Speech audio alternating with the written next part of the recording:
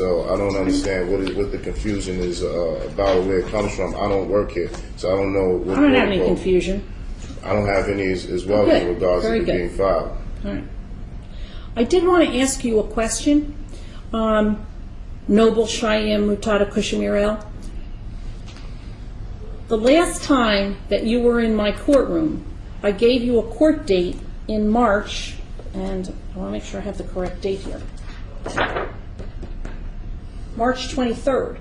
I'm not aware of a March 23rd, but I do recall last time I was here, I did make you aware that I would not be appearing here any longer, and you told me that was fine and that to do what I wanted to do.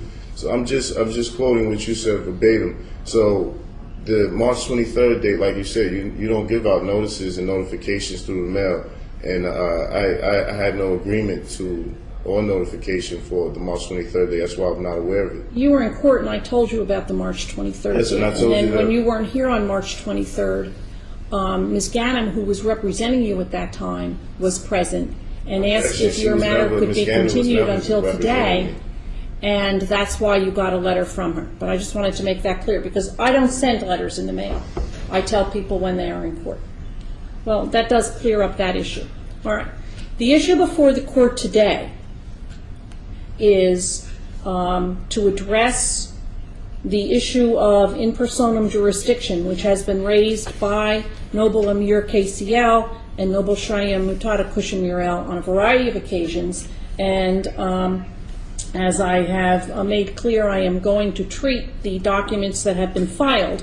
I have here what was filed on January 7th with my chambers, the non-negotiable affidavit of fact to dismiss with prejudice for lack of personam jurisdiction.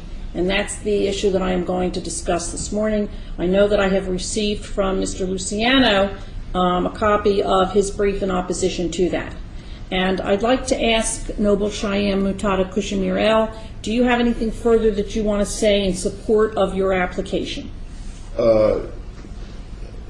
This court has no jurisdiction, no matter what's filed, and I'm just simply here to give oral notification. As you say, you don't take oral notification concerning files that suits that were filed, but that's my simply my case in point being here today is to notify Luciano in the court that they're being sued. So you're suing Mr. Luciano in the court as well? No, I'm suing. It's a Title 14 pattern and practice lawsuit has been commenced against the Burlington County Prosecutor's Office, Superior Court of New Jersey. Oh, okay. And so on and so forth. Okay. Well, so I watched, some of these Moors videos over,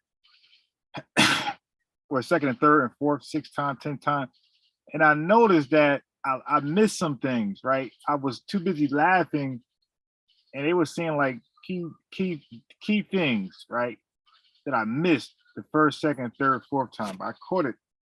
So I'm gonna go over those things today. It's gonna be funny, the things that they were saying. as I explained to Noble Amir KCL, at some point in time I can certainly take judicial notice of pleadings that have been filed in federal court or in superior court or whatever it is. But until I see it and can make reference to the docket number, I don't take judicial notice of it. I'm sure that you've had the opportunity to look at the court rules and see what the court rules say about, and the rules of evidence say about judicial notice. So when the appropriate document is here, appropriately stamped, I can certainly do that. But anything else that you want to say on the issue? This court has no jurisdiction, and it is too late in the procedure of things to prove jurisdiction because I haven't consented or given jurisdiction at any point. All right, thank you very much. Noble Amir KCL, do you wish to say anything further in support of your application to dismiss for lack of jurisdiction? Similar case, Your Honor. The prosecution has failed to prove jurisdiction in over 5 hearings. I've also haven't received any notification of any oppositions to any applications to demand proof of jurisdiction. Jurisdiction has not been proven in either of the hearings that we've been here present. So today we're going to look at the Moors Treaty with the American federal government. We're going to see if it's exactly what the Moors been touting. And again, this is not all Moors. I now know the difference. So you got the temple Moors, which are different than these radical people. They're known as the Moor sovereign citizens or the sovereign citizen Moors. There's a big difference, right? So the sovereign citizen Moors or the Moor sovereign citizens, they are the Moors who believe they can drive or travel. They can travel and they don't need permission. They don't need a driver's license. They don't need insurance. They don't need all these things. And they put liens on your house. And like, these are those Moors, the sovereign citizen Moors, the people who adopted the sovereign citizen movement talking points. Those Moors, they're different than the temple Moors, like Taharka Bay. The last two hearings, you scheduled a date for jurisdiction to be of subject, and the prosecution stated that he wished to remain silent. Therefore, jurisdiction has been proven, And it cannot be proven. and this case can no longer proceed further without being in violation of the law. All right. Anything else that either of you wish to say? No? Not at this particular Please, point. God, body, Depends on if what you you guys say stick next. around, I Well, guarantee you. I'm going to listen to what Mr. Luciano has to say. The Moors, not all Moors, okay, not the temple Moors. They're called the Moor sovereign citizens. You're gonna learn something about their doctrine that you'll be able to dismiss all of them. Today we're gonna expose all their major talking points. All of them.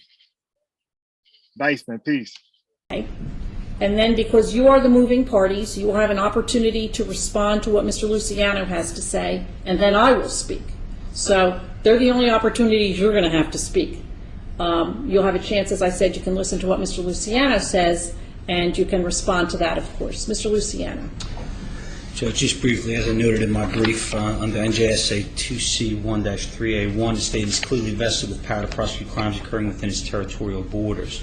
Essentially, Judge, the essential basis for invoking jurisdiction in criminal cases is that the crime be committed in the state in which the case is to be tried. Simply put, these defendants, Judge, the conduct that the defendants engaged in occurred in Mount Laurel Township and Williamsburg Township, respectively. As I noted, Judge, the brief applies to all the cases involved, because there are two cases that involve the defendant to the far right. Noble Amir No. KCL. And only one case to the defendant to my immediate right. Accordingly, Judge, say his territorial jurisdiction to prosecute these men. Secondly, Judge, it's an elementary offense that when factually disputed must be decided by a petit jury. I cited State versus Denofa and Schumann. It is submitted to the jury, Judge, when, unlike here, there is a factual dispute over the location of crime. Filings by both of the defendants, Judge, frankly, unintelligible is a good way to put it. I think that's a kind way to put it. It has to do with federal UCC laws and commerce, which have no application here, Judge, under the state criminal law. Finally, Judge, the moving party has a burden to show no inference could reasonably be drawn placing the site of the crime within the state. None of the filings dispute, Judge, that these crimes didn't occur inside the townships, as noted in both of these indictments. Finally, Judge, the defendants have not presented any credible evidence indicating any personal immunity from prosecution by the state. For that reason, Judge, the state would ask. So they're pretty much body bagging these sovereign Moors. They're very bad at court. I'm going to point out who their God is, who their daddy is. And of course, it's a white man. All right, a little later. That you Objection. Excuse me, Mr. Luciano. Noble Amir KCL and Noble Cheyenne Mutada Kushamirel, please do not interrupt Mr. Luciano when he is speaking. You will have, as I said before, the opportunity to respond to anything that he says, object to it, place your position on the record. I will not allow Mr. Luciano to interrupt either of you. I will not allow either of you to interrupt Mr. Luciano. Continue, please. just simply, the state would ask that you deny the defendant's motion to dismiss the indictment for lack of jurisdiction, which was the way, essentially, Judge, you titled this. Though, again, the documents were not received specifically in that order, I know you would consider all the documents received as notice of motion to dismiss for lack of jurisdiction. So, again, Judge, the state would oppose for the reasons. Yeah, this live won't be a straight through live where I just play the videos and this is going to be an interactive live. So those who want to hop on, call in, whatever, you can do that. We're gonna chop it up together. It's gonna be an interactive live, not a video. Where I'm just flowing. Sometimes I want to flow. I want the information to get out. But now, at God Body, the reason why I keep doing these videos is because, brother, this Morris thing fell in my lap. I was supposed to challenge their doctrine. It just fell in my lap. I was, promoting, or educating or sharing information about how the government was formed, the constitutional rights. We're talking about police infractions, right? Traffic stops. But the Morris doctrine, this became like a head-on collision. Like, you're going to run into them. I didn't know that at the time, but we're kind of like in the same lane because I'm looking at the Constitution and the history of government, and some of those guys, that's what they also are into. And it was just a collision course. And when I ran into him, we had one call in. He was very educated, but at the same time, he was very belligerent. And a lot of them become that way. Not when I say them, I'm not just Moors, like people who are not really as solid in their foundation as far as information. They usually get a little bothered and a little belligerent and overpowering when they're wrong. And some of us are guilty of the same thing. But they do it on like their position. Like, if I'm wrong on something, that's not my overall position, and it damn sure ain't my religion. You did. So if I'm wrong, I could just dismiss it and adopt, the correct information. These guys can't. When they're wrong, their whole movement is wrong. So this is why they have that attitude, that overpowering attitude. Cited here and also in our brief. Noble Cheyenne Mutada Kushamirel, do you wish to respond in any way to what Mr. Luciano has said? Yeah, did you hear that long name? Let me go back. Noble Cheyenne Mutada Kushamirel, do you wish to respond in any way? Noble Cheyenne Mutada Kushamirel, do you wish to respond in any way to what Mr. Luciano has said? Yes, after Amir KCL responds. Yes. All right, that would be fine. I wish to object. Delegation of authority orders have been submitted to the prosecutor office, the criminal case division. We are not citizens of the state of New Jersey.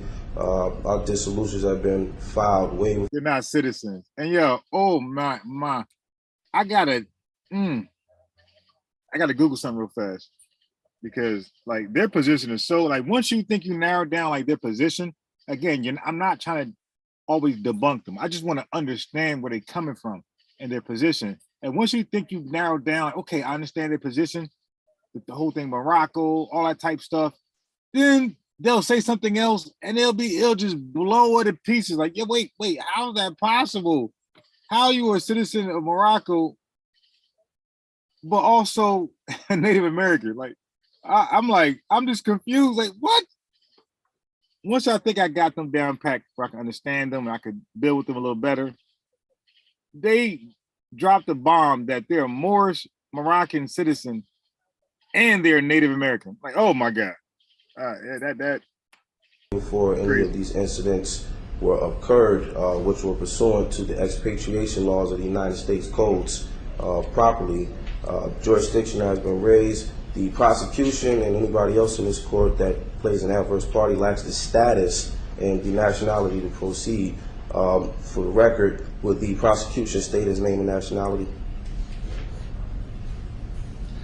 They've already got my name Stop, on. please. Okay. You don't have your nationality, for the record. Also, Just a moment, please. Noble Amir KCL, is that all that you wish to say? yes. All right, thank you. Noble Cheyenne Mutada Kushamirel, do you wish to say anything? Yes, the point that Mr. Luciano raises in regards to none of the documentation being provided to the courts and to the prosecutor's office, not saying that the actions did not occur in the township. It says quite explicitly in the documentation where the actual event occurred, and it occurred at Earth coordinates, and we did not say that it happened in the township of Mount Laurel, because the township of Mount Laurel is a corporation, so it is impossible for a corporation, according to the United States Code, to have territorial borders. I'm not responsible for the documentation being unintelligible. I don't know your level of education or what you've actually studied, but in the documentation itself, and that is by far not the first notice to dismiss that was presented to this court. So I dispute that, and that is not, actually not true, that jurisdiction was disputed in cases appointed by the territorial. Represented by the Office of the Prosecutor to examine either of them in any way. Those are rights that are guaranteed to them by the Constitution of the United States of America and by the Constitution of the State of New Jersey. The right to remain silent and not to answer any questions, as well as the right to be free from incrimination, and that they cannot be called as witnesses at any proceeding in which they are also parties. So whether, in fact, one actually thinks that the Treaty of Peace and Friendship of 1787 provides them with the exemption from examination is of no moment today, because there are other constitutional, and I would suggest perhaps more important. Let me see. I got immigrants, family who wants to be a U.S. citizen, and those morons don't want to be a Yeah, listen, man. Like, I'm listen.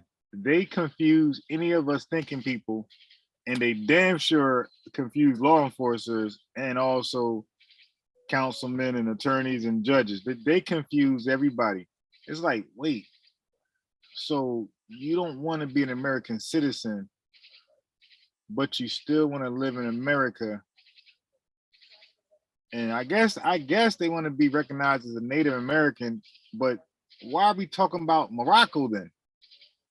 The Moors Peace Treaty. Why are we talking about Moors then? Like, dude, are you a Native American or you are a Moor from Morocco, like with the Moroccan flag? I'm confused. Like that's what's confusing me. What does a Moroccan person got to do with Native Americans? How are you linking that together? In this court, of rights that they have.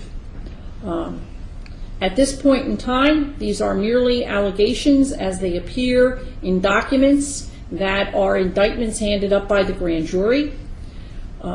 This court, because the allegations are that the conduct alleged occurred in townships in the state of New Jersey, if you read 2C:1-3, clearly this court has the authority to proceed in this matter, both as a matter of territorial jurisdiction and as a matter of personal jurisdiction.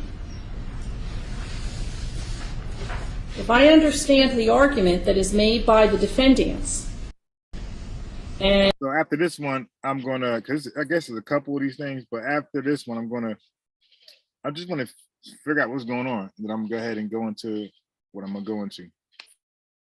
And if I can construe the filings that they have made, they argue that because they are citizens of a foreign nation, they are not subject either to process of the courts of the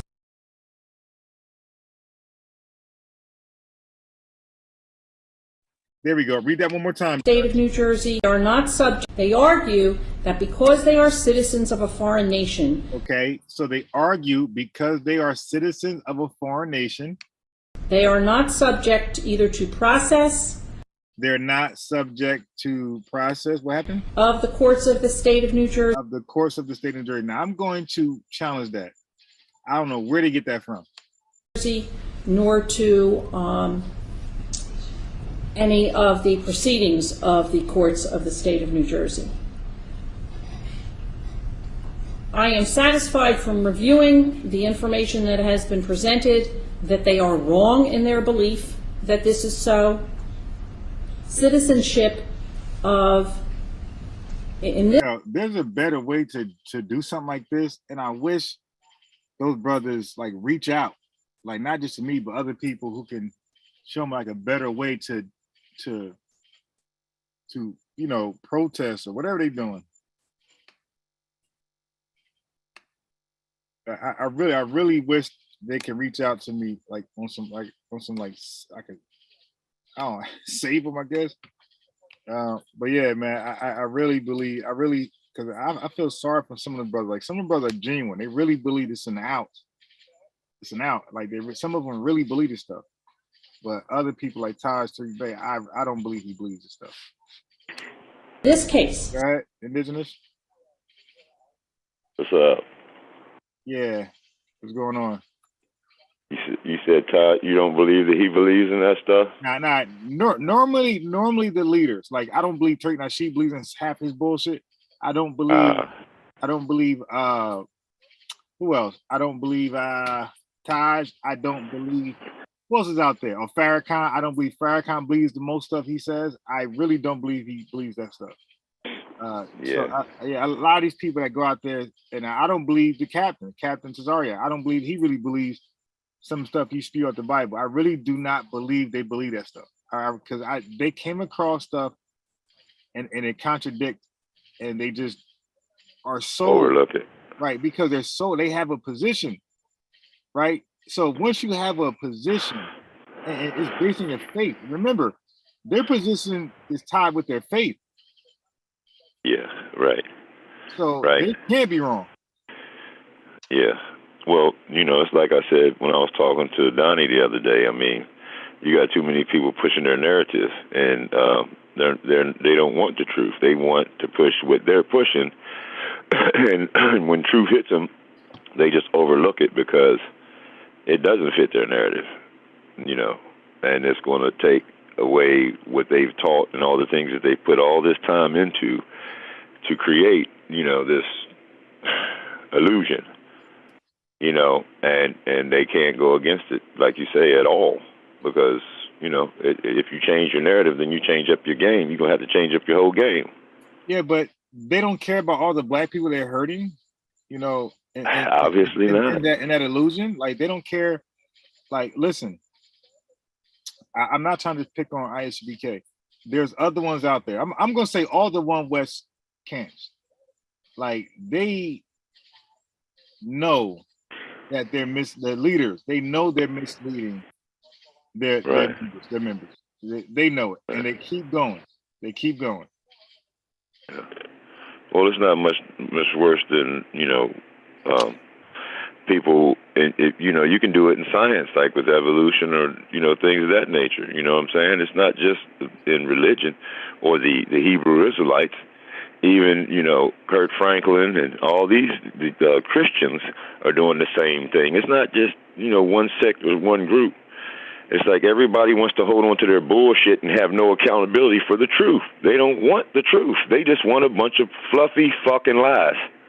Well, I would respect them more if they just go back to Christianity. Like, if you're going to lie and stand on some fault and some illusion, like you said, why even leave Christianity? Just stay right there and just, they might be easier to reach if they stay there. Because now they're a mixture of all types of stuff. Right. Like the Farrakhan members, like they're Muslims, they're Christians, they everything. They revolutionaries. Like, God damn, they're a hybrid of everything. With Scientology. Like, you know how difficult they are to like talk to now, but a Christian is a little more easy than that. Yeah, but still, they full of it too. Like I said, I'm a Christian and it says in the Bible, don't be ashamed. Be proud of it, shit. But I'm paraphrasing, but at the same time, like I said, it's like this is the programming that we have been talking about and seeing it's coming into relevance now and bias, and that's why I've been harping on it for so long. It's just in division. They program us through fear. They put out this fear, and it hurts. That's why, what I'm saying. But they put out this fucking fear, and they make people, it's patriotism basically. It's this last form of nationalism and what do you call it? Confederations and all these fucking different names that our government has been, and the things that they practiced, and they keep on changing shit on you, and you don't even know what's happening. Like what? They changed? What they changed? Well, like I said, just from we went from the republic to just republic, all the different terms that they've used for the government. So no, it's no. when it's That's not actually true. So the more that called, the more I watched the more over with me and Chief X, and Uh-huh. I heard him out, right? Because remember I was driving at the time, and so I Yeah. listened to today. So he was actually right a lot. Like he was wrong overall, but when he was explaining the government what it actually is, it is a republic. It's not a democracy. Right. And so It he was is. right. And guess what? I got it on. I got it paused right there. So when I play that, it don't change. It's one thing. It's a republic that Yeah. has representatives and it has democratic, little things, but it's not a democracy at all. Zero. Yeah. Now Well, you start off with the articles. This is Confederation. the articles of confederation with perpetual union. That's what we instituted in 1777 in Boston. That's one change right there. You know what I'm saying? I mean, talking about the name and the direction. Yeah, because it's funny you said that because I'm gonna read about the Article of Confederation. I'm gonna read why it failed and why they was forced to draft the American Constitution, the Bill of Rights, the American Constitution. So I'm actually I got all that on this laptop where I'm gonna go into why that had to change. Now, listen, change is good. Change ain't bad. See, religion doesn't change, and that's why it's like kind of freeze people's brain and stuff. They can't move forward. They can adapt to time and what's going on. They're stuck. But change, you're supposed to change. Like animals change to live, to like not die from their regular predators. Everybody, you gotta change to survive. Adapt to survive. I understand what you're saying. You gotta change to grow. It's a lot of change. So change. Religious folks. Well, that's exactly what they did with the Articles of Confederation. But I'll hit you since you're going to do a show later on about it. I'm gonna do it right now.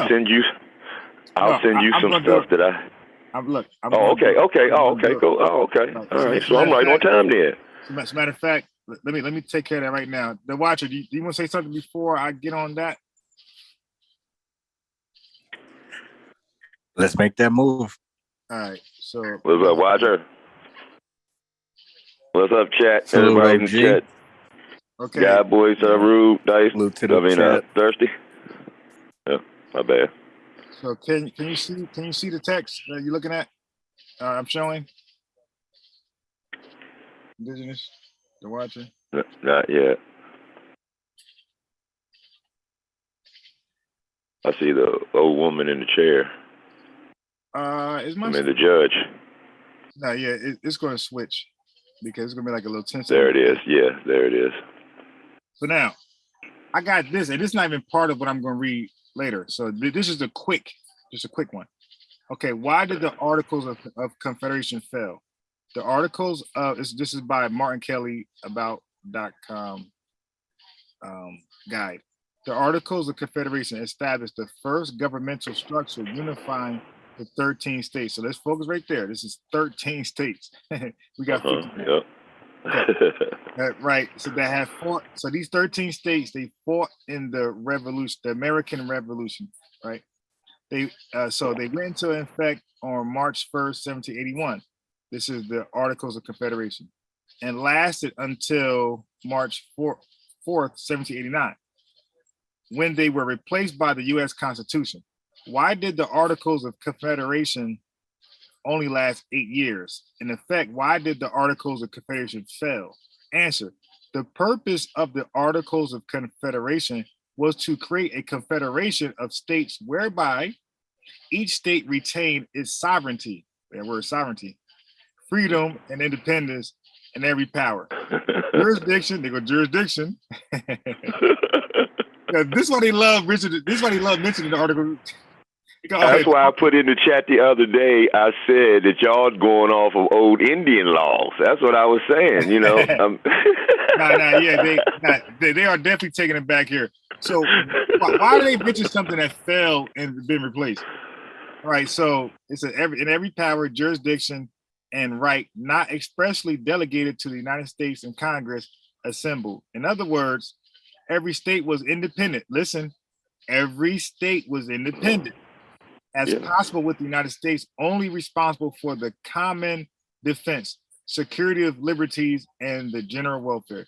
To this effect, the articles were purposely written to keep the national government as weak as possible. Okay, so let's keep that in our brains, because they just won the American Revolution. All right, they just did, they won the independence from Great Britain.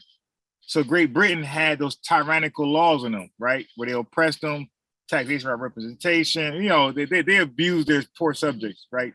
Religious ruled the land, the king and queen. So when they formed America, right, as we know it today, they didn't want to take those bad things with them. Okay, so even our Constitution is like theirs. We just changed some wordings, but it's exactly theirs. Okay, so they wanted to. But we have to remember. Hold on, Can I add something real quick? Let me just finish. So they wanted a weak government. So the point is, I'm highlighting something. They wanted a weak government because they were afraid of a tyrannical government. They just experienced it. So when it came to America, they had a government, but they made it very, very weak. The states were like the real government, right? So, go ahead, what you was gonna say? Well, we got to remember that at this time slavery was going on, so it wasn't meant for us. It wasn't meant for us. Well, but right now slavery is irrelevant because everything I'm reading wasn't meant for us. Everything, we're not even in the equation. It's almost like Jesus, it went from like his little boy to 33 years old. Like that little gap was irrelevant to the story of the Bible. It didn't matter. Right. Yeah. All that mattered was he's a boy. That mattered because it was trying to King Herod was trying to find him, and then he was 33. You dig? That mattered. Yeah. He was about to be crucified. So from 5 to 6 to 12, that's just irrelevant in the Bible. So here, what we're reading, slavery right now doesn't have a place. We're dealing with the form of government, and that's it. The Articles of Confederation is the form of government, right, on paper. All right. The U.S. Constitution is the form of government on paper. So we're just dealing with the form of government. Everybody at this point is irrelevant unless it applies to what we're reading. Okay. So the government they made weak as possible. So the 13 colonies purposely made the national government powerless, basically. However, there were many problems that soon became apparent as the article took effect. So weakness of the Articles of Confederation. Following is a list of the weaknesses of the Articles of Confederation. Each state had only one vote in Congress, regardless of size, right? So no matter how big the state was, one vote. It ain't like we got now, like California, all these, nope, these electors, no. Congress had not had the power to tax. So Congress cannot tax. Congress did not have the power to regulate foreign and interstate commerce. There was no executive branch to enforce any acts passed by Congress. So when Congress actually passed something, the state's like, screw you. Okay. There was no national court system, so you didn't even go to court. The amendments to the Articles of Confederation require a unanimous vote. Laws require, so here's the vote. Laws require a 9 out of 13 majority to pass in Congress, and they never got that to pass anything. Under the Articles of Confederation, states often argue. So here's how it fails on itself, right? Fill in his face. Under the Articles of Confederation, states often argued amongst themselves. They also refused to financially support the national government. They refused to support it. They were like anti-government. Let's just say it. Yeah. These Confederate states, they was anti-government. So you taught a slave, the government was a slave, pretty much. He was just there. They recognized him. He had no power. And what he said, it didn't matter. The national government was powerless to enforce any acts it did pass. Some states began making agreements with foreign governments. Look, they out there committing treason. Most had their own military. Each state printed its own money. Hey, listen. This is what some of y'all don't know. Each state printed its own money. I've been saying this in my lives, and you'll see why we had that national currency after the Great Depression. The government had enough with the state fuck ups. So as you can see, the states were always, and we're talking about the colonies at this point, 13 colonies. And a lot of these guys had slaves, like you just said. A lot of them was anti-government. They wanted no regulation, no FCC, no FDA, USDA, name it. They didn't want no regulations. We do what we want. Yeah. So they even got their own money. They're sovereign, man. They're sovereign. Yeah, they definitely sovereign. This why it didn't work. Sovereign people don't work when they try to come together. Everybody's lawless. They got their own money. There was no stable economy. Shit was just.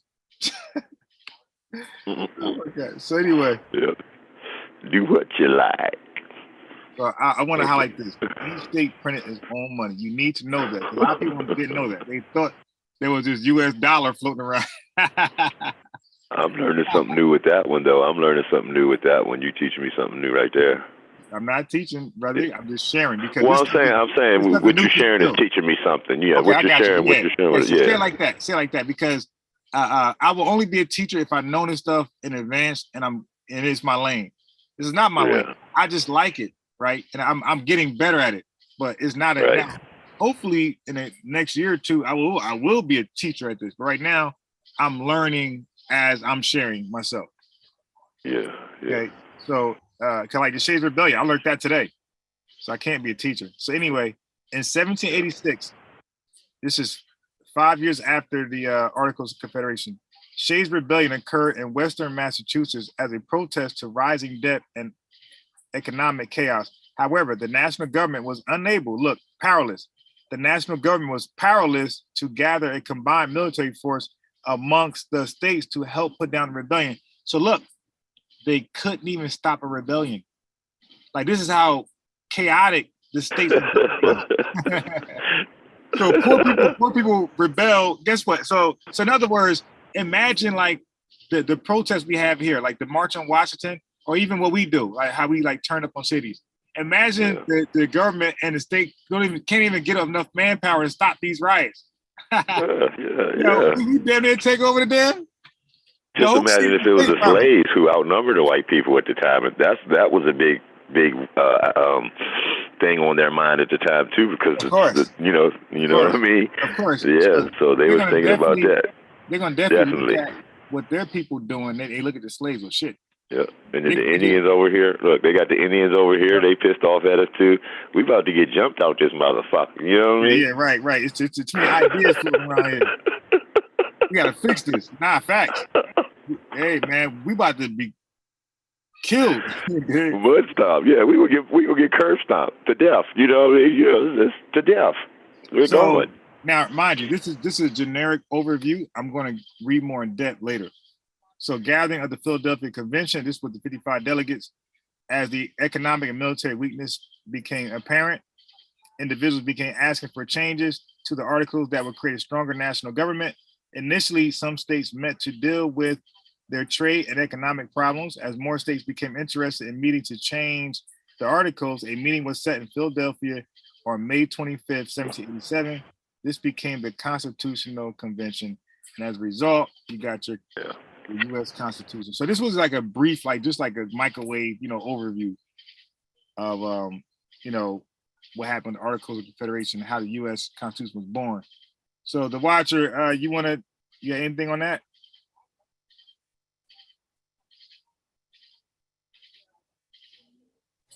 Oh no, you flowing, my guy. You got it. You're learning with the crew. Indigenous, you want to chime in? Well, yeah. Like Unbiased, we're all learning together. Like he said, and I've been doing my research on this myself. And I found out that the Articles of Federation and Perpetual Union, right, is a set of laws which were used to form the first U.S. government in 1777. These laws reflected the already existing Native American constitutions, right? So they already had Native American constitutions before this United States Constitution was created. It said each Indian tribe had its own confederacy and its own constitution, and they had a commander, which is the chief. Their sovereignty was not to be opposed, upon, which we know was a lie because they opposed upon it plenty of times, and they never kept the treaties. But basically, the same idea the 13 colonies took for themselves, after white and Indian contact. The U.S. created the Articles of Confederation and Perpetual Union between the states, and Congress dissolved any disputes. Okay, now we know that treaty and union wasn't upheld, but in 1744, Benjamin Franklin copied an iconic analogy given by Chief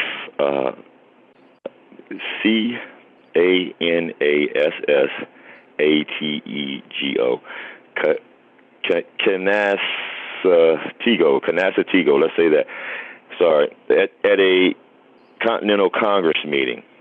All right, that's where we're talking about the Continental Congress right there. In 1744, Benjamin Franklin occupied an iconic analogy given by Chief Canassatego of the Continental Congress meeting. The seal 13 arrows represents the 13 colonies. The 13 arrows in the left hand of the eagle on the American seal. You know what I'm talking about. Y'all know what I'm talking about. All right. So last thing, 2 seconds.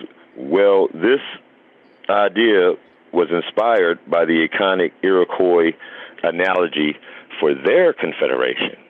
And here's the analogy. How easily a single arrow breaks. But many arrows together, even the strongest man cannot bend. And that was by Chief Canassatego, then stolen by Benjamin Franklin.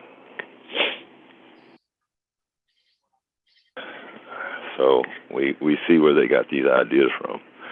And they weren't dealing with savages.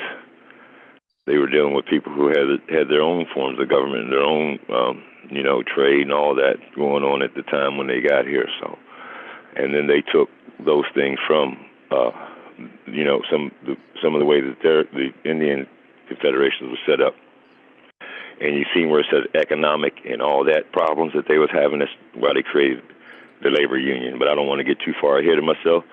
So I'm finished, and that's what I had to say. I'm biased. All right. Let me just share the link and just put the link into my groups, and then we'll get right back. All right. So I want to lay a foundation real quickly, right? A reminder, and I don't want this to slip out of anybody's minds. So I'm going to go here. Okay, so it's very important to remember this. It's very important to remember that the Moors, there are two different Moors, right? And the government already acknowledges that there are two different Moors. Okay, you have the Moor sovereign citizens, and these are the crazy radicals who are considered domestic terrorists, right? That think they could drive without a license and put liens on your home and squat at your home and adverse claims, adverse possession, all that type of stuff. Take your house basically. So, and then you got the Temple Moors that don't do none of that stuff. Like they just really go with the original doctrine from Noble Drew Ali. That's like Taharka Bey, those type of guys. And there's other Moors that we don't know about. They're not as popular. They are Temple Moors. Like they don't do none of this license stuff. Taj Tariq Bey will be considered like the grandfather of the Moor sovereign citizens.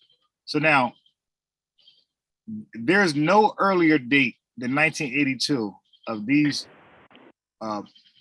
terrorist Moors promoting this driving without license, this anti-government stuff, right? There's no date earlier than 1982 that they start talking this talk. But we have 1960s, right? White folks talking this talk. Race, not just white folks. We're talking about the low-end trailer trash park meth futuristic meth users, white people that was doing this sovereignty stuff. There you go. Now, I've looked into the history of what is the origin. You always want to know, where did it come from? Who originated it? And again, they're getting the short end of the stick. And a lot of people actually don't know, the ones that try to claim to be sovereign citizens, because the concept has evolved over time. I'm not saying they're all like this by any means, okay? But the origin, in the 1960s, there was a Christian white supremacist group, okay? This is 1960s, a white supremacist Christian group. Yeah, for some reason, like black folks keep, again, the Nation of Islam, they had Jim Jones in their building on the rostrum talking, lecturing. The Nation of Islam. Okay, I will not let that history die. They had Jim Jones speaking at their rostrum. Well, FOI all over the place. So our radical groups, we keep aligning ourselves up with the worst of white society. Okay, Jim Jones. It's like, it's no way to Elijah Muhammad met with the KKK. You did so. Yeah, it's beyond me. The boys.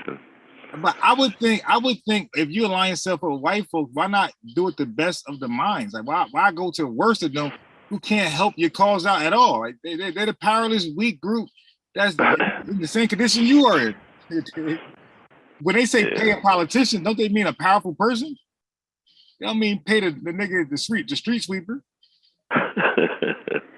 So 1960, right?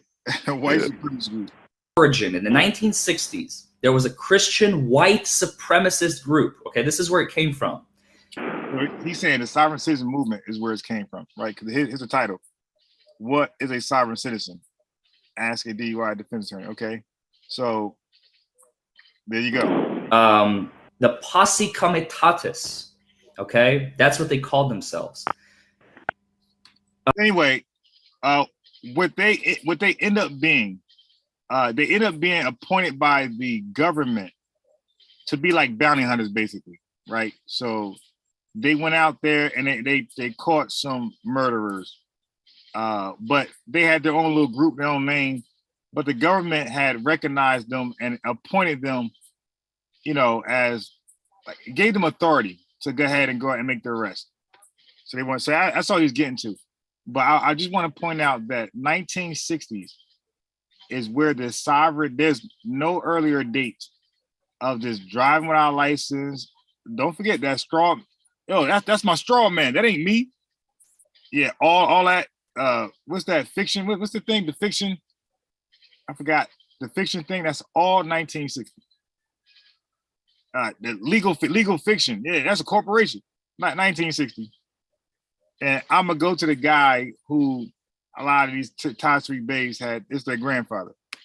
So I'm gonna stop right there on that one. And I want to go to. I want to go to this Moore. I thought I had them ready, but apparently I don't.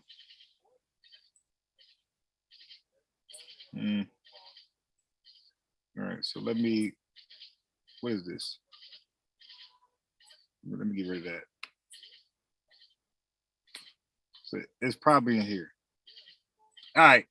So I want you to check out this guy right here. So now this is a Moore I want you to point out. And my seatbelt's on.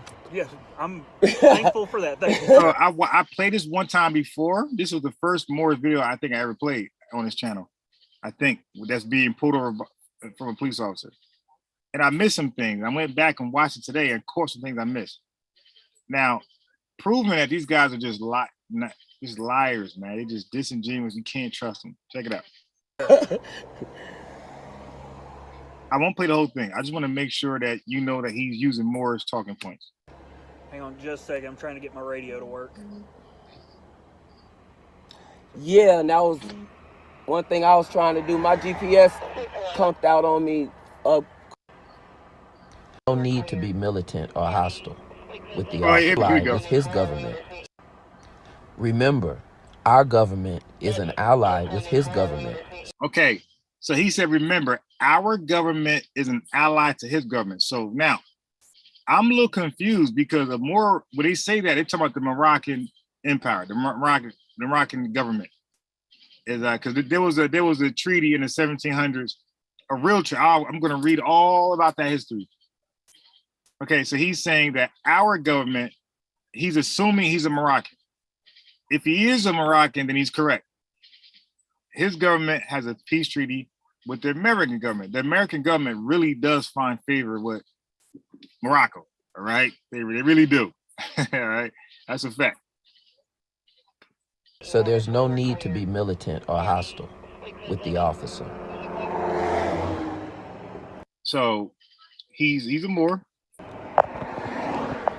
After engaging with the officer, he has a clear understanding that I am not a U.S. citizen. All right, you see, so he's a Moor, right? He's not a U.S. citizen. And he must engage with me differently. Now, he just made that shit up, all right? As a national, I let the officer know I am fully compliant with his processes. Okay, sorry about that. You gotta check. All right, so I'm gonna fast forward to this, right? Watch this. This is what I missed before. I caught it. Your place of business is considered an extension of your home. So Right. you can have that firearm in your vehicle. There's nothing that says, like some states used to have something where if it's in the car, it's got to be unloaded. The ammo's got it's none of that. Officer, it's just like if you have the officer will give them back something. We just Listen to what it is. When you get pulled over, just say, hey, heads up, I got to Make sure I actually didn't think I brought it with me tonight. I thought I left. I didn't think I even had it on. Here's your information back as well as your driver's license. Thank you, sir. Hey, Indigenous, did you hear what he just said? You catch that? No. The watcher, you No, what did he say? Okay, he handled back something. Did you guys catch what he handled back? Mm-hmm. All right, I'm gonna go back. I went back 5 seconds. Check it out. He's gonna handle back something. He's gonna give him back something. He's gonna say what it is. I want you to catch what he gave him back. I even had it on. Here's your information back as well as your driver's license. Thank you, sir. Just keep in mind. Did you catch that? No. All right, I'm gonna go back again. He said, "Here's your information back," and he says something else. Listen. Here's your information back as well as your driver's license. Thank you, sir. Just Information, driver's license. Okay, a driver license. Moors will have driver license. So this nigga was now look. This nigga, the watcher, he edited out in the beginning of the video. He edited out him giving his driver's license to the officer. So he was gonna fake like he just got off. He was gonna talk his Morse talk, but the whole time he had his vehicle is insured, it's registered.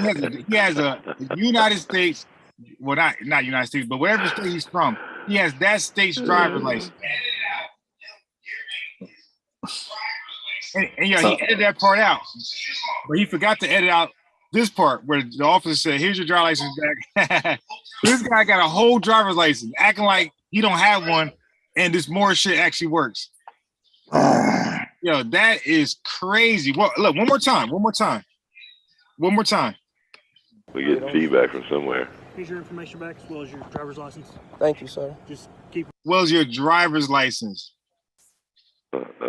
Yo, I was like, look at that. That's sad, man. That's sad. But if you watch this whole video, just 20 minutes, you don't see him handing an officer a driver's license at all. You don't see that process.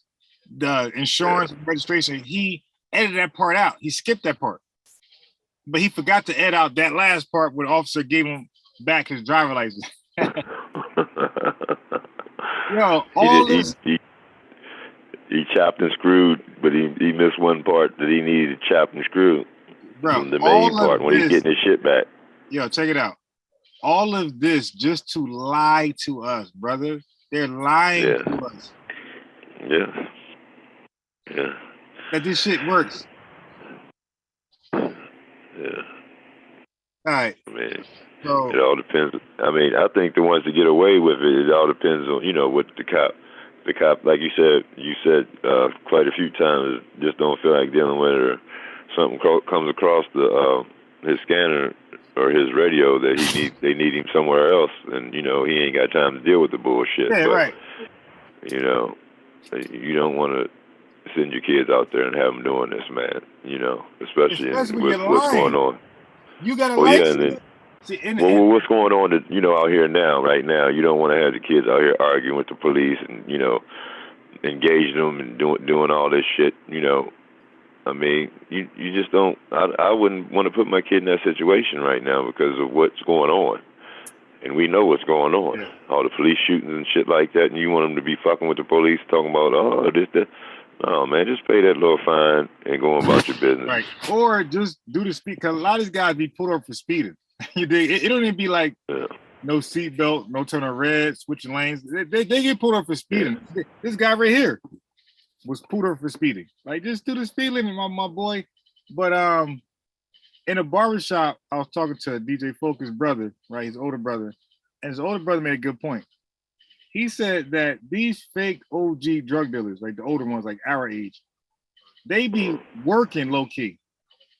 But they be acting like, I just hit the block. They actually work, and they buy their clothes and jewelry from working. They be having decent jobs, too.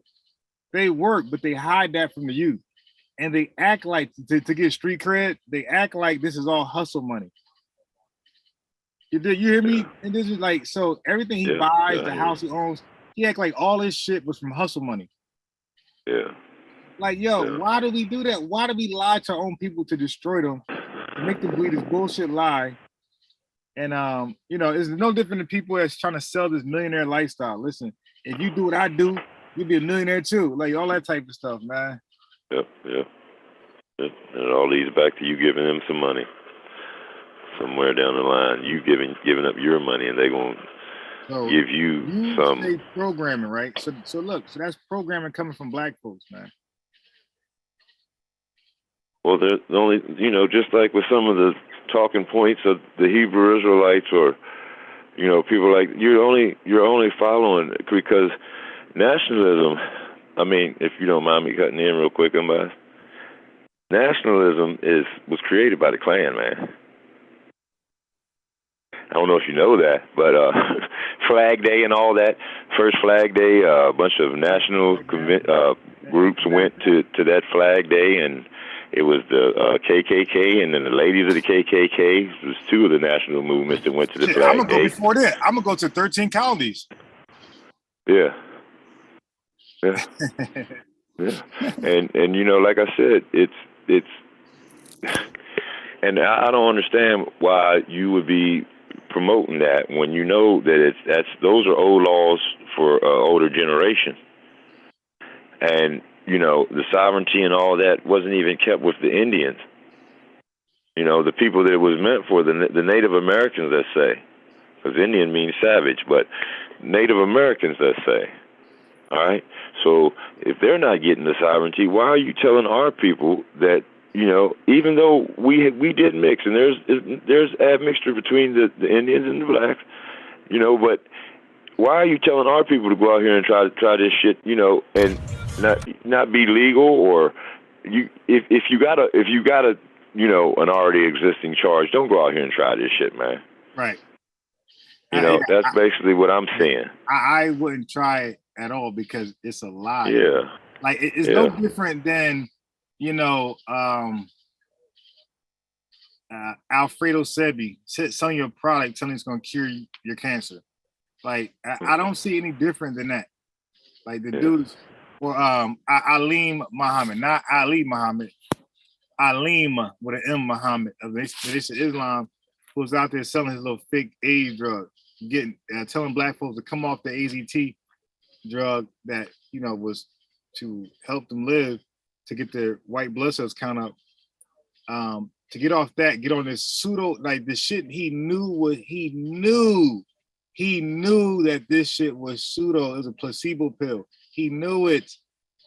And he still convinced black folks to get off their HIV medication and use this pill instead, because he was charging like 10 times the amount that they get from their regular federal government drug.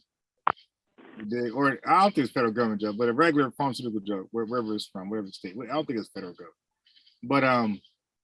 But Get off that and use mine, and mine is way more money, and it's a placebo. And I always said, you let black folks get their own separate state, and you'll see that thing look like that thing look like Chicago. That thing be like Chicago. All right, so now check this out right here.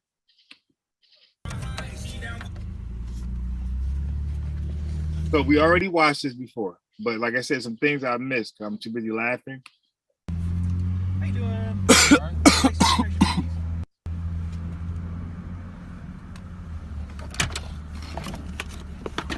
See, and this brother, I feel bad for his brother. I actually like this dude because he genuinely believes this stuff works, man. He really believes it.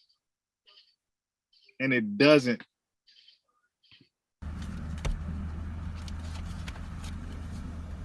You have an Indiana license? That's an Indiana license. Province, Indiana. It's a what? Province, Indiana. Province, Indiana. That's the Indiana license.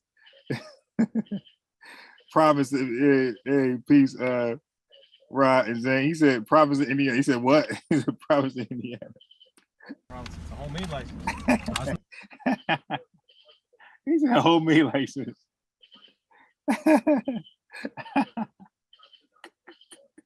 Province, Indiana. It's a what? Province, Indiana. Province, it's a homemade license. No, it's not homemade. It's issued by the United. He says not homemade. It's issued by, and he going look. He says it's issued by his corporation, his charter. Yo, indigenous. That's like us two come making up some corporation, and now we can issue documents and shit. Like, nah, I ain't making it up. It's from the indigenous unbiased institution. Like, what the? Nigga, you made it up, man. Province, Indiana. Province, it's a homemade license. No, it's not homemade. It's issued by the United States of America Republic. United States of American Republic. He said, nah. You see what it says, United States of American Republic at the bottom? I can make one too. I'll put United States. He said, I can make one too. Yo. Well, we got a charter for it, though. But we got a charter. We got a charter, so this thing official. We got a charter. No, tell me. All right, go on back to the car. Step back a little bit. Record all the way back to the car. Step back a little bit. You can still do it, but go all the way back to your car, please. Because you're going to be charged with interfering in a minute, so go all the way back to your car. He can do that. It's okay, he can do that. Yeah, Just go all the way back to the car. All right, so like I was trying to tell you. Look, he looking at this it. your Indiana Secretary of State. So, right here, we lawfully chartered and incorporated. So, anybody could try to make them, but they wouldn't have a lawful charter issued by government. That's a lot in there, bro. None of it's valid yet. Well, it is valid. You see right here? Show me something that shows Connie valid. Lawson, you see what you're saying right Officer. The officer trying to be professional. I know he wants to laugh hard, bro. I know he wants to laugh, man. He's giving up. He's like, man, just show me something. Nigga, show me something. I might let you go now at this point. Right. Like, you can go. Just show me something you're going. A fish and game license, nigga, anything. Right. A bus pass, nigga, I'll let you go. Give me anything you're going. Give me, you come to like a visitor in the building. Hi, my name is, you write your name on there. Show me that. Go. Hello, my name is Sticky. Yeah, that right there. If you got that, you'll go. Damn. right here. I can print out all this stuff too, but that's not. I can print out a list of it too. It's valid. You can go on the Secretary of State website and you'll be able to find it there. So right here, this state government shall have the power and authority to issue identification documents with authentication features and information. The United States of American Republic is the lawful authority to produce identification documents, passports, driver's license, license plates, vehicle registration. Look, you can't make your own. He said, like, I hear what you're saying. You're reading all this important paper, but you can't make your own plates, all right? Your own license. Oh man, this is not the state of Indiana. Yeah, this is not the state of Indiana. The United States of American Republic. You I'm see listening. the bottom where it say United States of American Republic? That's fine, but that's not an Indiana driver's license. That's fine. That's not an Indiana driver's license.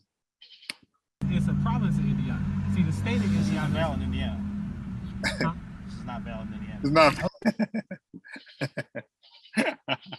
It's not valid in Indiana. Yeah, I was hollering earlier today watching this. Okay, so what did your Secretary of State don't know the bill? Yo, Secretary of State. Like, we be hearing that stuff on this channel. Yo, governor, your president, your mayor. He said, yo, Secretary of State. It ain't his, though, because he's not a citizen. Can be transacted in the state? Okay, I can make some copies of that too and throw some paperwork out. Well, you can go throw a bunch directly of on gibberish on there too and just say what it is. You couldn't, because you see she's Make saying, some homemade plates. I certify, I, Connie Lawson, Secretary of State, hereby certify that the Articles of Amendments Signed by her? above, What's it signed by is, her? Connie Lawson. You got an original copy of that somewhere? This is one, That's not and you original, can look it that's a up. copy. You want me to pull it up on the Indiana Secretary of State website? He's like, yo, I'll be right back with you. Now, look. He's going to tell the brother to stop recording. See, I don't like this cherry pick stuff. You know, like when they get off scot-free, they let the recording play to the end. But when it doesn't work out in their favor, when a car gets towed, they cut the recording short. Like that's whack. Oh, I see you, Zen. I didn't see you there.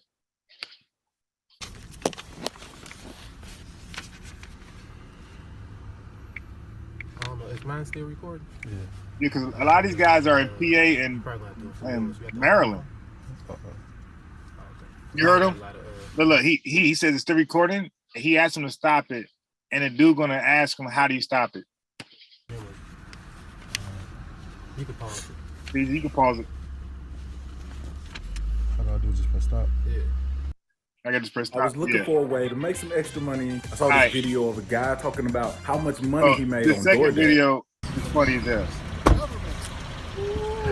Hey man, we ain't getting paid, cuz. You see them government plates, man? Hey man. Government, please. Look. United States of America, Republic. Like, he made this. It looks good. What the fuck? Shoot this nigga. Yeah. Notice how this shit. Notice how they trying to still be under the government though. Right. This shit crazy. Yeah, that's weird because then they'll say they're not part of the government. Yeah, they try to be like the government. Y'all try to be equal to the government. Ass nigga. These niggas wilding, bro.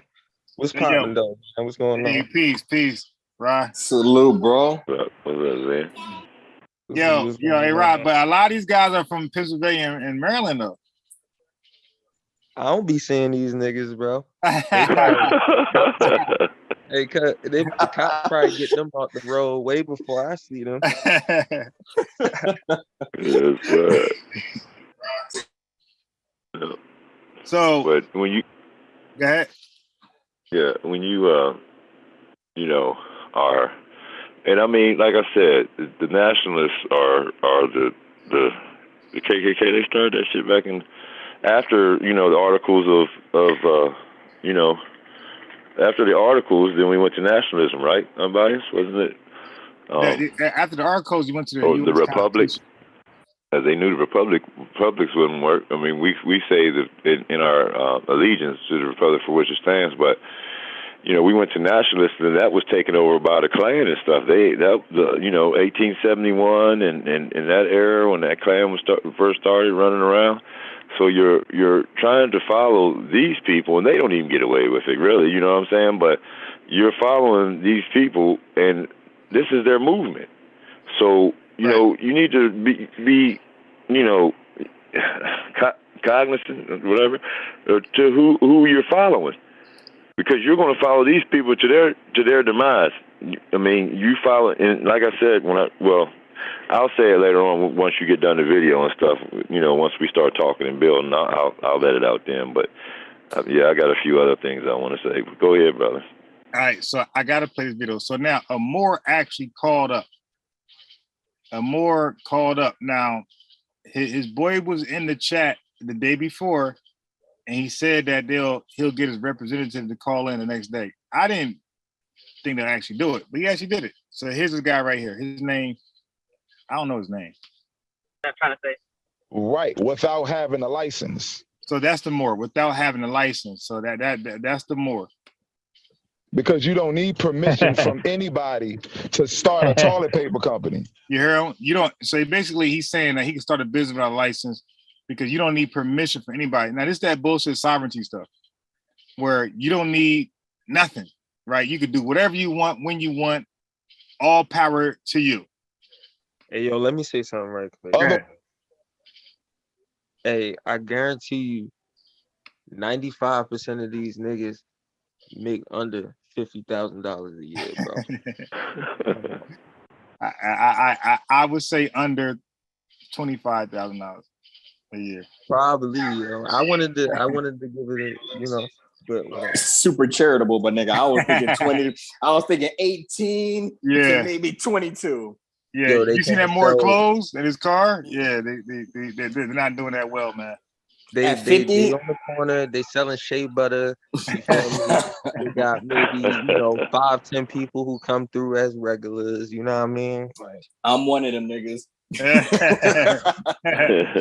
I like to encourage. Yes, sir. We get some of them inserts, my guy. Yeah. Support black business. So Diceman. Well, he can't say black because they're gonna say they're not black. They're white man. All that crazy shit. Oh shit. Yeah. Oh yeah. All the donations stop now. Yeah. So what they're gonna say is that white is a free man status, black is an enslaved type status. So like their goal is to be white, but not white as like a Caucasian, but white means free, like a free man status, and like that's what they strive to be, free white man. Wow. Wow. So Dice Man said, he said the new Prey movie looked dope. I don't see any Native Americans that look like they from Africa. Yeah, nah, I ain't gonna lie. Yeah, I definitely gonna watch that Predator new movie. That looks dope. All right. So now I'm gonna play the video with the Moore guy. Now the watcher, Rod and Indigenous, this guy knows a lot about what I'm gonna read. But so that means he's purposely cherry picking, bro. He's purposely doing the same shit Tazariak doing in Farrakhan.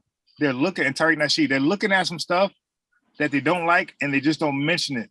And they only mention the things they like. Like, so he's purposely, because when I went back and listened to it again, he's actually sharp on some of this stuff.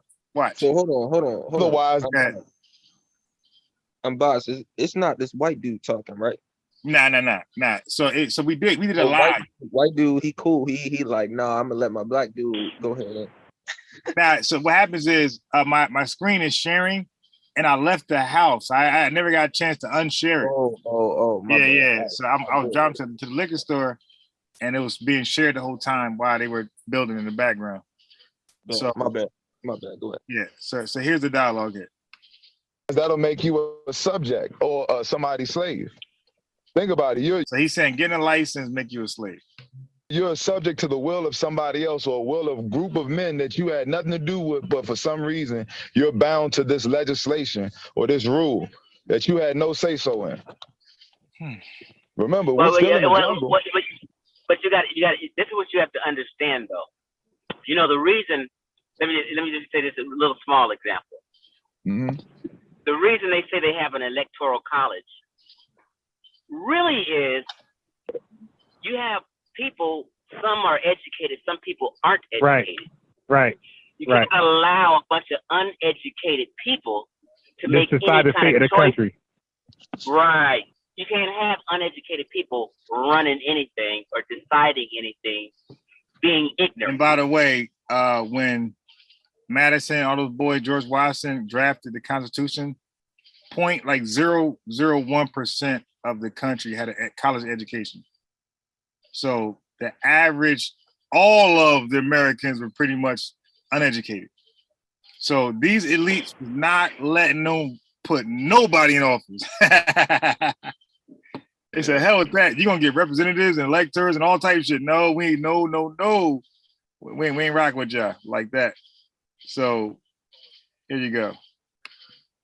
but they're doing this as they're still in the they're still in the ideas and everything from the already existing, constitutions and confederations in the Native American tribes. And they even stole the 13 arrow thing with the eagle holding the 13 arrows in his left hand. They stole that from the Indians too. Okay. Checks and balances for that. Hey, first of all, what's going on, Len? How you doing, man? Just chilling, brother. How you been? Man, I can't complain, my brother. So what you on these days, my man? You still on your Native American shit? I ain't never been on that, bro. See, people, when I first came into the community with the name Indigenous, they all swore that I was saying that I was an Indian.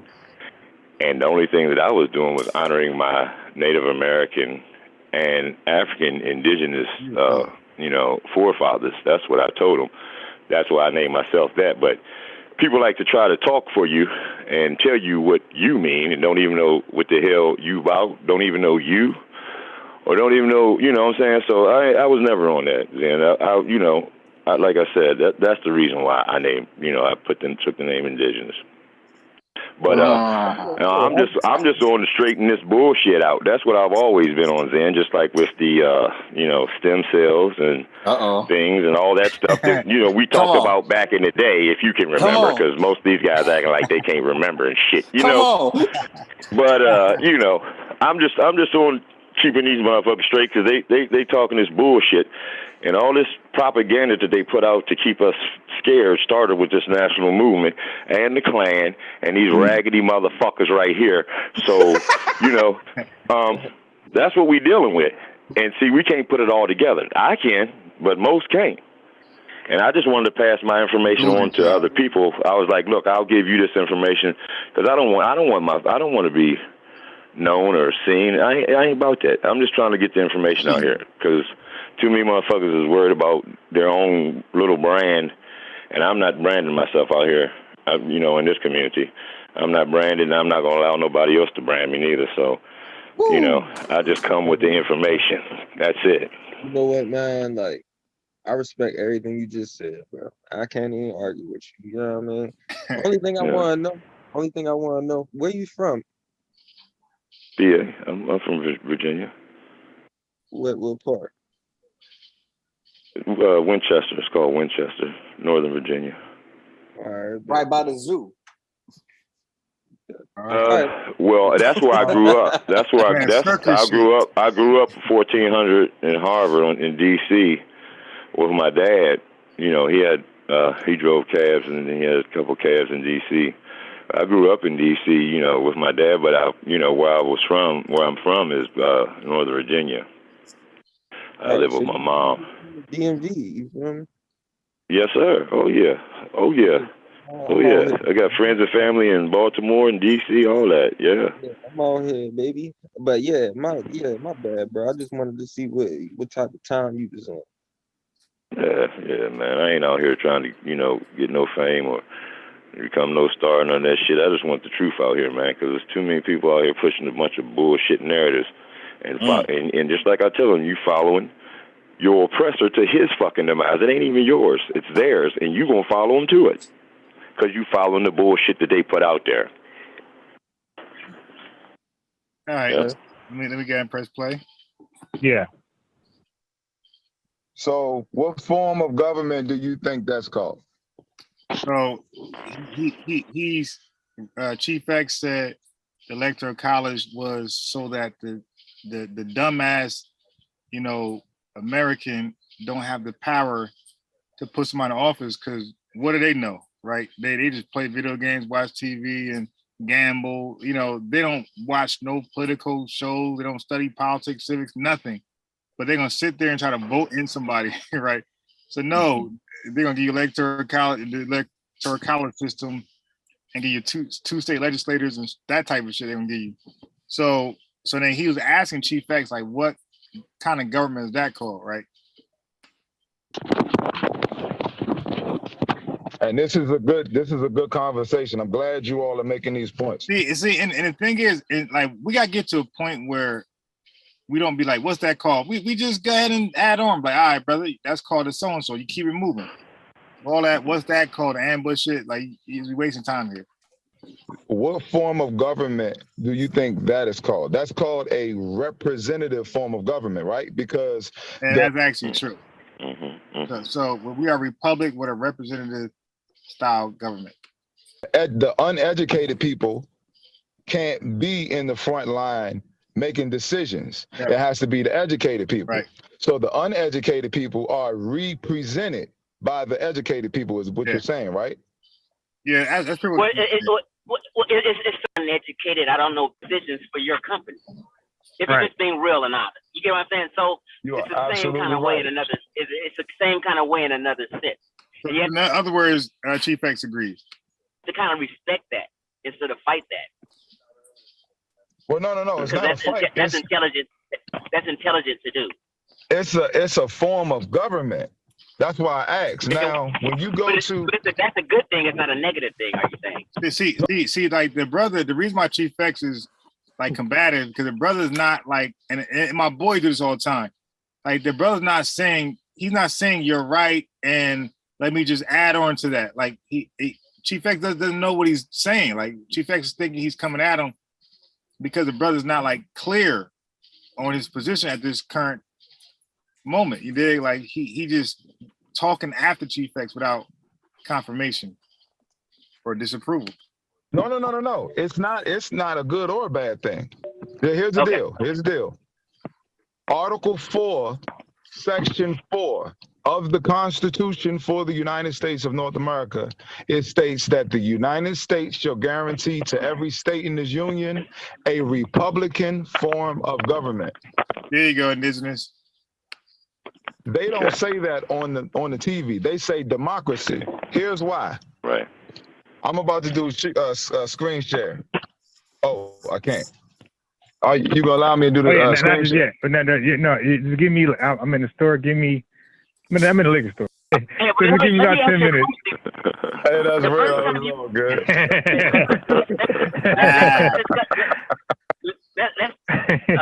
Hold what's up. your name again, brother? Hold up. Enforce the Constitution. Hold up. What was you getting at the store? Lottery ticket.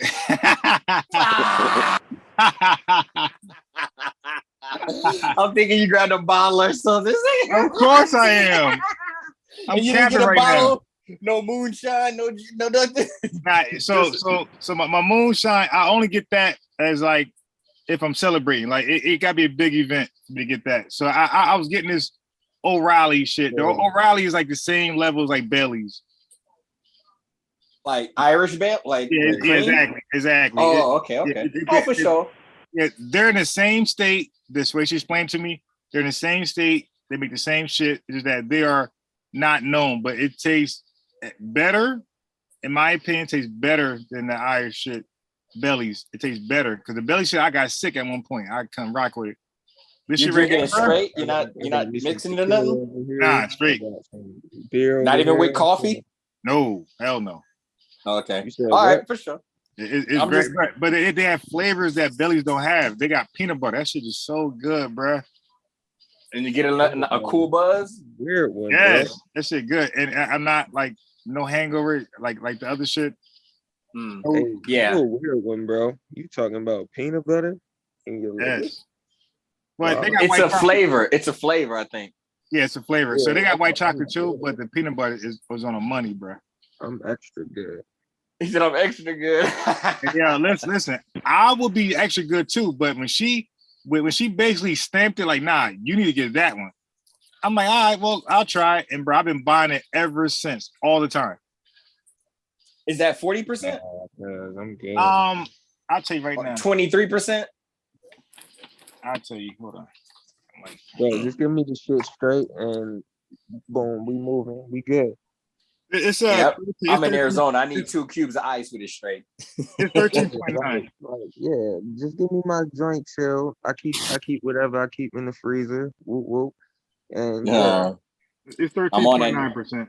You said 13? Oh, Yeah. okay. So that's the chill shit. So you can still function it's and just get hanging shit out done. like down the moonshine's on that 40 to 60%. You know, that's a whole different animal. Yeah, and that's what people don't recognize. When you start hitting up in the higher percentages, when you start getting that sugar, that's what fucks you up with the hangovers and you get headaches and shit.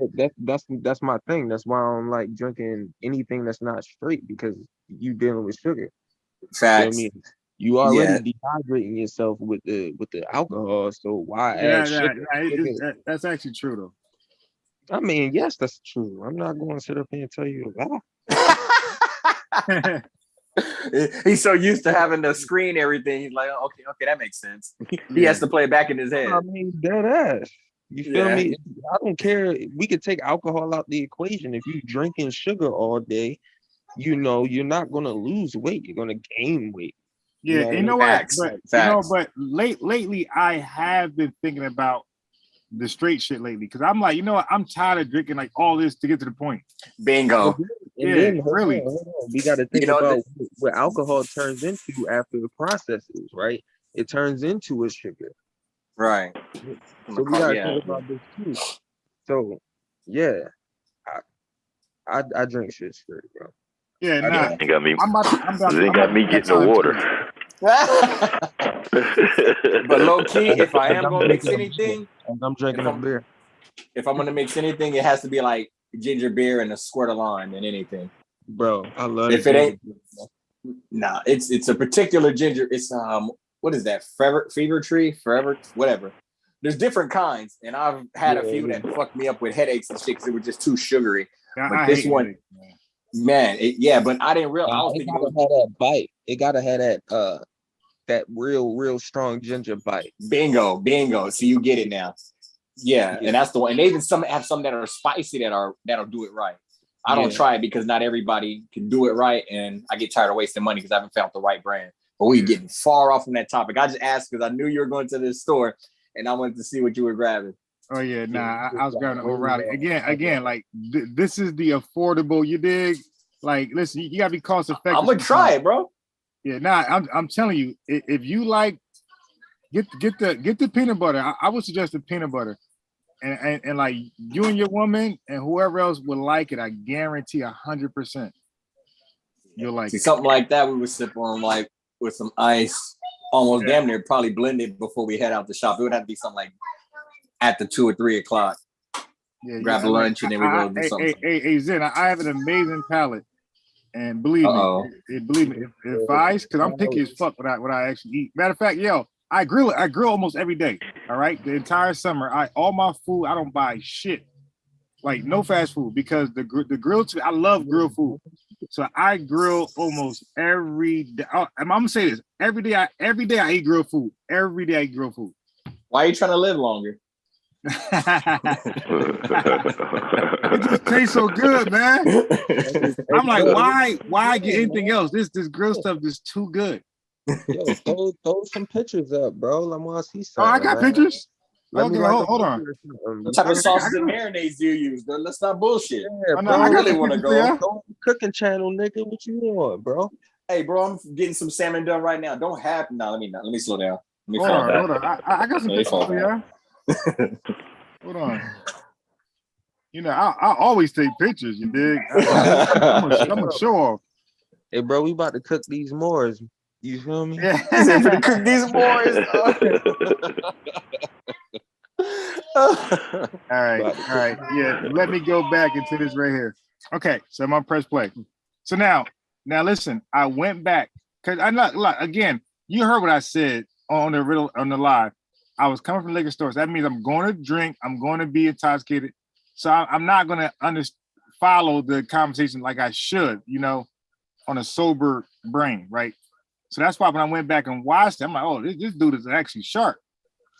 Hey, yo, remember back in the day, this guy used to talk about, I'm just drinking wine. Yeah, now I'm done with the wine because all of them give me headaches now. All wine give me headaches. All wine give me a headache. You don't get there what it is. It gives me a headache. I'm done with wine. All right, so here we go. Now, what's your name again? Yeah. What's your name again, brother? So he represents enforce the Constitution. The name is enforce the Constitution. That's the name. Oh, okay, my bad. But now, believe me, like these Moors do not believe in the Constitution because the Constitution tells niggas to drive with a license. so it's like misleading because they really talking about the Articles of Confederation, and you're gonna see that. Constitution follows the fucking law. First of all, yeah, they ain't gonna do that. So and they just hit it spot on when he said that they're nationalists. They take all the arguments of the Confederates, the KKK, and that's all they do. They borrow their arguments and attach it. And this ain't all Moors, by the way.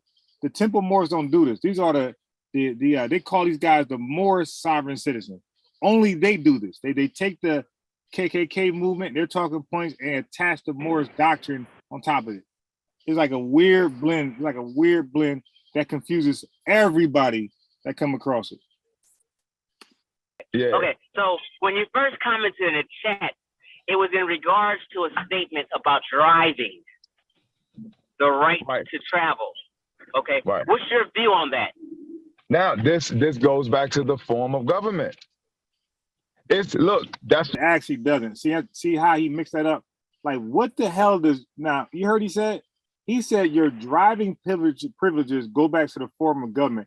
No, the hell it doesn't. What are you talking about? It got nothing to do with the form of government says the form of government says you need a license. Okay? That's what it says. What are you talking about? And matter of fact, it doesn't even say that.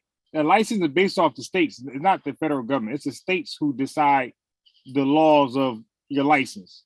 Like the state decides Roe versus Wade, like abortion or no abortion, marijuana, no. That's states. That's a state problem. Bro, it's just like gun laws, bro. Same thing. Yep. I just got my gun license, but like I only can carry in like 25 states. Every other state outside of that, like you gotta re-register for and all this other type of stuff. Yep. Like it's a whole bunch of laws, like, and you can't have every clip in different states. Like depending on what state you drive in, you can't have the clip in the gun. You can't have right. Yep. If you make it over here, you safe. Arizona's home base. Yeah, exactly. And Utah, 100 round mag, come on through. Travel different states, bring your shit. Utah's the main state. Like, if you can get your shit passed through Utah, you can carry in most states. You feel what I'm saying? But again, you just got to follow the laws and the protocols to get these things, and you'll be fine. Bro, in Arizona, you do not need a license to conceal. Wow. You standing right next to the officer with your shit tucked. Yeah, I gotta move there, bro. That's crazy. What are you saying? What do you mean that's crazy? See how they got y'all niggas thinking? No, I'm not saying that. I'm teasing. I'm saying, like, I live in the DMV, so like I'm already know. I can't even, bro. Like if I went anywhere near DC with the gun, bro, like shit is I can't have. I can show you a video what happened to 10 rounds. You feel me? I can't have a clip anywhere near the gun. Like, oh hell no! What's the point, man? That's blasphemy out here. Yeah. Like, what are you doing? Yeah, y'all must have watched the video from last night when I showed, or the day before when I showed what happened with the black militia headed by this beast, Big Shirley. She brought the Black Panthers to what Zen is saying. She brought them to a area where you are not allowed to carry anything. And yo, those cops beat the shit. Those cops tased and beat the shit out of niggas. Yeah, man. Sad to see. They beat the shit out of those Black Panthers, man. And they were armed? Yes. And they didn't pull? Nah, they didn't pull. They just beat I guess they took an ass whooping. Yeah, they approached them and probably told them, like, you know how they do. They say, listen, you guys are illegally carrying this destination.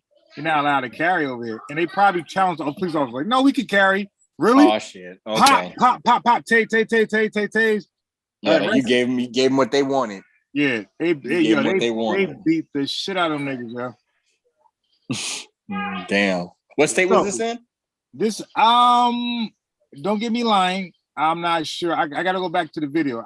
I got the video timestamp. I can go back. I'd rather you say you don't know than give me something false. I respect the hell out of you. I don't know. He's about to get Hugo real quick. He caught himself. Yes, man. So because my immediate reaction is going to be Philadelphia because that's where most of these guys are from. But can you look at my screen right real fast? My screen is sharing federalism. All right. Yeah. Right. Okay. So now the brother, you're going to hear the brother keep saying it goes back to the form of government, the form of government, the form of government. So when I asked that brother, what is federalism? He said, oh, it doesn't matter because it doesn't apply to the conversation.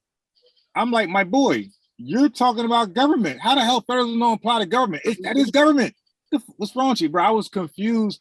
So at that point, I was like, yo, he either does not know what it means or he does know what it means and he know that hurts his whole overall point. And you're going to hear him. He did not want to answer what is federalism, but you're looking at my screen. That's federalism. So it says powers delegated to the national government, and it got two circles there, and it crosses at some point, right? But the blue is the federal government can declare war, not no state government, create and maintain armed forces, not a state government, establish foreign policy, regulate interstate and foreign trade, make copyright and patent laws, establish postal offices, and coin money. The bottom says coin money. State governments cannot do that. But what state governments can do is establish local governments, establish and maintain schools, regulate trade within states, conduct elections, provide for public safety. But what they both can do is raise taxes, provide for the public welfare, criminal justice, borrow money, charter banks, and build roads. They both can do that. So, bruh, as you can see, federalism is a part of government. And he kept saying, well, it goes back to government, When I asked the brother what is federalism, he never answered. You're going to see that. And for me, that was key because I felt like he couldn't win either way. Whether he knew it, he lose. Whether he didn't know it, he lose. You know, based upon his conversation with Chief X. I knew I had him. Look. Hey, yo, we don't have That's what I'm getting. We don't have to get into this, but there is shit outside of these bubbles, my boy. Yeah, this is just generic. You know, it's to highlight the major things that the federal government can do that the state can't do, and what state does that federal government doesn't do, and what they both have in common. Like it's just like generic. It's not like everything, you know. Yeah, but I'm just saying when it comes to the Department of Energy and the Department of Defense, them niggas be all kinds of outside of these borders right here, my boy. Yeah, I don't know. That's not really, you know, I haven't looked into that, so you might be right about that. I don't know. But I do know what he's saying. So really, don't forget, everything I'm actually doing, I'm just responding to what the brother's saying. Because remember, this is a Moor. We don't have Moors on here. I have no idea where he's going, so I'm just freestyling. Right? Chief X freestyling too. We have, like, he's the guy who has the advantage. He knows his talking points. We don't. So we don't know where he's going. We're just responding when he go. You know, the Watcher plays chess. So we're black. He's making the white. He's making the move. And we're just responding. Yeah, and real quick, I got to give his flowers because Chief was doing a great job before he got frustrated and got in the feelings. But I mean, to play from black and against someone who can be disingenuous and keep pivoting and stuff, and that's pretty much what he was doing to frustrate him. But I had to give both of y'all props on that because it was entertaining. What you mean, Watcher? You what you mean? Because most of the time, and being honest, and if you want me to be direct, Chief can either be, in my opinion, he could be way off, meaning the opposite of my opinion on a topic, which is not necessarily saying he's wrong, but I just think he's way off. But when he's in his element, he's sharp, kind of like when they're in their element and they're talking on their topic, they're sharp and you really can't get around them. And in this element, and in this, let me be honest, in this presentation, Chief was on his shit. I had to give him his A game until he got rattled by the disingenuous. Whenever anyone does that, when they get intellectually disingenuous, but yeah, I felt Chief got caught up in that, and then the emotions hit him because dude was lying and running and being calm, and you know everybody hates that shit. I just hate seeing the OGs get caught up like that. But I mean, it happens to the best of us. I'm just asking you.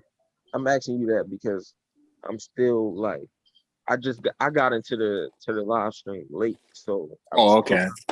Catch up on what we watching. At first, I thought Chief was on here with us. I had to look at the chat. Yeah, me too. But I was just trying to figure out what was going on. Nah, I brought it's just some really, coffee in myself. yeah, it's just I haven't had a chance or time to really get on the panel, and I noticed everybody's quick to go on Chief's head, especially when he has his opinions and points that are not what everyone else feels. So I figured I'm gonna be honest and give him his props when he was going off. Yeah, a lot of times, bro. I'm sorry. Chief do be out there a lot of times. So Yeah, that's why I had to give him his props when I felt like he was on his square. And not only that, he was winning on his square. You know what I mean? Because very rarely, like when he comes in, he has his opposite opinion or his truth. Because sometimes he'd be saying truth. It's just I think they don't like the way he's saying it. You know what I mean? But nonetheless, it's truth. So when he's coming with the truth, it may not be packaged right, and other people may be emotional, and then he gets caught up and he'll end up taking an L because he had too many emotional people arguing with him, and he dropped his logic and tried to combat with emotion. So when he gets angry and he starts yelling louder and louder, he's dropping his logic, or he's trying to yell his logic at people, and he's not on his square. Right. You're absolutely right with that. Again, he may not like what I'm saying. He may want to tear me up for what I'm saying, because I'm calling him OG. He'll still get frustrated, but that's how he is in the moment. You know what I mean? So I'm being respectful to him, and everyone's beating him up on a panel, and then he just starts shooting at me, and I'm like, oh shit, homie pissed. Yeah, because I'm gonna say this though, like I had no idea Stu P's or Chief X opinions and information on this Moore shit. We never really talked about it until recently. Like I had all these lies, but I have no idea of Indigenous, Zen, the Watcher, Amber. I don't know none of y'all arguments on this. You did, because we don't really deal with this on this channel too much. So when Chief X went in, I'm like, oh shit, he knew more than I thought. It was making good. I'm like, wow, making good sense too. Like he got him with the motor vehicle thing, the DMV. He got him with that. Facts. I'm like, wow. You know what I mean? And then the traveling and then bringing up the horse and carriages. Yeah. Now he got him with that real good. Yeah. I'm gonna borrow that right there. And bro, somebody was typing it in the chat. Poke, nudge. I asked if they were talking about horse and buggy. Yeah. See, everybody be stealing from Indigenous, and they don't want to give him his props. He's the OG. Thank you, Roger. I appreciate you, Roger.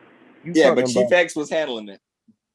You talking about like just our perspective on this Moore shit? Yeah. No, yeah. Because I mean, the homie was coming heavy-handed with his arguments, and Chief was able to either directly take it head on or to give an example or analogy would make his logic look stupid if you played it out. I'm sorry. Hold on. If you asking a question, I can answer it. A question from an anecdotal perspective, because I do have a perspective, because I had to deal with some shit like this before. You feel me? So is that what you asking, or we just trying to keep it on what we talking about right now? Nah, give us your anecdotal experience, please. Yeah. Okay, cool. So you are from Maryland, all right? Shit, we need first-hand, eye-hand witness. Why the fuck do we want to go anything else? We actually got Jesus in the building. Yeah, you are in the Carter, all right? It's for real. Sit down, minister. Jesus is here. Listen. So I do have some homeboys. Well, let me say one homeboy and some ex-homeboys. You feel me? On some, we don't really fuck with each other, and another one of us, we still cool. It's just like whatever. But, overstand. No, oh my God, don't start saying that shit, bro, because that's what these niggas be running around talking. I pseudo stand. Basically, you know what I mean? Headstand. Go ahead, bro. I started a business with these brothers, and and from my point of view, it was just like, we starting a business, we're offering a service to people, we're gonna be selling to people.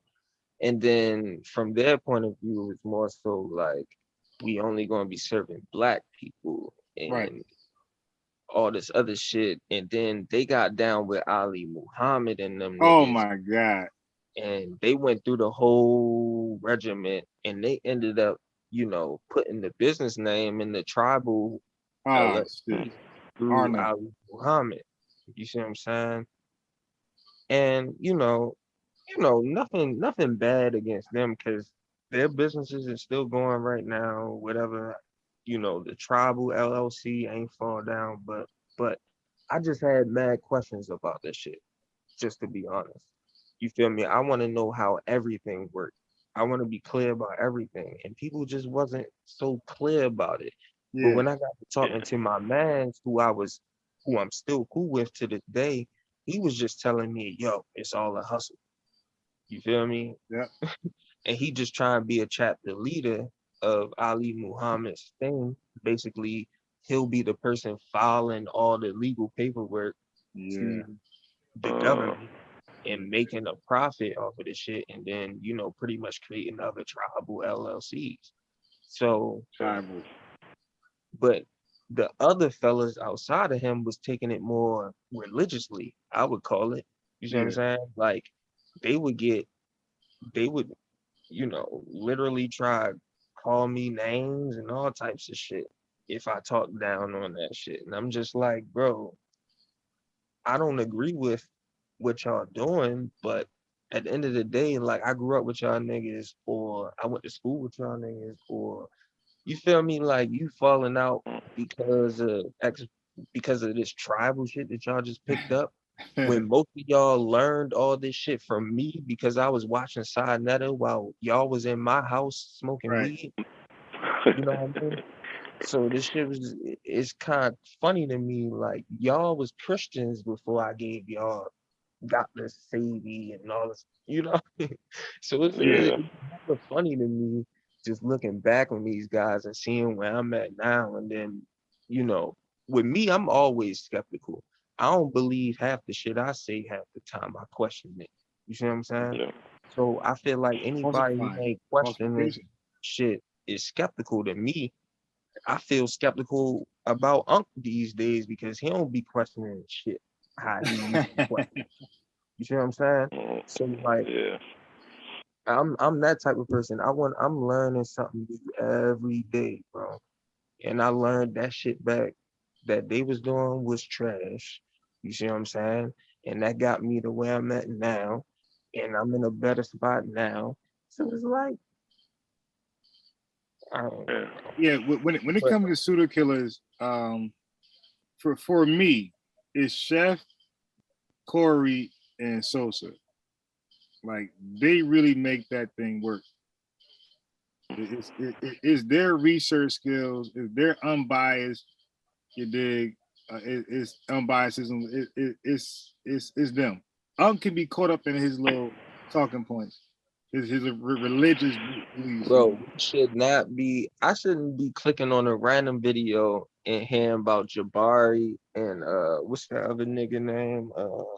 Asar? Nah, not Asar. What's the other nigga that know all that shit about Hebrew Israelites? Brother Reggie? Oh, Garfield. Garfield, yeah. The fuck I'm still hearing about these guys for, man? Garfield need to be on his channel talking about investing in credit. He don't need to be out here fucking talking about no damn Hebrews or Israelites. That shit 2,000 years old, man. Everybody can't hear that shit. Yeah, but in Garfield's defense, when he talk about that, he get his most views. Like the viewership loves when he brings up the Hebrew. I've been watching like his views, and when he say Hebrew stuff, that stuff goes crazy. 2,000 views. How many views he get, yo? Now I'm saying like whatever he generates, if he mentions Hebrews, it's gonna pop off. And look, so then what I'm saying is, I'm sure he would love to work, bro. That's how algorithms work. Right, because I'm sure he'll love to talk about something else, but it's not profitable. In finances, they cut your losses quick. So when if he talk about what he wants to talk about, he ain't gonna have the viewership, the power of viewership behind him. But when he talk about what they want to talk about, I mean, bro. He just built up that channel because of that. So of course he's gonna have the algorithms pushing towards that. That's fine. I get that. I'm not knocking that. I'm just saying, like, he has a lot of knowledge in finance, and finance is a lot more profitable and gets a lot more views than Hebrew Israelite fucking rhetoric online. I'm just being honest. You might get, thousands of views, but you might get 1 million views on some finance shit. You see what I'm saying? I believe if you leave the conscious community and you do finances, I believe what you're saying is correct. I believe if you stay in the conscious community, but he could just make another channel. He could just make another channel. Well, yeah, you know what? He changed the name of the shit. Like it's no longer. It was called Dagger Squad. He changed it to Garfield Reed, something like that. So he did try to rebrand himself. Yeah, for real. I haven't been on there in a minute. It's called Garfield Reed now. He tried to rebrand himself. That's great to hear. That's great to hear. What's great to hear, bro? The rebranding, because one of my issues was, man, it's hard for me to forgive you if you're still on the same shit. I recognize you made mistakes. You may have wiggled on the line on a hustle. Yeah. But if you really trying to make a real pivot, so you gotta wash the money and do a new club. Yeah, you gotta switch up. At least give me a different, AKA a fucking pseudonym, shut down the company and rebrand it. Put a new label on it. At least try. Now you're doing it. You jeopardizing your reputation. All the people who fuck with you. Let me stop. I'm sorry. I get a little too real. but I mean, I think we all have similar, ideas that we harping on right now. You know what I mean? Yeah. So that's all I'm saying, bro. Like you can still do what you like. Like for example, like we probably all got hobbies or things that we do that don't necessarily benefit our lives, but at the same time, it's not really costing us anything to do these things because these are things that we're interested in. You know what I mean? Like I still play with remote control cars. I still try to build speakers and all types of little shit. Like, you know what I mean? Like I just do little stuff. But everybody has their thing. Some people roller skate, some people play basketball. Like you have these things, which is though it's not really like detrimental for you to keep doing them. You see what I'm saying? Right. Having a channel where as though he's talking about Hebrews and all the other stuff, that's a hobby. And if he's getting views and making something off of it, that's beneficial. Yeah, because he got a book actually on that same thing. Yeah, I mean that's nice. But again, only people who are in that niche area is going to be buying it versus to somebody who wants to fix their credit. And see, but I think if you want to learn about credit, the real legit way, I think my channel is better off because I'm gonna give it to you. Wait, because I had bad credit at one point and I built it up, so I know, and I had solicited services from other credit people. It didn't work, so I know what works and what doesn't work, and I know what's the FCC regulation. So I researched that shit a lot. I know what's a scam and what's legit. Pay your bills, okay? That's what you gotta do with credit. Just pay your bills, and your shit will flourish. You absolutely right, but what I'm talking about is just pure salesmanship, because you're gonna get clicks online based off of people who want to just quickly Google search or YouTube. Yeah, I disagree with I'm trying to be nice, without starting conflict, but I'm trying to say it nicely. But I just say it. I disagree with his technique on credit repair. No, I don't even know his technique. Yeah, I do, and it doesn't follow the guidelines of the FCC. So I disagree with what he promotes, and not just him. 98% of everybody who does credit repair, I disagree with all of them because I read what you can say, what you can't say, and what's legal, and what you can take off, what you can't take off, and none of them follow the guidelines. You dig? So I disagree. So I'm glad he's like focusing on other stuff and not credit, because I totally disagree with his credit strategy. I disagree 100%. Right. Yeah. Is my mic on? Yeah. Oh, okay. And yeah, that's what I would want to say because I'm not certified in any of the fields that they may be talking about. However, I've ran across information and situation and from different people that gave me information contrary to what he said. So I mean, that's why I fall back. And then hearing other stories would make me want to just like, okay, well, if you're talking credit, I ain't even giving you my ear. You know what I mean? I may entertain it on something else, which I haven't been. I mean, that's another story. But credit repair is like stocks and bonds and forex. You can't promise shit at all. Okay, and once you promise something, you're a liar. That's kind of where I was going with it a little bit, right? Because I am a person who learned how to do stocks and bonds and crypto from listening to people, but I listened to probably hundreds of people before. Yeah, exactly. So you had a really process of elimination. Yeah, I vetted people. You see what I'm saying? But what I'm saying is that out of those hundreds of people that I listened to, all those hundreds of people still got views from me. And it's probably at least 1 million other people out there who did the same thing I did. And off of that traffic, you can make money. You see what I'm saying? Like that's what I was talking about. Just the sheer traffic of being online and putting something out there that's popular, that's going to get shared and get viewed, versus to something that's a hobby that might not be as popular, that's a niche thing that, you know. So what Zen is alluding to is, what days are we going to be doing financial literacy? We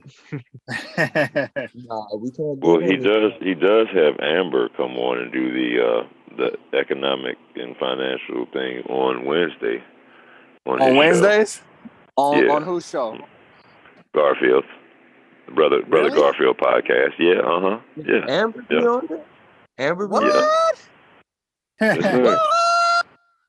The homie? What? Yeah, I gotta check her out. Hell no. No, he don't. Every Wednesday. Oh yeah, I didn't know that. Hell no. Let can y'all hear me? Yeah. It's Thursday. All right, that's Thirsty. What's up, man? I hear you. What's going on? That's not Amber. That's Monica. Monica, I'm sorry. I'm about to say, man, yeah, Monica Lamb, yeah. Monica Lamb, yeah. I'm sorry. Right now. I'm in the group with Monica. I got Amber on my mind. I'm like, I got a fly Midwest cut. What the? And low key, can y'all hear me? Is my mic on? I hopped in the car. I don't know if we hear my mic. Okay. When I was saying that Garfield was doing stuff and he was messing with people affiliated to him, I was low key talking about Monica because I'm sending people to Monica. I used to fuck with Monica, but when she was affiliated with Garfield and all that shit, it was hard for me to really put my name out there and send them over there, and especially after what happened with the homie and the Heathcliff situation. So it was just like, I can't even vouch for that. Thank you. You know what I mean? So when I got people that really respect me and I really respect and care for, coming back to me talking about, hey, I heard this is going on, I heard that's going on. And I'm like, well, it ain't Monica, but I couldn't really vouch for homie like that. So I just had to fall back. But that's what I was saying. Now that he switched it up and if he's doing other things, then this lends more credibility. And if he falls back and let old girl handle it, then kudos to Garfield. That's a great strategy. Grow. Yeah, because that's my every once in a while. When are you? But what day of the week are you going to have your point? Me? Yeah, like what? When Thursdays? I don't know just Fridays? yet. I don't know just yet because as you can see, like when I go live, it's like sporadic. I can go 3 p.m. I can go, 7. Sometimes I go late as hell, like 11 o'clock. So it all depends on like the time I make for it because I love like staying in shape. Okay, like that's first and foremost for me. So when I'm not staying in shape, that's when I go live early or late. No, but really early. So I really stay in shape all morning and afternoon. Okay. So when I'm not, if I leave the gym early, then I go live. So, but I'm not on a set schedule. That won't happen, to be honest. That won't happen until about September, because I do teach kids, and like an actual teacher, I make more money. I make more money during the school year, and I make less money when the school year is out. So when I make less money, I'm not gonna be committing to anything. You dig? Facts. But Right. when I make more money, I'm like more happier, and I commit. Okay. Well, then actually, am I still on? Yeah. Okay. Well, then I would probably question Zen on some topics and ideas, and then try to see if he's really serious about it. And that's something y'all might want to hash out in the back chat or the emails or Facebook chat. Zen did crypto before. He's come on and do crypto. That's what I'm saying. Like, because to me, it sounds like you have the. Are you there? Yeah, I'm trying to catch up. I was just talking to my girl. My bad. Okay. No, that's I was saying, since you have the experience and you can even reference other videos that you know of, and obviously it'll be fair use, and probably even commentate just to give the community or the viewers an understanding, starting from scratch, basic, like 098, not even 101, just like basic understanding of the videos. Like when you found the Asian guy during the pandemic. I can't Vogue. Yeah. So I mean, like into that area. So how he simply broke it down when he drew the chart and had the lungs and the little holes and the sponge and explained it to it. I like him. Yeah, he was good. Yeah. Now what I'm saying is, like, how Zen was pioneered or introduced him to a lot of people. You have other people, especially with finances, that that will be a spoon feeding entry, in opposed to someone giving them filet mignon and they can't really digest it with their stomach. I know I'm speaking wild, but I'm hoping you can understand what I'm saying. You can recommend some basic intro level financial advisors or videos. Yeah, because let me short say this. ones. Go ahead. Let me say this, bro. I got a whole, bro. It's a channel with two brothers on there, and like I'm trying to tell you, I've been watching these guys since 2017, 2016, and they went from just being two nerd black dudes, who's one from Detroit, one from Charlotte. They both hood. They went to the same college. One went to the military, one started being in IT, and like the IT dude started putting the dude from the military onto this crypto thing back in like 2014. And like they have been literally since then, a lot of these big companies like CoinDesk and Coin Market Cap have hired these guys to they're some of their front runner guys, but they started from a podcast and just being in the mix at the time, and now they rubbing arms with Brian Armstrong, which is like the owner of Coinbase, who is a $100 million tycoon. He got like the biggest house in fucking downtown LA right now, like big money guys. You feel me? These guys started from a podcast, and they just like us, like how we be shooting shit on here, like that's how they be shooting the shit. But literally, they talk about stuff, and then in a couple hours or the next day, the stuff they talked about on their live stream the day before is on these news shows. Like you could just see it. Like they be literally coining terms after these guys. Like not your keys, not your cheese was coined from one of the guys on there, because if you don't have the keys, which is your code, your back end code to your crypto, you don't own it. Essentially, the exchange owns it. You see what I'm saying? So you're essentially putting money into an exchange that owns your crypto. And a lot of exchanges are getting away with that, like Robinhood and Cash App was doing it at first, but Jack Dorsey changed that all around. Like Jack Dorsey is actually, he's one of the GOATs for trying to be able to create an alternative money system outside of the U.S. dollar, because the U.S. dollar is based off of, war, oil, and inflating money. You know what I'm saying? petrodollar. We're trying to control that on a way that doesn't have to do with the government. You see what I'm saying? Real Right quick, now, is that forgive me, just onto that point, because I feel we're building further, and I wanted to go back to it. When you were talking about the exchange, and again, this is I'm gonna try to speak real lay because I don't have the correct terminology, and you were saying like the market owns it with the crypto. Is it true? I don't know if I read this story or somebody was talking about it. Like somebody had millions of dollars in an account and he lost the key, type shit, or lost a password. Yep. Is that true? Yep. That's happened a bunch of times, bro. Wow. And then also, you got to understand, like this whole. Let me just say this, and then I'm gonna shut the fuck up. But this whole Bitcoin thing kind of got propagated. It got popular because of a online game. So you had a bunch of nerds playing PC games in the way, just like what's that game called? Fortnite. Boom. So imagine Fortnite back in 2013, 2012. All right. You feel me? So it was called Mount Gox. So Mount Gox was a game in China, and the fiat that you would use to be able to buy perks on this game was Bitcoin. Okay. So you had one guy who would be writing down on paper all the Bitcoin orders at Mount Gox that people online at that time was putting in the server. And it got so disorganized, and being as though it was on one server, it was easily hackable. Somebody hacked it, ended up hacking millions of dollars from Mount Gox. Damn.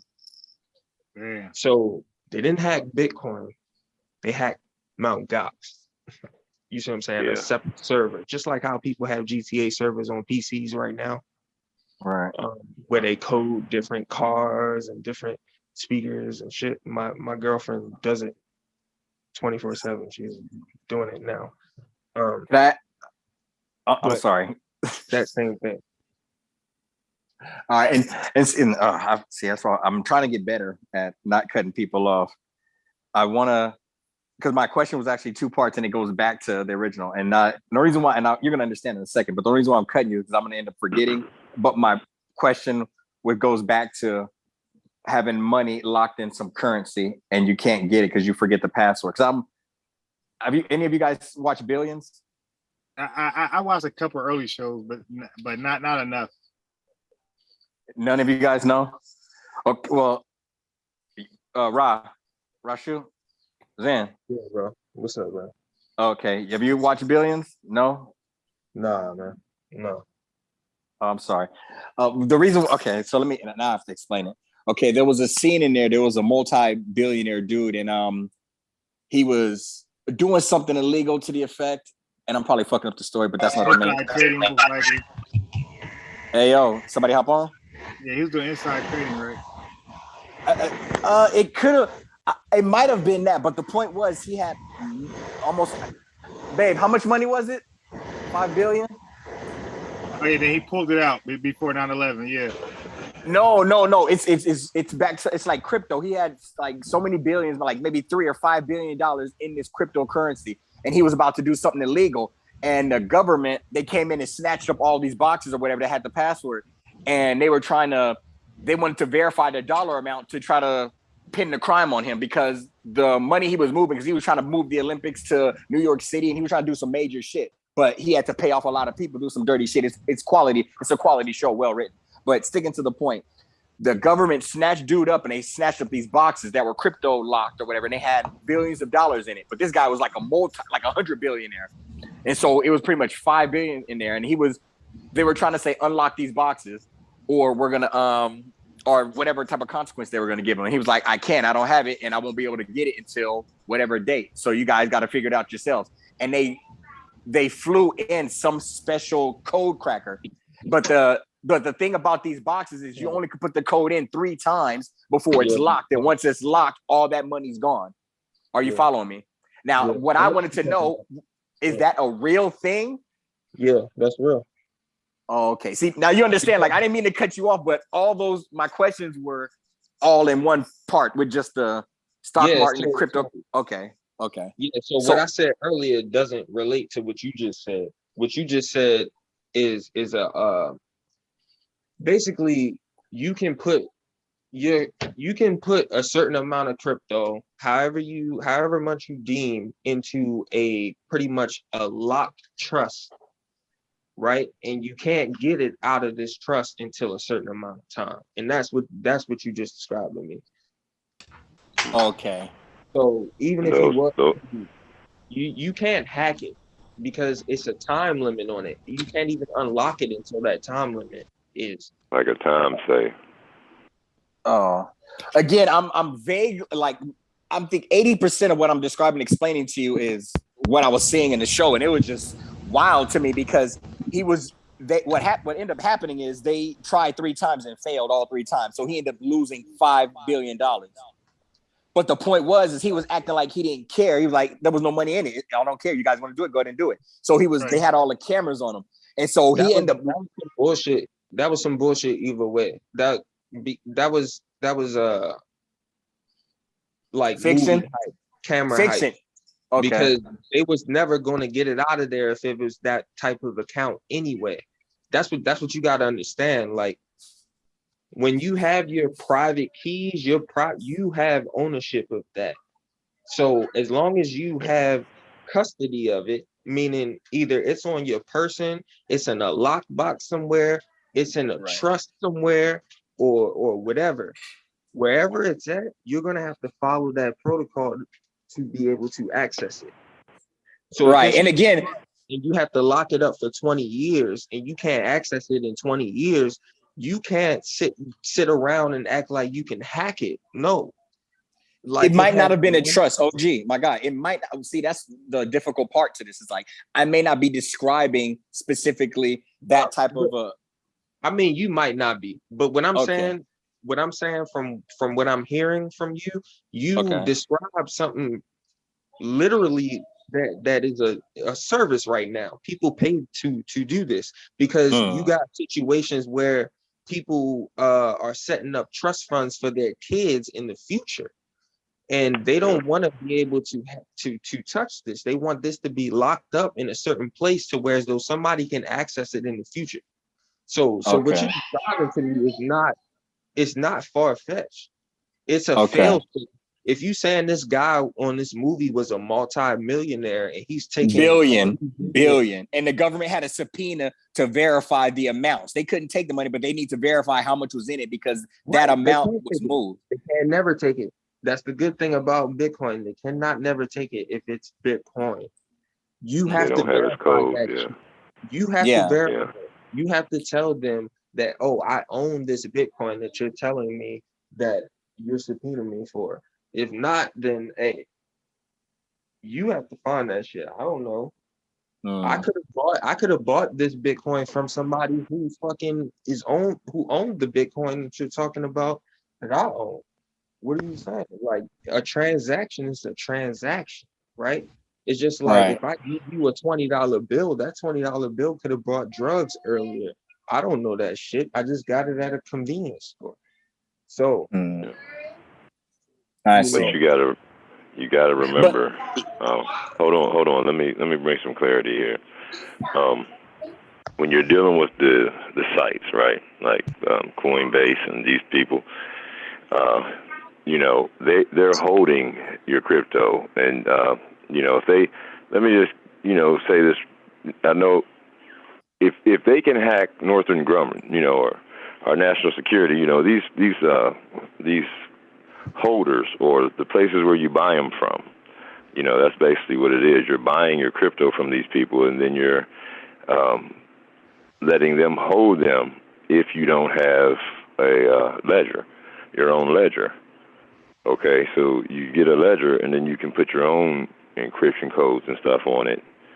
So then that way, you are your own bank. See, you can sell and buy as you please, and they're not on Coinbase or Coin Market or any of these places. They're in your ledger. See, so that's the transition that is but when crypto, like he's saying, like Zen's saying, we started with Bitcoin. Bitcoin's first generation, and it was the designers and programmers, people playing games and stuff like that, and then they come up with this Bitcoin, which was 6 cents when it first come out. It was like 6 cents per coin, and then 13 years later it went to 70,000, around 70. I think it was right at $70,000 per coin. You know what I'm saying? So if you would have bought it 13 years earlier, you would be in that market. And see, the second generation was Ethereum and coins like that. Now this third generation, they're making they're getting government contracts around the world right now as we speak. You see, and the United States is late on this shit, and they're the ones who's slowing down the progress.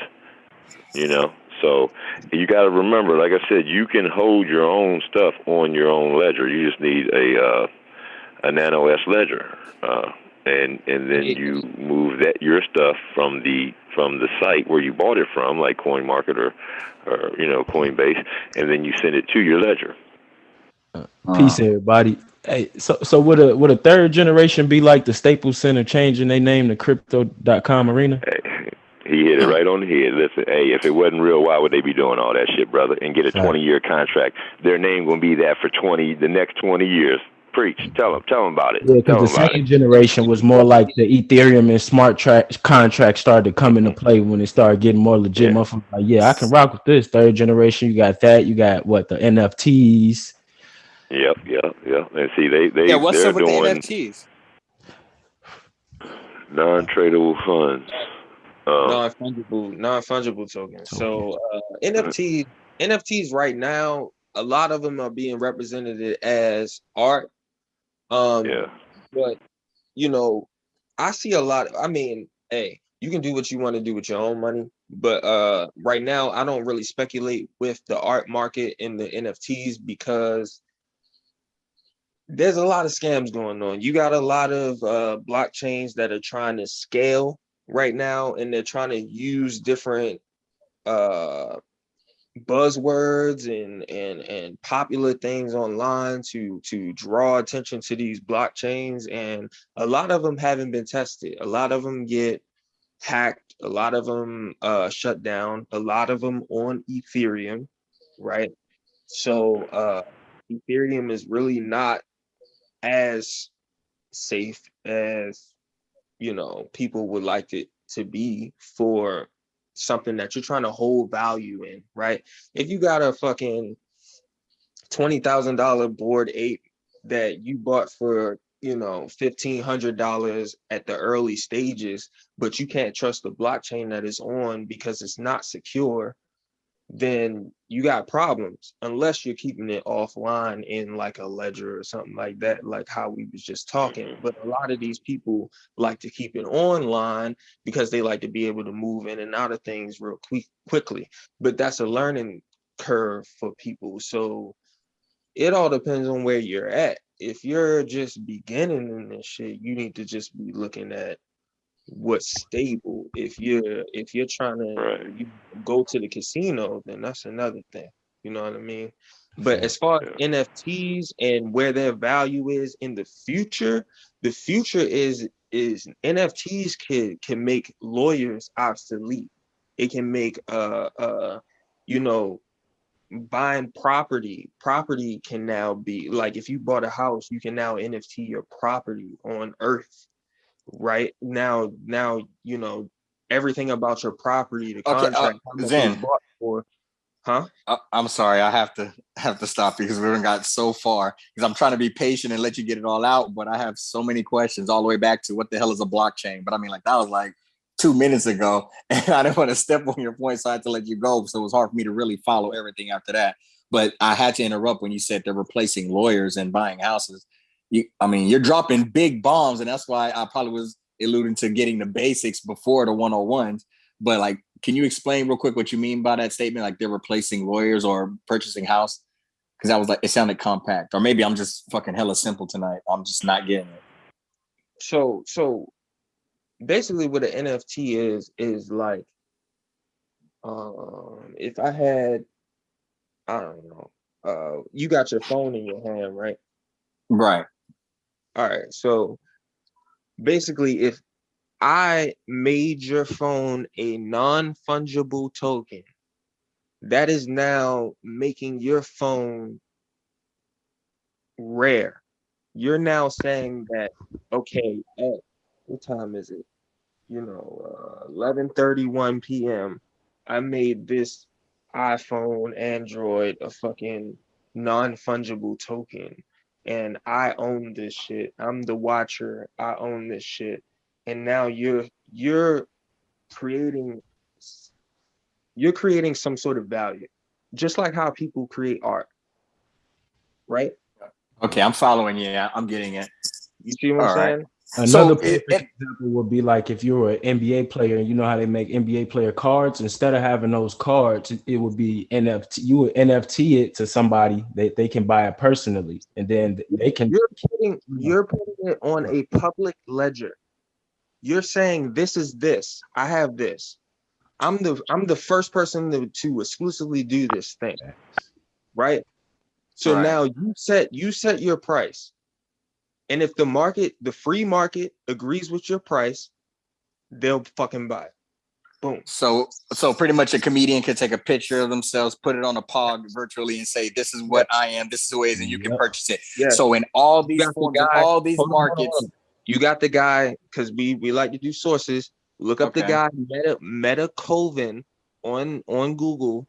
He sold an art piece for 52 million as an NFT in like 2019 or 2018. Don't quote me on that, but Google the shit.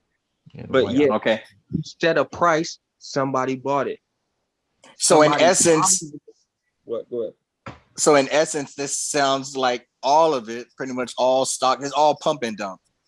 You pump something, get people to pump it up, and they get money, and then you just sell it. No. What you got right now is a market trying to create itself. It's trying to shape itself. Right? Okay. I mean, to me, you got people who are going to try to take advantage of a situation because it's not fully regulated by the SEC. It's not, you can do all these different things. You can assign these different NFTs to these different physical objects or non-physical objects or whatever. So you got a bunch of people just going wild with them. You got the free market happening, bro. You got capitalism happening in your face with this crypto shit. And you got so much people. Let me help you, Zen. Let me help you. Look, we have, if y'all interested, you look up Decentraland. It's a place where you can buy space. Snoop Dogg, people like that, they'll buy these spaces in Decentraland. They, because they own so much of it. They're renting out spaces online. Yes, I own a bunch of this. It's not just real property, but they're learning from doing it, selling, online property in that Decentraland. See, and if you're beside Snoop Dogg, just imagine how much people's gonna come and stroll through your little, art gallery or whatever it is that you guys set up in this Decentraland, and I guess 3D or whatever. Is this all virtual? Yeah. Yeah. The art. Hey, but to watch, if you really want to get deep into it, bro, it's a podcast called CoffeeZilla. He investigates all type of crypto. Since it's unregulated, he investigates all things. He tell you what's the scam and what's not. He tell you what's the He showed the one about the brother just said Ethereum is not safe, and the guy showed the one Floyd Mayweather getting sued because they for advertising Ethereum Max because they're pumping it up. Yeah. Okay. See, that's just like Elon Musk with Dogecoin. Elon Musk is a progenitor. But hold on, one more thing. You when you talking about this, Decentraland and all this, you got to remember that this is not gambling. Okay, you can go and see the onboardings. You can see the government contracts that have been given to these certain coins, you know, like Ripple and Stellar and VeChain and IOTA and coins. I'm leaving a couple of them out, but they already have government contracts overseas. They're already a part of nations. You know, Bitcoin has became a national currency in one of these islands. I forget which one it was, but you know, they have to take it if they give it. You see, so this is the new quantum financial system. This is the new quantum financial system that, like I said, you know, the oppressors always keep us in the dark until the last and don't allow us to get, you know, they put out the FUD, which is fear, unrest, and disapproval for the coins as they're buying them up by the billions, you see? And then they're going to make the money off of it and then sell it back to the program puppet who is only, you know, able to believe what he hears from the television or music or the movies or the media. See what I mean? The nationalism, the patriotism that they got fed into you, that they're doing you right. Go ahead. Hey, look, you already killed them, bro. You already killed them, yo. Yeah, yeah. No more. You just gave me water from the fire hydrant. I ain't never agreed with him, so I ain't never agreed with him, you know what I mean, so much more. Like, I wish we could talk about these things more because it's really deep. It's really deep, man. You know, the United States, you know, we impose our power on people because of the United States dollar and the fact that we have the United States dollar and we can use our military to force people to use the United States dollar. And that's where our power comes in. And when you think about something that uses energy as far as transactions to be able to create a powerful network, meaning that it doesn't need a government to print money to be able to do these things, man, it's a whole different thing. And then we can go into, and that's what I was trying to say earlier. If y'all boys want to really get into some, you know, research, we need to research the fact that maybe Bitcoin was created by, you know, NSA or something. You know, I don't know. It could be a covert operation where it was just put out here, or maybe it was it had to be some very smart people to be able to create an algorithm that was free from, you know, being hacked, free from being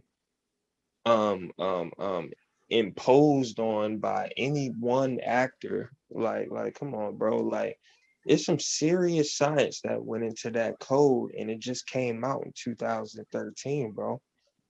So it's like, man, I don't know. Well, and like anything else, they'll take it and, you know, weaponize it. And, you know, at one point it could have been, you know, created for good, but, you know, once the money makers are able to convert it into a weapon that they can use against the consumers of the world, which are just basically the debt slaves, you know, they'll do it quick and fast, and that's basically what they're doing, and they're doing it right up under our noses. You know, so they, like I said, you know, these coins. The main thing though you got to remember is that all this would not be going on. All right, if you had a product, right? If you have a product and it's doing good, and you know what I'm saying, you got the petrodollar out here and it's, you know, running the world. Why would you put out bad press on a currency now of your whole, you know, United States? Why would you put out your currency if it's doing so well, unless you had something in the background that's going to come in and replace it? It makes no sense to do that, right? Unless you have something that's going to come in to replace it. Bro. So, like I said, there's five. Hold on, wait a minute. Last thing, 5,000 coins out here, and not all. The majority of them are bullshit. But you got the ones that are really making big moves all around the world, and see, that's why I say you study the coin that you're going to buy before you buy it.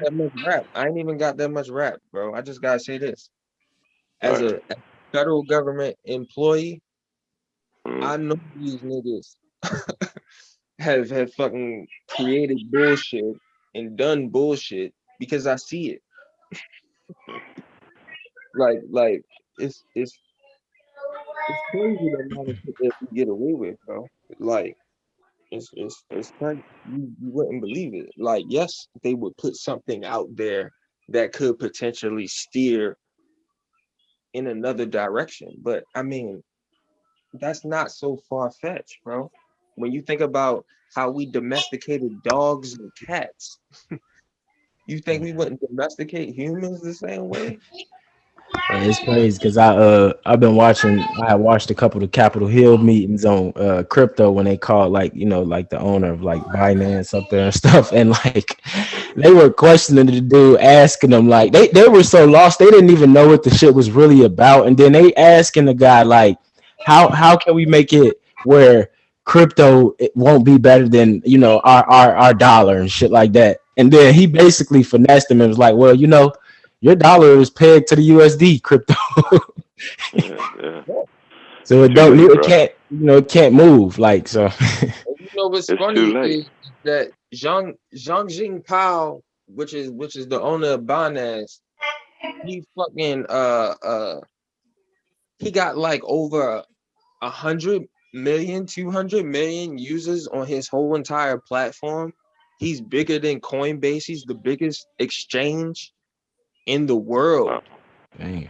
And the United States couldn't do nothing with him but say that, oh, you don't want US users being on your server. So they created Binance US in 2018, 2019, I think it was. They created Binance US, which means that if you had any assets over in Binance, the regular Binance, you would have to access them through VPN. You would have to send them to your other account, or you can access them after a certain period of time. That was the SEC trying to regulate, quote unquote, and scare some of the United States market out of dealing with them. But no, Binance has still been at the top of everything. People have been using VPNs and shit to get in there to be able to access all the international markets so they can deal with, you know, Yeah, like international the crypto. people in the Middle East definitely need crypto because, like, they don't have banks and shit like that. They use, like, the Western unions, they tax them, so Bitcoin is very, you know, valuable to them and shit like that. Hey, bro, Nigeria is one of the biggest places for crypto right now overseas. Nigerians are using that shit as their bank. Like, Look at Akon. Look at Akon City. Yeah, them too. Acoin. Fuck Akon. Akon ain't out here, bro. Akon I haven't really seen his city. I can't lie. Like, what's been going on with him? Akon is what's our boy name? Omar Johnson. Oh, Umar Johnson. Yeah. Pulled the fast one. Part Yeah. two. He's dealing with them Chinese. He's you know, he's got a bunch of money borrowed from the Chinese. So what they do is they'll go in and they'll say, look, we'll build your infrastructure, but if you can't pay it off, then we taking the land. Well, And that's how they get land over, you know. What I'm saying is more so like, not that he's not building up in Africa. I'm more so saying that as far as creating a crypto economy in where he's talking about, no, that's a facade. That's a facade. But yeah. But these coins are making moves, you know, all around the world. And, you know, like I said, there's a brother, you know, so I've turned him on to a couple people, and he just goes over, you know, the coins that I like, you know, well, not the coins I like. He goes over who's making the biggest moves of the day. He shows you, you know, what they did on the day, percentages, whys, and stuff like that. And then he also shows you how they are, you know, getting the government contracts. And that's how I found out about a lot of this tech, this new tech, when I was telling him about the robots and stuff back, you know, and Singularity Net, where they got the robot Sophia, who, you know, and these AIs are learning. And I think the art that we're talking about in NFTs is drawn by artificial intelligence also, some of it. But you know, you have to study and don't, you know, you look at people who know what's going on. You got to go to these people, and they can tell you, you know, and you go to the ones that you like to see, because you know you'll see this guy, and then if you look this guy up, then you know the algorithms will put a video up under him and tell you, oh well, this guy's saying this over here on this crypto channel, and you know, and it'll get you on the right path to learning and studying which coins it is that you want to get with. You know, because like I said, you know, there's a lot of them that are just a whole bunch of bullshit, and you know, but that's the thing. You know, there's no accountability. All this shit is pushed through the government, man, and it's pushed so fast. You know what I'm saying? That you know, and then there's certain coins too that just like with you know abortion or anything else, when they want it to get passed, they'll push the shit through quicker than anything.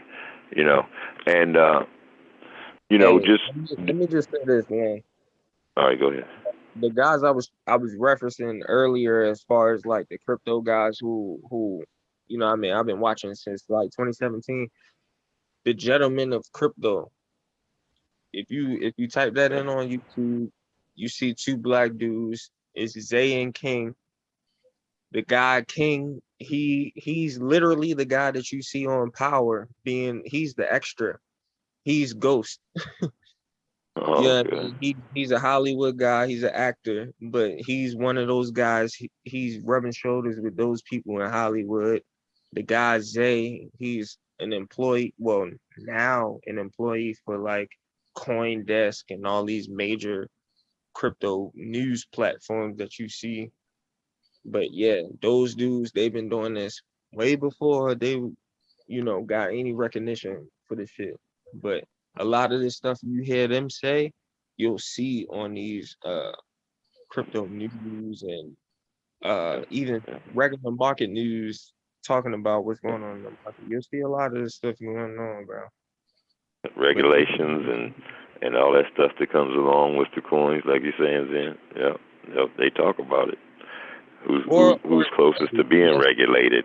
Because let's say a company about to get bought, and they like, oh, I heard X, Y, and Z about to get bought. Whoop-de-whoop. You need to keep that in, you know, keep that in the loop. And then, you know, maybe 5 days later, a week later, you'll see it in the news type of thing. Like that's what happened. That's what happened with Solana. You heard of Solana, right, Lynn? Yeah. Mm-hmm. Hey, yeah. I heard them boys talk about Solana when it was I think it was $16. And I was like, oh, all right, it's $16. I mean, I can't buy. I'm trying to buy a couple hundred or something anytime I see whatever. So I'm like, it's $16. I ain't trying to buy a couple hundred of them right now. But they said it 2 more times after that on 2 more shows, and I was like, damn, they said it 3 times. It's at $22 right now. Let me buy like $300 worth. You feel me? Went and bought $300 worth. That literally the next week, that shit went up. Solana went up to like $252 or something. Like it went up to something dumb. And I took my profit and I put it into something else. Like, you feel me? Like that's how that shit works. Like you just, you know, I mean, you hear something and you hear it a certain amount of times, you gotta sit back and be like, oh, maybe I should do something about this. You feel me? And a couple plays work out like that with them guys. But yeah, it was all based off of, oh, we heard this was happening or we heard that was happening, but we can't say X, Y, and Z. So, you know, whatever. You gambling at the end of the day. Hey, have you ever heard of BlackRock? Yeah, of course. That's all right, now. Your boys. That's your Rockefeller boys. Hey, listen, Coinbase just partnered with them not too long ago. You see, and that's one of the top. What do they call them? But you know, like I'm a little bit above my pay grade, and I am not a financial advisor. So let's put this disclaimer in there. You know, but it's like I said, if you like Zen saying, I mean, you can hear about this in news conferences and stuff. They're talking about this, and they're talking about it more and more as the bankers are buying it up. You know, the elitists, they're buying it up by the billions and making sure that their family gets it. You know, and in America's last, they just bullshitters, and they, you know. But like I said, over in Japan, you got the cryptos already with government contracts, and government contracts last forever, ladies and gentlemen, basically. So just remember, when I'm saying government contracts, that means lasting forever. You But see? what affects the regular? You're going to implement this into your economic system. It's going to be new to everybody because it's new. It is new to everybody, but this is being implemented as we speak. But what affects, you know, like the crypto market? Is it like, you know, inflation? Is, you know how like regular stocks are? Is it inflation? Is it war? Like what is it? So right now, to be honest with you, right now, crypto and stocks is correlated. Yeah. The only reason why it's correlated is because, well, not the only reason, bro. It's a lot of reasons, right? Because stocks and investments in general deal with people's emotions, right? So emotions swing every day with news, right? Like it might be a wildfire in California and all the millionaires out there might want to fucking put shorts on, you know, Amazon or something. I don't know. Like these are things you have to account for, right? Whatever's going on in the world right now. There's a war in Russia. There's a Finna be another one with China and Taiwan, Israel and Palestine. It's crazy out here. Yeah. I mean, we gotta. I mean, low key, we got a shadow war going on in space right now, where China and Russia is attacking our satellites, and that's why we created the space force or whatever the fuck it's called. So I mean, you got a lot of shit that's going on in the background, right? So these things do affect the money. You got microchip shortages, you got all these different things. So when people can't serve a demand, people pull their money out because their emotions get involved. They looked at it and be like, oh, I can't, I can't make X, Y, and Z off of this, or oh, I can't buy this because it's too expensive. Like all of those emotions factor into the market. So right now, yes, Bitcoin in the crypto market is correlated because you have inflation running rampant because of the situation that we're in as an economy, right? We just printed, let me just say just more money than we've printed since, the 70s type shit in the past 3 years. You see what I'm saying? That's And Biden just signed an anti-inflation bill for $430 billion just a couple hours ago. So yeah, so it's not getting any better. See what I'm saying? So the more that he does that, the more that you keep signing those things into build, the more that you keep printing money, bro, the more people are going to have to rely on another system of money. And that's where Bitcoin decouples again from the S&P. Which it was like that. It was like that in 2017, 2018, 2019. It wasn't until the price went from, $3,000 to $5,000 that everybody wanted to hop on. Once everybody hopped on, then the price went from, 5 to 7,000 all the way up to 19,000. People was taking mortgages out and everything else, and it just got crazy. It wasn't a natural logarithmic. That's what you call FOMO, Zen. That's what you call FOMO, right? fear of missing out. Fear of missing out. Right. People feared that they were missing out on this thing, and if you had any extra money, you threw it at it, and it wasn't able to grow naturally. So now, those people who just threw money at it, now they like, oh, let me sell because I'm trying to recuperate. But the real people who actually know the technology know that this is money that the government can't fuck with, can't confiscate, all that other shit. They stuck with it. But it all started from what I said earlier. The Mount Gox game is what perpetuated it. It's what took it to it's what scaled it. As far as like, if you're looking at a business, if you're a venture capitalist or something like that, and you're trying to, say, oh, I want to take this from 5 customers to, 5,000 a month, that's scaling. So if you want to scale something, you need to put it in something where as though people can transact and use it seamlessly without even thinking about what it is, right? I'm trying to describe what it is without you having to use it, because we in just this conversation format. But if we was both on a GTA server and I'm talking about, oh, if you want to get, these rims on your car, or this paint job, or this gun, you got to exchange, 0.25 Bitcoin with me or whatever, you will understand it differently. You see what I'm saying? So it's the same way with money, bro. We do it with money. We just got to look at it on a technology. Like, let me shut up. And that's facts, because our people, we getting our ass kicked in technology, and it seems like don't nobody want to learn about it.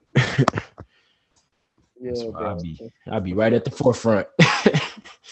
Well, anytime you make money the way you make it, it depreciates the value of the dollar every time you print all that money off like that.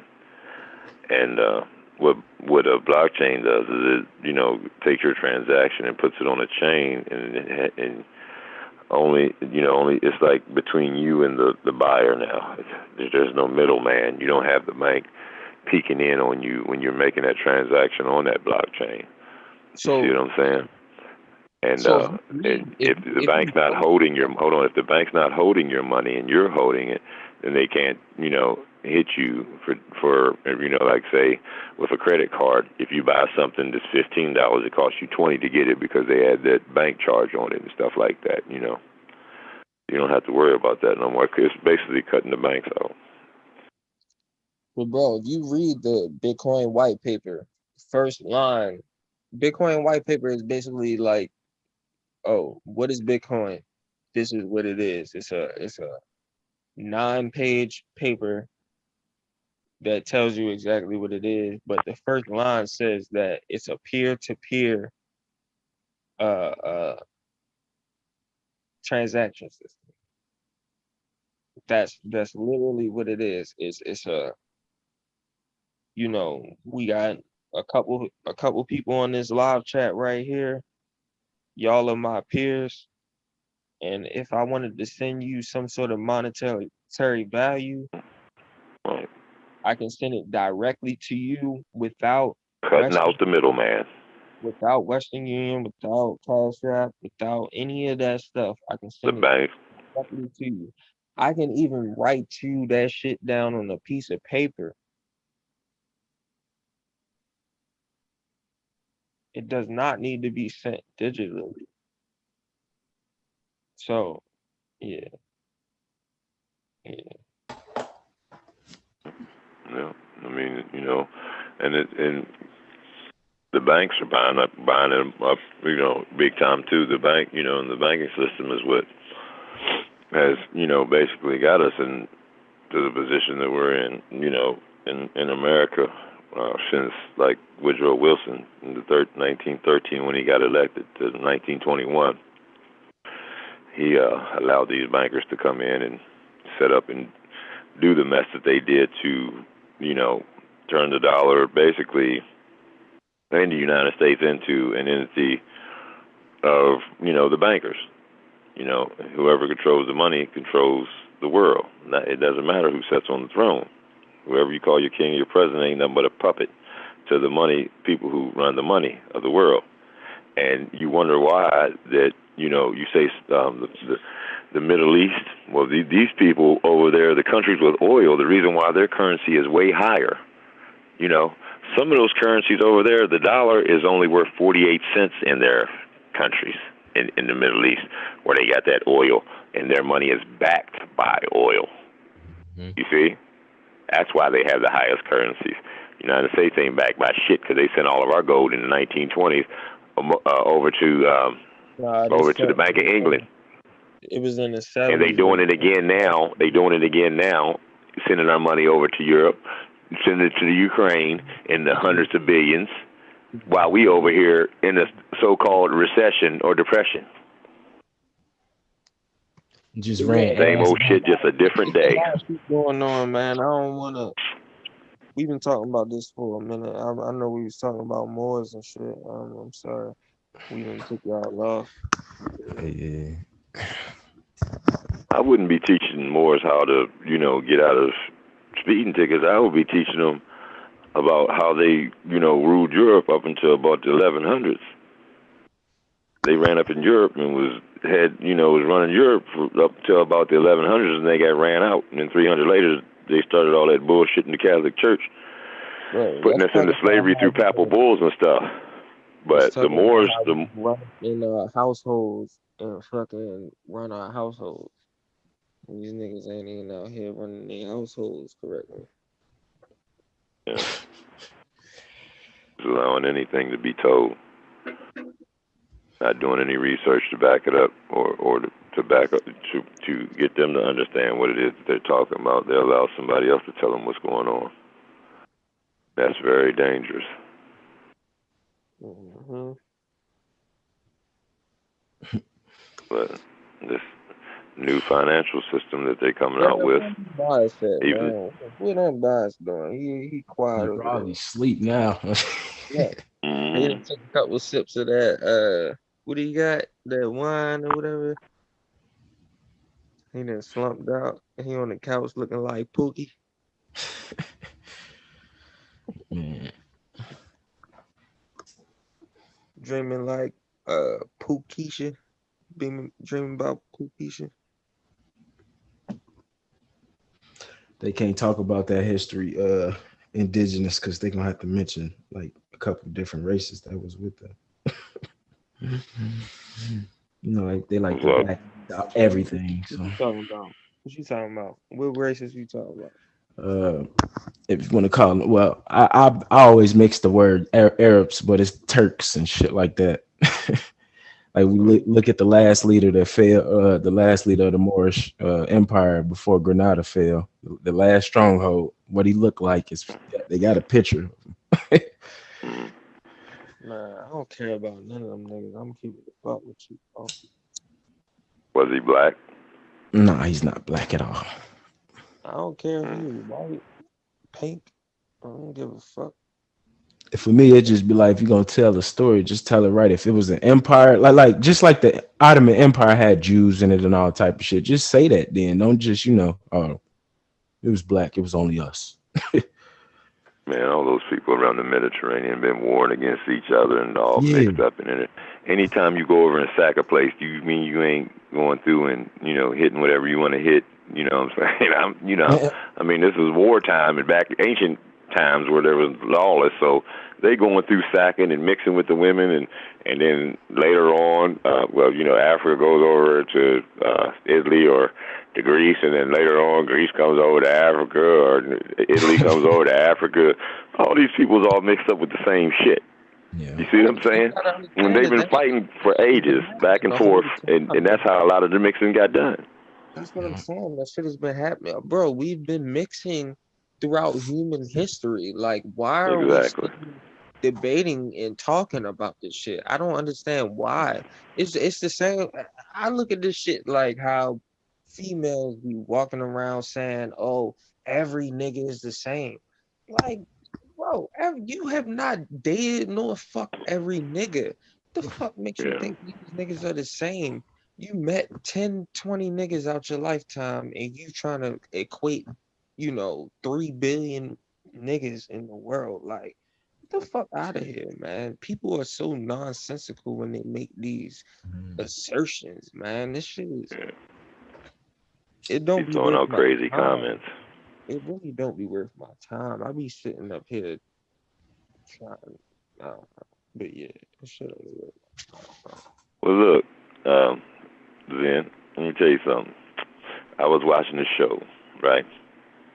I think it was Trisha. It was this fine sister from England that had a show on. She was like Oprah, you know, but she had it on during the daytime, right? And Scheherazade Ali. You know who Scheherazade Ali is, right?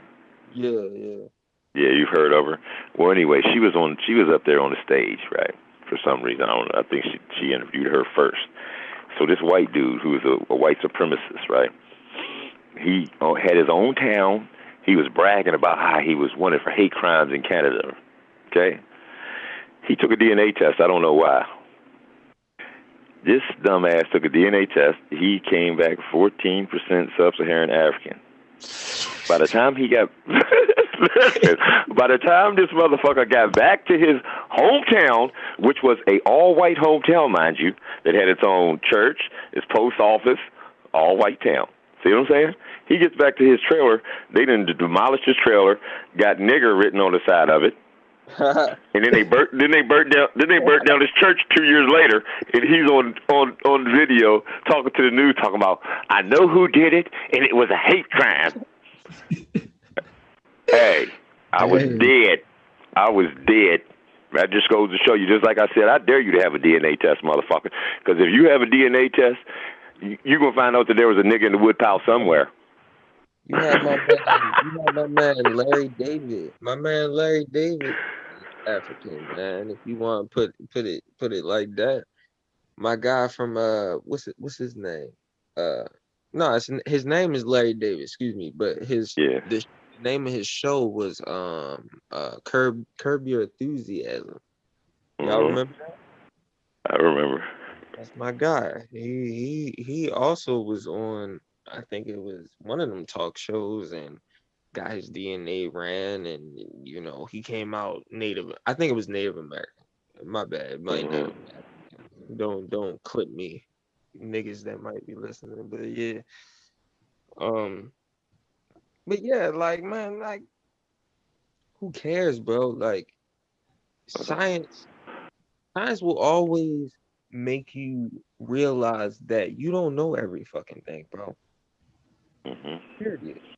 A lot of people like try to like, you know, throw their stake in the ground and act like, oh, this is fact, that's fact. Like, no, because what you'll learn in the future is that fact is not the fact that you thought it was. Like, you'll always learn more about it. You'll always see other aspects of it. You know, our eyes only see a certain light spectrum, you know, and then we use tools to be able to measure other aspects of nature, and our tools aren't always sufficient enough to measure the aspect of nature that we aren't considering. I mean, like, people be out here just so confident on their worldviews.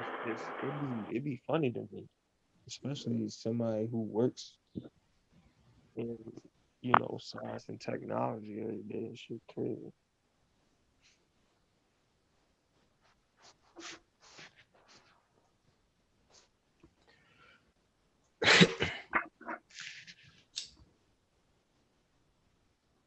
Moment of silence. Yeah, but you know, you got to remember that when it's very important that we understand that, you know, when you listen to what people are giving you, like we're living in social constructs and scientific racism, when that's involved, I mean, you know, it's not just you know, we're just evolving here and everything's going naturally, like to use the term natural. It ain't going naturally. It's being promoted and pushed, and whatever agenda and fits their narrative, they'll put it into play and move it right on up the line through government and all that. See, so these people have been doing this since the beginning, and you know, just all the things that they put out here.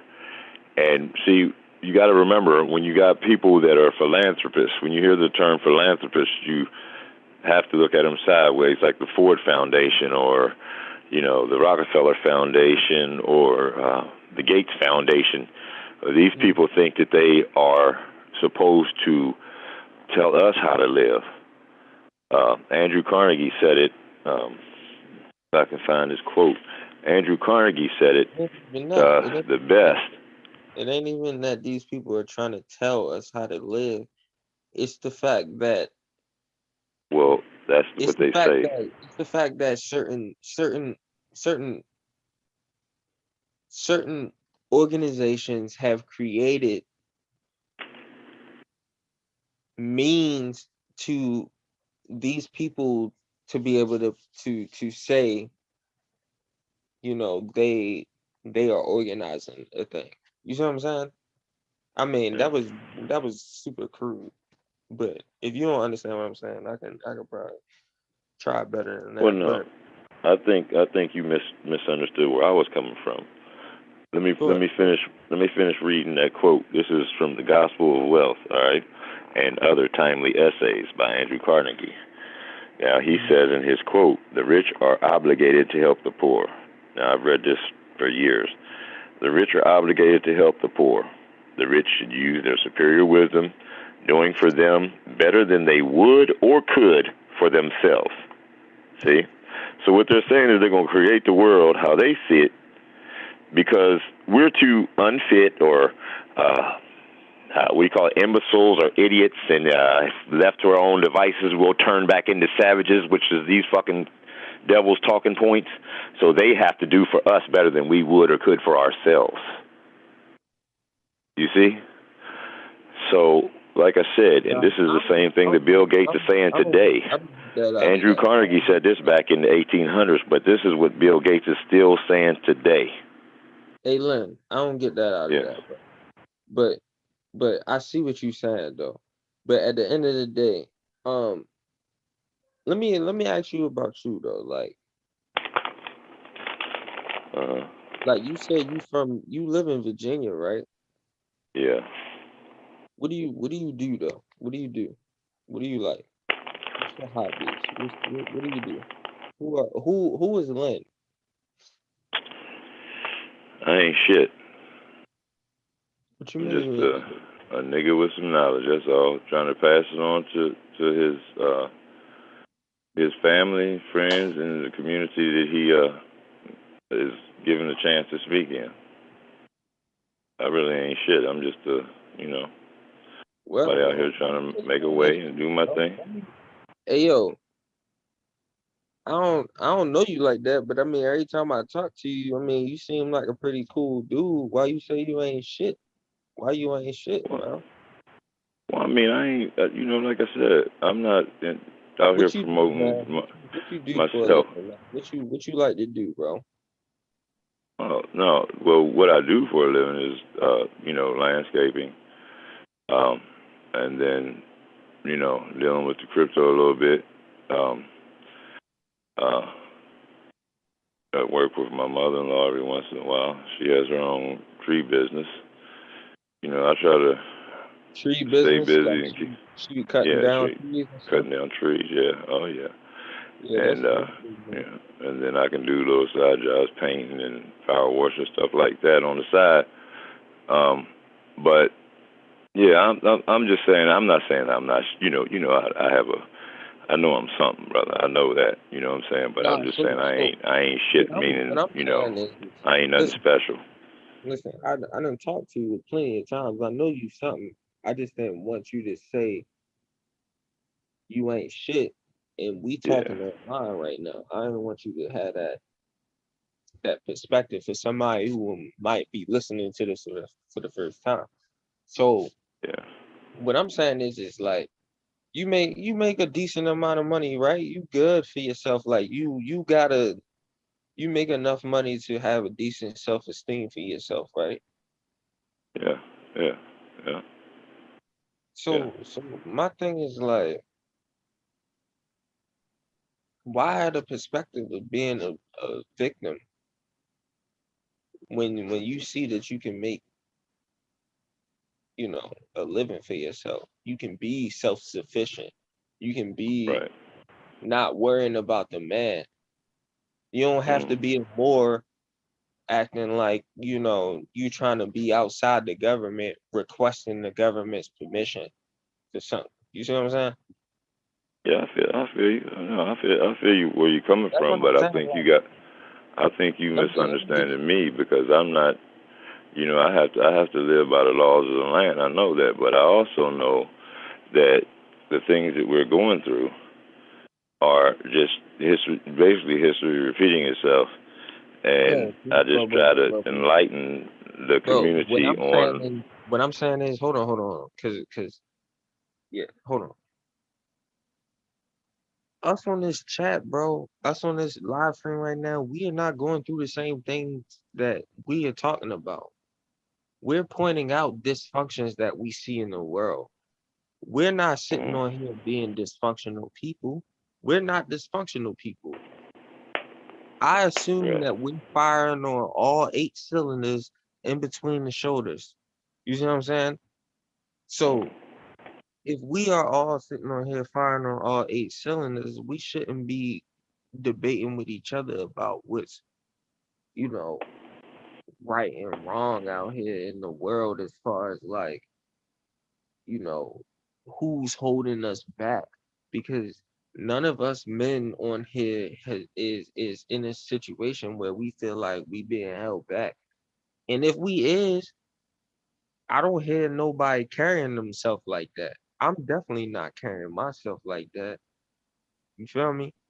I'm Yeah. not, you know what I mean? I'm not a Pookie. I'm not a Ray Ray out here. I ain't got no random kids out here. I ain't got no, you know what I mean? I got a career. I got shit going on.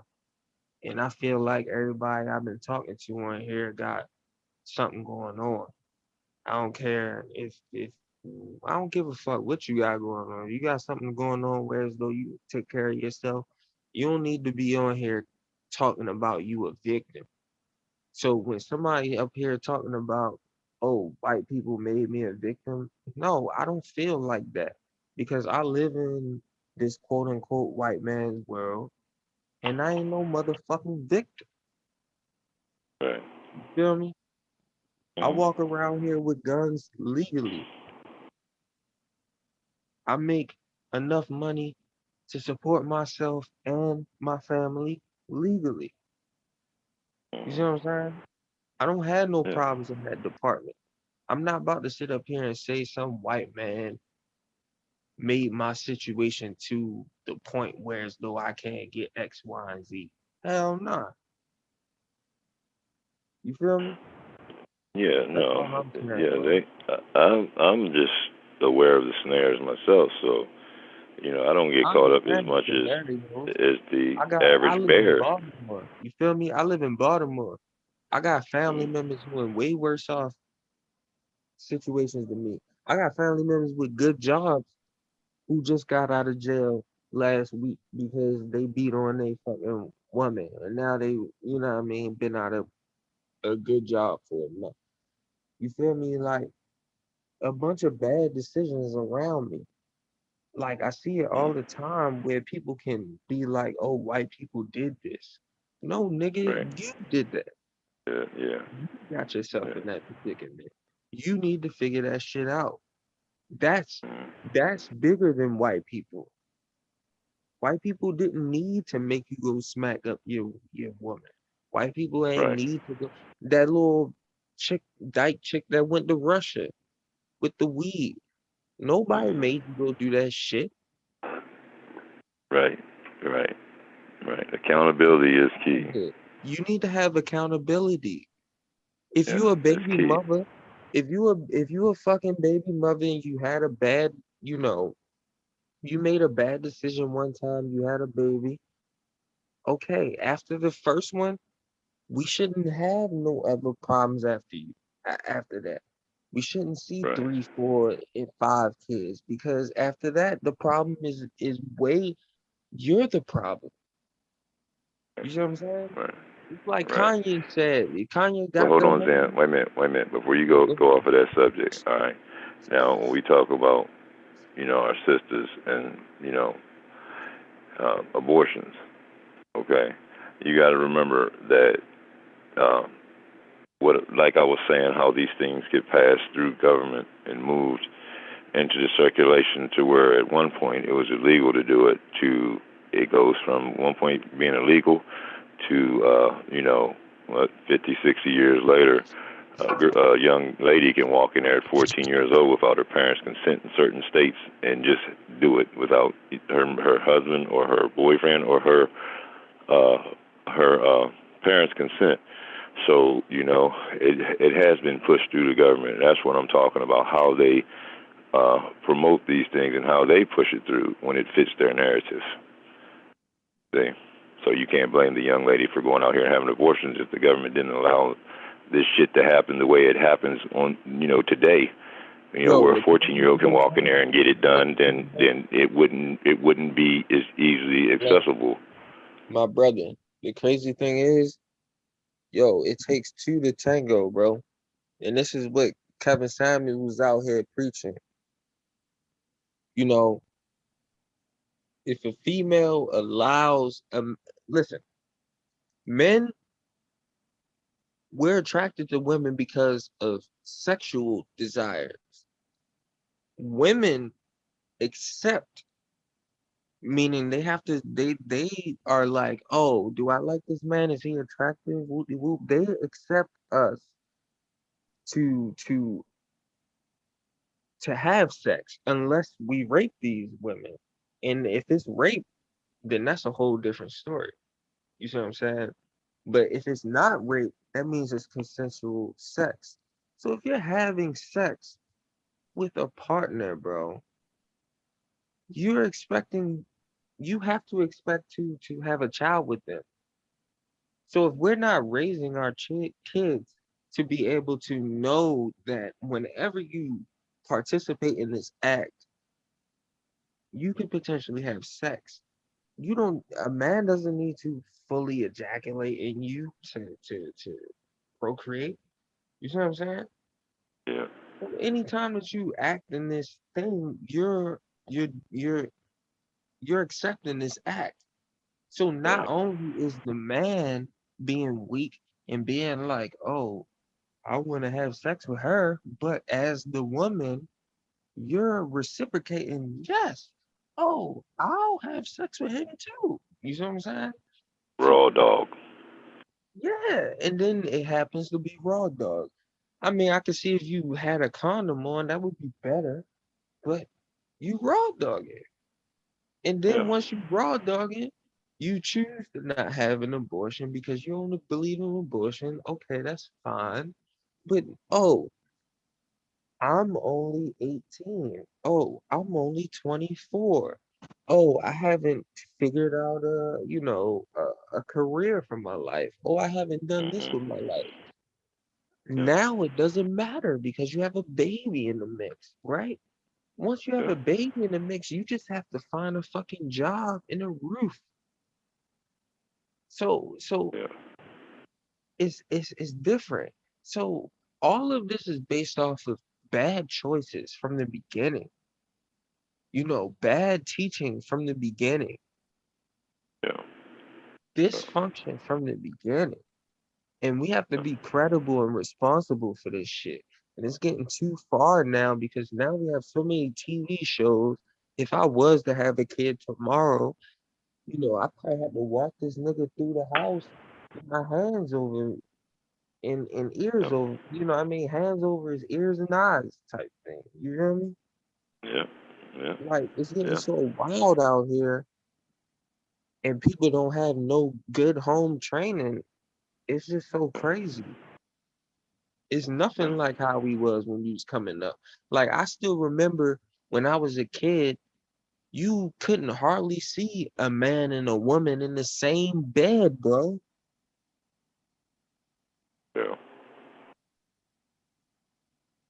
Yeah, that's the big. In the same bed, bro. You was hard pressed to find them in the same bed. It wasn't until mid 90s they had Martin and them, or I don't even think Seventh Heaven had the husband and wife in the same bed. I think they had two separate beds when they would do You know how they used to do the twin beds back in the day, bro. Yeah. Come on, man. Stop playing. Yeah. Yeah, I ain't about to Yeah. talk about it. Well, then, I mean, see, that's why I talk about stuff like this because, like, it's not just when we were coming up. You're a little younger than I am. I'm 53, brother. And when we was coming up, wasn't none of this shit going on, and if it was being made fun of or you'd be talked about, you'd be, not just, you wouldn't get the scarlet letter, but you know what I'm saying? People would joke you, but now I see from where I come from, where family was all about family, people coming up, you know what I'm saying? Wasn't the drugs and things out in my area is bad. And then all of a sudden, boom, here comes the 80s, the mid 80s, man, and you know what I'm saying? It was not just put out there, given to us. It was promoted through the media, through the movies, through the music. Just like today, we wrapping it up and chasing the bag. We worried about a bag and all this shit, and the bag and the wrap is what got us kicked out of heaven. I mean, out of the Garden of Eden. That's what I say. That's my joke. That's a joke I say. The wrap in the bag got us kicked out of the Garden of Eden, and now we still out here talking about this stupid shit, and it's programming. So it's not, like I said, I'm not out here playing the victim. I'm trying to get people to understand the things that they're not putting out here for you to see, to understand how this shit's being played out and why it's being played out and who's promoting it, who's putting the money behind it to put billions of dollars worth of advertising to make this shit happen. The person who started this shit over here in America, who is, Edwin Bernays, this is propaganda, man. Propaganda 101.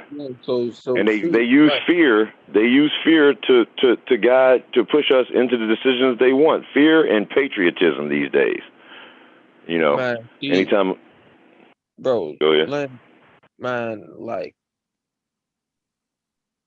I don't disagree with you, bro. But at the end of the day, like, you can't change anybody's mind out here, bro. So no. I mean, I just kind of took a back seat to trying to argue these points. You see what I'm saying? Like, yeah. To me, you talking about preaching, preaching the truth. Everybody's truth is different, bro. And I'm not about to make my truth more real to you than your truth is, bro. Because, I find a lot more value in myself on focusing on the shit I believe in on my own time and doing my own shit. You know what I mean? And how you do yours, that's how you do yours. And that's just life, bro. You know, you know, man, life is so dynamic and there's so many variables and functions to this thing. And if you really have a scientific observing mind, you can't be nailed down on any one thing, period. So everybody's perspective is relevant, especially when having a conversation. It's not like we sitting down and writing mathematical equations. That's another thing that I hate about y'all niggas, man. Especially these pseudo killers ass niggas, man. Like y'all niggas really be acting like y'all be writing down equations and thinking about theoretical or whatever, but y'all niggas ain't doing shit. Y'all talking about fucking. But yeah. That ain't me, bro. I'm not a pseudo killer. No, I know it ain't. I know it ain't you, bro. I'm just venting. I'm a lone wolf, guys. Man, like you got a lot of people who are just spewing information without being a expert. Not even an expert. You don't even need to be an expert. You just need to be able to fucking at least put your hands on some of this stuff and do some experimentation to be able to have some sort of educated thought on whatever the fuck you're trying to say, right? Yeah. So I don't know, man. But You got a lot of people out here talking over their head, like you said. Yeah, people want to act like they scientists and they not. Yeah. You're not. You're just science enthusiasts. That's fine. Yeah. But you're not scientists. So when you out here trying to act like stuff is pseudo or whatever, you might not have the information. Right. That doesn't mean the information ain't out there. Right. What? See, that's why I deal in truth, Zing, because fact can be proven. You know, somebody can have a theory and then, you know, make it a fact, but fact can be proven by man. Truth just gonna be and it always was. You see? All right. So from what I do, I work in aerospace. So a lot of your guys who's doing mathematical theory aren't the guys who's building in aerospace. And a lot of the times they're not even connected. They don't even know that your theory is being tested in this aerospace environment. So these theorists will be like, oh, nobody has ever done this ever in the world. And the public will hear that. But in reality, you got aerospace companies who's doing this, who's testing it. But it's not public. They don't have to be public because it's private companies. Private companies. A lot of science is like that too. You said what? You know, they don't have to. I said a lot of science, you know, that they work on is like that too. They don't have to present it to the public. It's being done behind, you know. Aerospace companies has top level physics that the public does not have. Absolutely. Right. Absolutely. This is not no conspiracy, but absolutely. But yeah. You know, that's what I say. It's not as much as, you know, because if you don't know your history, you're bound to repeat it. And if it's something that's taken place and that's, you know, what you're saying, I understand what you're saying. I'm sort of wasting my time trying to get people to understand, but you know, I you know, that's just what I do. That's just your personality. I debunk. I can put this stuff together and show how it's being still used in today's, you know, what we call civilization or whatever the hell you want to call it. But it all ties back to some of the same talking points as the originators who created it. That's why I go back to them. Yeah, I mean, you're not lying, bro. You're not lying. I mean, there's a lot of misconception and deception that has been going on purpose. Right. So I mean, you're not lying about that. I mean, how deep you want to go into that, that's on you. But I'm gonna tell you, you're not lying about it. I don't appreciate disagree that, brother. I appreciate you because, you know, like, you know, it's just even when we get together and talk, you know, I mean, I always say that I'm just regurgitating information that I got from somewhere else, you know, and I think that's basically all we can do, you know, and then we're out here trying to gather information, but we have to realize that even science can change its mind. If we have a brand new find today that could just flip science over on its head, you know, there's always something that can be found, put into place, and you have to find where it fits into the narrative if it's new, you know. So it's like we're dealing on beliefs, and, you know, beliefs that could have, you know, can turn out to be great facts as a theory. You know, you start off as a theory, which is a belief, and then you have to work it through the scientific methods to prove it to be a fact. And it could be a fact, you know, but it's just the point that we take some of the most, I guess, diabolical, as you'd say, like nationalism, things like that, and then try to implement it into our society when it was not meant to be for us. you know, and just like the Constitution, and from the 13th Amendment to the 18th, and how they word it to where it can be, you could be a slave if you are a criminal, or you know, and then they start calling us criminals and idiots and imbeciles and things, and you see how it works. It works its way into the government, into the school system. This nationalism was worked into the school system. I forget the guy's name, but it was like 1870s or something like that, and he's promoting public schools, and the KKK is all mixed up in it, and they're wanting to, you know, make this plan where kids got to go to school and you know, do the Hitler sign to the flag and all that shit. You know, when we was kids, you raise your right hand, but I'll do all that, and you stand there and pledge allegiance to the flag, for the republic for which it stands, and all that stupid shit. You know, then all this shit is tied into the government, and then at that time, you have all this racism that was going on. Woodrow Wilson's in office in early 1900s, and he's starting with his bullshit, and it all flows downhill. All the bullshit flows downhill to this point today. And they've been practicing on working against us and how to make laws and things to go against us, and then all the shit slides downhill. And if you just go back up the hill, you can see how it all started. Listen. You preaching to the choir, bro. We having a conversation, right? Yeah. Listen. I don't disagree with what you're saying. I just think you too radical about what you're saying, right? And the only reason why I feel like you too radical about what you're saying is because we all have cultural nature.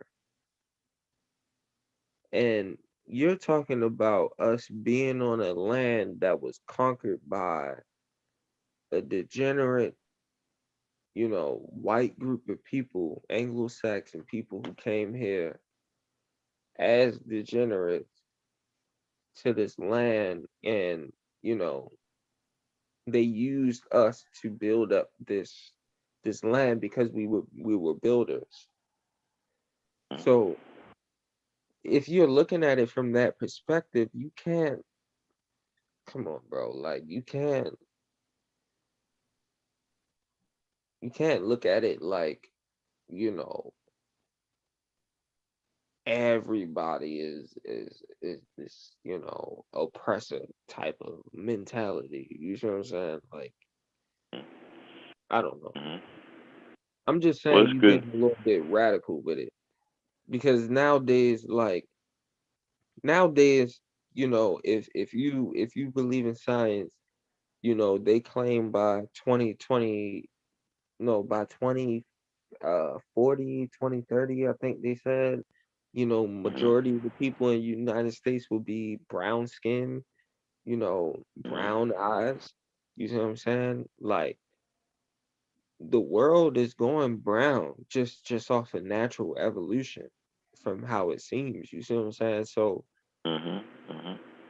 so, you know, that white tradition that we recognize is dying, even though we like to keep it. I mean, we should remember it, right? We should remember it because it was important in our lives. It was an important part. But at the end of the day, it was a small window of time in our life. I mean, most of us didn't even have to experience it, but in our lives as, you know, human beings, to, you know what I mean? Yeah. Whatever. I'm just saying that we shouldn't feel oppressed under these people like we try to make ourselves feel oppressed. That was the same thing I was saying earlier with the whole money aspect and your position in life. It's more so like what do you have to offer the world? What do you know? Yeah. But go ahead, bro. Well, I mean, if you want to use like just history and, you know, the truth behind some of it, because it's not enough people out here teaching the truth about the history, you know, and it's like Reconstruction, okay? let's take Reconstruction for an example. That's black people were doing pretty well back then.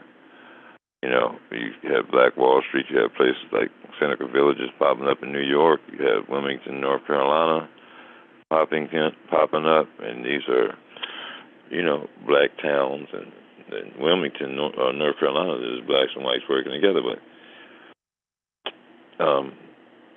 then you start putting out the propaganda that, you know, and that's all they used was basically the newspapers and things of that nature to shut down, you know, that progress. And then they went through the laws and implemented laws and things of that nature, you know, because during Reconstruction you had a lot of things happening where, you know, those couple, 8-10 years where they was, you know, people were working and doing well still even after that, because in the 20s, that's when Tulsa, Oklahoma happened. So they were still, after that, they were still doing well, you know, 40 years later. And black banks and black businesses and things of that nature. But you have the tearing down of all that, and then the replacement with laws and, you know, restrictions and all these things and then the eugenics movement comes in and all that. So, like I said, all right, hold on. So, all right, you said a lot. Let me see. Yeah. Let me say something. What? All right.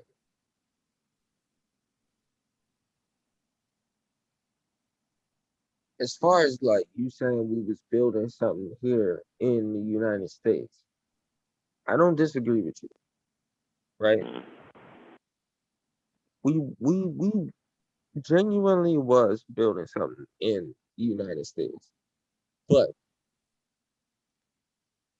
this was already after, you know, the whole slavery. Well, not really after.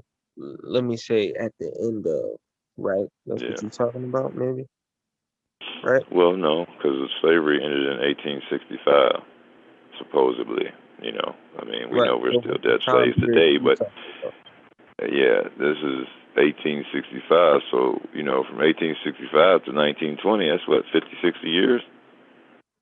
All And right, it wasn't just that. I mean, it went on a little further, black progress. But like I said, that's what I was getting at as far as, you know, just our progress.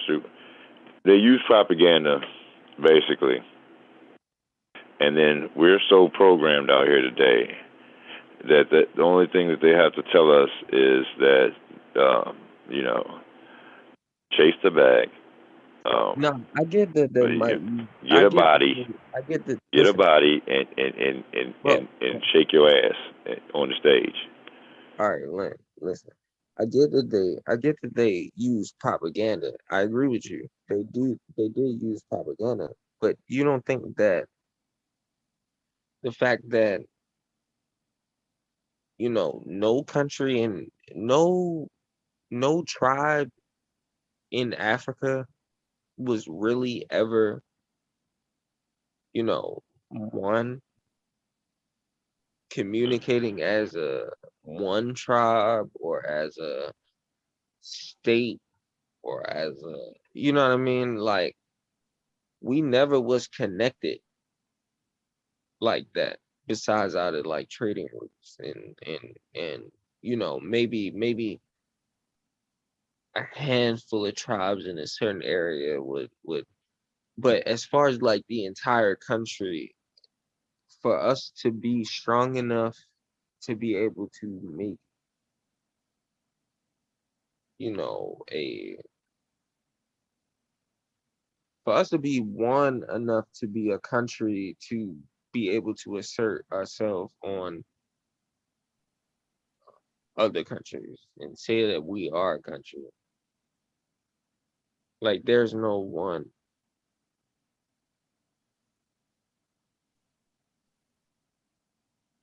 You feel what I'm saying? No one what? No. There's There's no no one what? unified Africa, is what I'm saying, bro. I still didn't hear you. When people say that Africa needs to come together Yeah. They're acting like Africa is a unified place, whereas though there's one culture, one language, one way of thinking. No, like Sort of like the way the Moors used the term North American when you're talking about a continent, not your state or the nation. right. Yeah, I think that's exactly what I mean. Yeah. Would you go into more depth about that? Well, I mean, it's just like you're calling off a continent, and then these people over here, you're not even taking into consideration that these people don't even call. Some of them might, but Right, some of them don't That's call exactly themselves the point. African. They go by their nationality in the country that they're from. They don't say I'm just African. We don't say I'm North American. We say we're American. Right. But that's still you're not using the whole. You're not calling these people by classing them under one classification, which is African. They want to be classified as what nation they're from. So if I'm from Ethiopia, I don't want to be called African. I want to be called an Ethiopian. But that's reality, right? Yeah. I was reading this thing one time. It was an African dude talking about having a conversation with his grandmother who was from a tribe in Nigeria, but she was not in the city. She was literally an indigenous Nigerian. And he asked her, did she know that she was in a continent called Africa? She said no. And he asked her, did she know that she was in a city called Nigeria? She said no. And then she said, where are you from? And she told him what tribe she was from. And she said, anybody should be ashamed of somebody else telling them where they are from. How many As times you far as heard me say it, then? Huh? How many times have you heard? If you've been paying attention, well, I don't expect you to, but I say that all the time. You should never let a man tell you who you are, where you come from, and how to live. No, I mean, yeah, on a certain level, that's a fact, right? But if we're having a conversation, I mean, we should be able to define these things. But Because we share the same culture. We share the same culture. We share some of the same beliefs, which connect us. See, it's not just a nation. It's not just about just because where you come from. It's about the cultures and the norms that go on every day. Right, and that's what I'm ultimately trying to say. For anybody who's listening, the grandmother was saying, like, listen, our culture, our people created who we are in this area, and this is who we recognize ourselves as. We are not Nigerians, we are not Africans, we are not whatever you said we call ourselves. So she didn't even recognize African as Africa being one unit. So Africa is such a big ass place, bro. It's so hard to fucking. How you gonna be one tribe on a continent that is bigger than every other continent on the fucking earth? Like, it's crazy. And people be acting like we some one tribe. No, we're not. Like, we separated from, a half a Earth's distance from each other. We all want to be one tribe. Now it's been so watered down that we don't have, and then, well, I guess you say taken out of you, that we don't even have any of the cultural similar, the way they eat, their eating habits, or any of the things that they have in their culture. We just all out left. And the way we can figure out about it is do some research and find out what they eat and stuff over there. But And we're so far away from all of that that, you know, is basically we are our own, you know, entity here in America as far as, you know, the black culture goes. Yeah, you your own culture, bro. Yeah. Yeah. And there shouldn't be nothing wrong with that. But you know, it is what it is.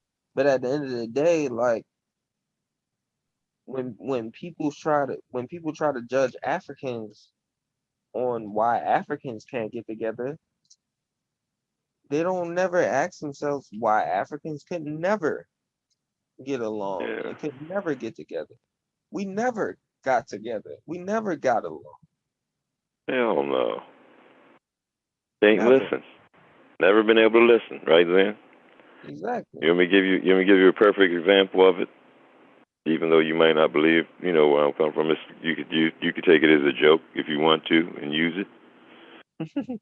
But if the first family couldn't even pull shit together, what makes us we and God was talking to them directly.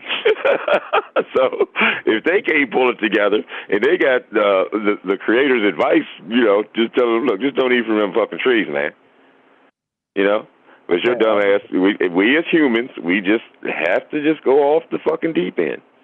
God could have been ready to make Adam and Eve a ghetto heaven right there in that little spot if they'd have left them fucking trees alone, you know, because he didn't want them to know death and he didn't want them to know sin.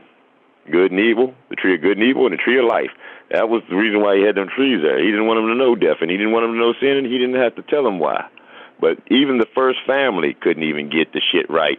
You got Adam and Eve eating the fucking apples, and you got Cain and Abel busting each other over top of the motherfucking head with Cain busting Abel over top of the head with the rice. So the first time motherfuckers showed up on the planet, they couldn't do right. So, and they was getting, like I said, the knowledge from the big man. So we ain't getting that no more. We getting it from the book. We can't even get it together at all from the beginning.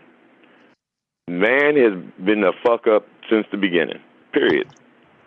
And that's you know what it is to be a man.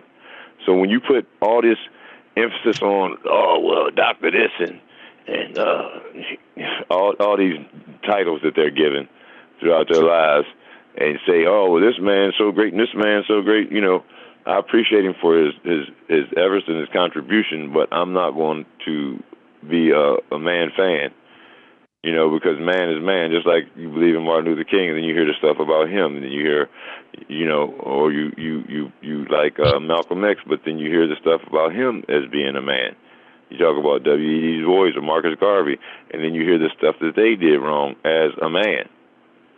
So it's like, I mean, I love you, and I appreciate, you know, your effort and your work, and you know, pushing the advancement of our people, but at the same time, you still got bullshit with you because you're a man, and you're full of shit. You're a sinner from the beginning in my religion. That's my religion now, but you're a sinner from the beginning because of the dumb shit that Adam and Eve did. They want to ask for a curse for the Hebrew Israelites. Well, you don't need one. You had one from the beginning with them two dumbasses. All right, man. You ain't gotta talk my head off about all that shit. I got you, bro. I got you, man. You know? I ain't gonna argue. But where these niggas at, bro? They ain't no here no more. They sleep. Yeah, they didn't fast out on us. All of them tapped out. I ain't even looking at. Where the watcher at, man? Where unbiased at, bro? These niggas sleep. Unbiased and slumped out with the wine in his hand. Yeah, the last chat, last person to type in the chat was 12:02. It's 12:54. Niggas can stop typing on us and everything, man. Man, it's a rare time for me to be in the live stream. Y'all niggas sleep. That's crazy. Right. They supposed to take advantage of the brother I ain't and gonna his knowledge. Man. Nah, man, it is what it is, bro. Like, it is what it is, man. Yeah, whenever you can, man, just come on, man. Because like I said, I mean, you've always been, you know, a smart young brother, and I like dealing with, and you can understand. You know, it don't take you a lot to understand where somebody's coming from. Even if even if you might not totally agree with everything, you know what I'm saying? It don't take you a long time to understand, you know, because you're not on here for pushing a narrative, or you're just, you know, out here searching for the truth like we are, you know. That's a And fact. That's a fact. you know, when you come in, The only reason why, man, I ain't been coming on is just, like I just been, interested in other things, bro. The stuff we talking about over here is just like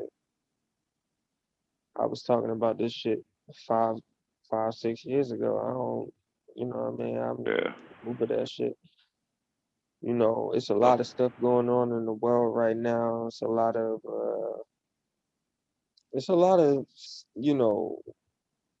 science that's coming out right now that really needs to be talked about. It's a lot of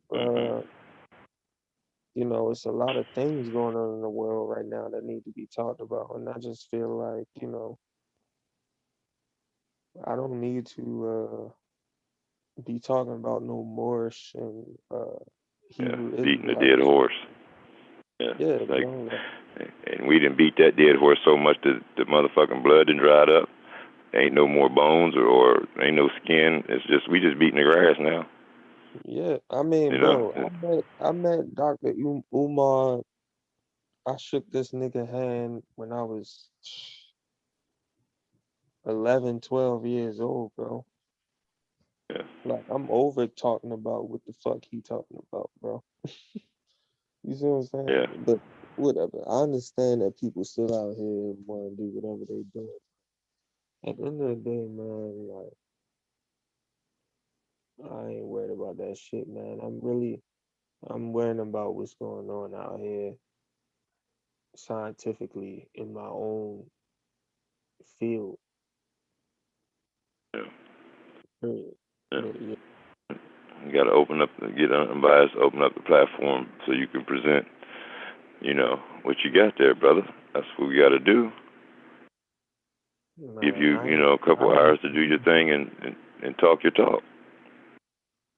Yeah, I mean, yeah, whatever. I mean, I ain't trying to present shit. I'm just, a person trying to learn, like how you said. Yeah, we all learning together. You know, if I'm wrong, tell me. I don't mind being wrong. Like I've been saying it. I hope that I'm wrong on some of this shit that I'm talking about, because if not, then we in a hell of a mess. You know. I mean, we in the hell of a mess. We in the hell of a Regardless, mess. I mean, you ain't wrong about that. I ain't gonna argue with you about that because I already, just the fact that we got women out here who wants to be men. Yeah. We in a hell of a mess. You see what I'm saying? And then it's being promoted through the propaganda in schools. They're bringing in transsexuals and people like that to push their narratives. And see, and like I've been saying with that, is that daddy's already out the house. Now they're giving the kids rights to say yes or no to whatever the fuck they want to do. Mommy, you going next. Exactly. You going next, mommy. And all that, the benefits and stuff, because, that's how they do. They'll get the kids, and then shit. In elementary school, you can say now yes or no to a sex change. And it's crazy. This shit is just off the fucking chain. And then you got, like you said, the AI technology out here that's moving in, and they don't even understand. These things are free thinking. They think and learn as they go. And some of these AIs is outdoing people right now on tests, and what do you call it? The one for school, and then just the academic test. AI is nowhere near. I agree with you. Yes, AI is very confusing, but at the same time, it's nowhere near being able to really mimic a human being.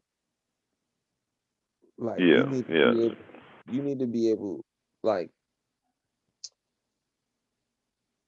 us human beings being in 2022 right now, we need to be able to understand the technology that is available out here, including AI. So like you get text messages sent to you all the time. You get AI calls to you all the time. You need to be able to understand that this shit is fake. You don't you don't need to be in a situation where you think this is real people on the other side of the phone. Period. Yeah. You need to learn the necessary skills to be able to at least understand that. You don't need to be a proficient coder out here. You don't need to be, you know, the next cloud server main coder type. No, you just need to understand that these things exist and that you need to protect yourself in these situations. And yeah, like that's Yeah. basic life right now. That's You life. know what to listen for and code words that they put out behind it to know where to look or what to look for. Exactly. If you You know. know that Amazon email that you got yesterday don't look like the Amazon email you got when you got a product shipped from you directly from Amazon, then you might not need to click on it. You know what I'm saying? Like you just need to know little shit like that. Like my father got for like 12 grand because he clicked Wow. on the wrong link because he thought it was some Amazon thing that he was talking to some guy about that he was doing a transaction with type thing. But it wasn't the guy. So his account was hacked and somebody ended up sending him a separate invoice for something he was supposed to buy from the guy he was talking about. Gave him his information. Yeah. So Yeah. you just gotta be vigilant out here when you dealing with these technologies, right? You have to have a certain knowledge base when you're dealing with these technologies, bro. There's no exception. You just gotta learn. Yeah. Yeah, because the scammers are real, and it's getting worse and worse with the implementation of technology. Especially when you're dealing with the crypto, bro.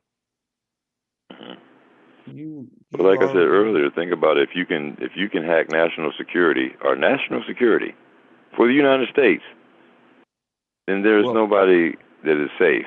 Basically, you have to, that's I was damn trying to near. say that I was trying to say that too earlier. I was trying to say that too earlier.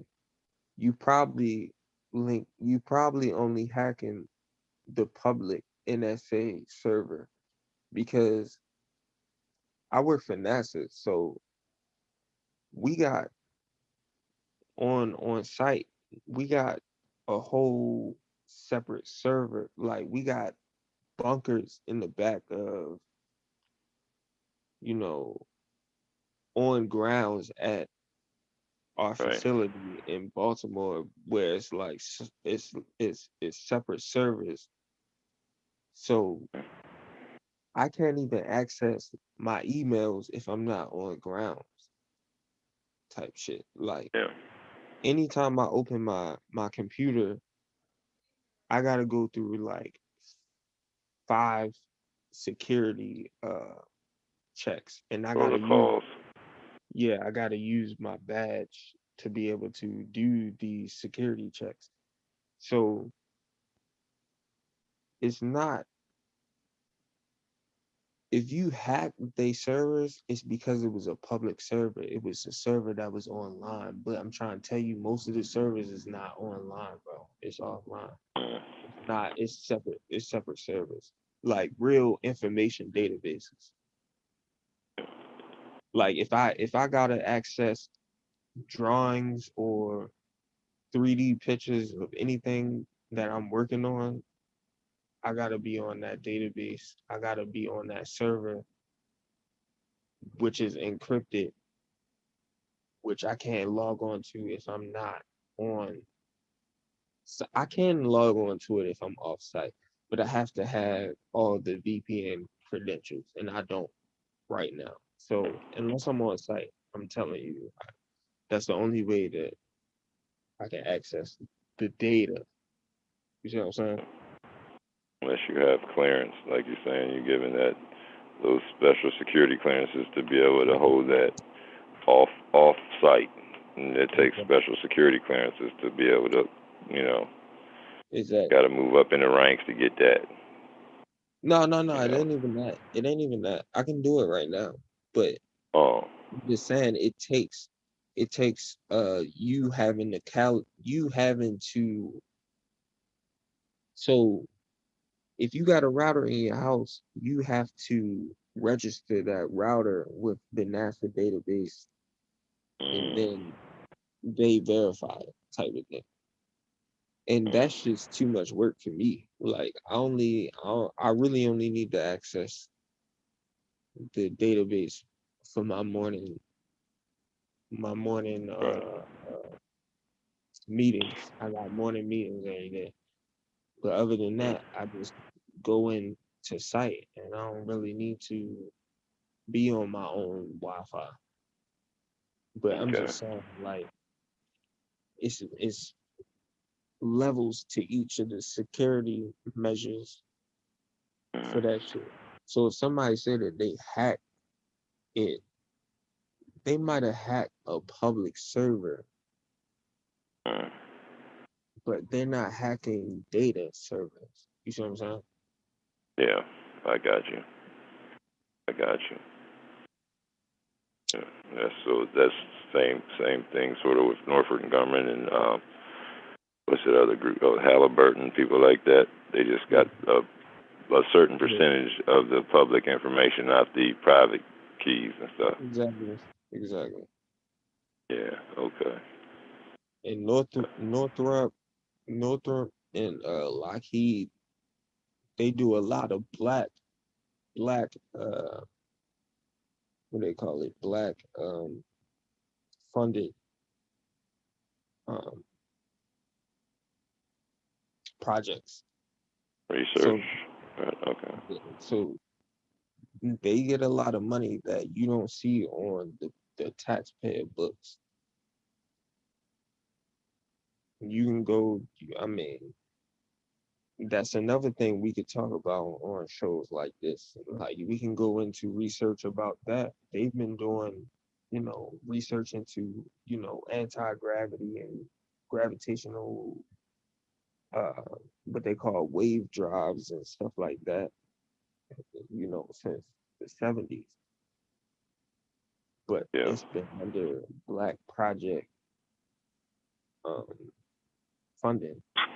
It's not exactly what the pseudo killers would be like. Oh, it's in Nature published journals. Like no, like these niggas aren't publishing what they talking about from a private company on their research, where they're hiring public physicists or scientists or chemists to be able to work on things. They're hiring them to do these things behind scenes, basically. Right. And they're not really able to discuss these things with their peers. So they just do this research. They don't know where it goes. They just pay them for the research. They don't know where it goes. You go back to Stanford or whatever you do as a scientist, and then you got engineers who try to figure your research out, and they try to make the research in a lab and make it functional. It's totally separate. It's totally compartmentalized. Nobody would know. You're only knowing what you're working on. Right. You're not privy to all the information. You're just privy to what your your job is designated to do, and that's it. Exactly. Yeah. That would be a good topic, because like you know more about in that, because just with the research, like have y'all had, it made me think about it when you was talking, but have y'all had, do you do any like research that CERN, like concerns CERN, as far as black holes and creating tiny black holes and things of that nature? Do y'all do any of that type of research? Nah, not what I'm working on now. I'm working on a satellite. It's called you can Google it. It's called OSAM-1 project. And basically what it is just we're creating robot satellites that can repair satellites in orbit, basically. But there is a whole black project on this satellite that we really don't know what they're doing, but we have to correlate with them on what we're doing. So that goes to show you, like, You said OFAM? I'm sorry, was it OFAM? Yeah, OSAM -1. You can Google. And is it the Office of Fleet and Assessment Management? No, that's California. Amen.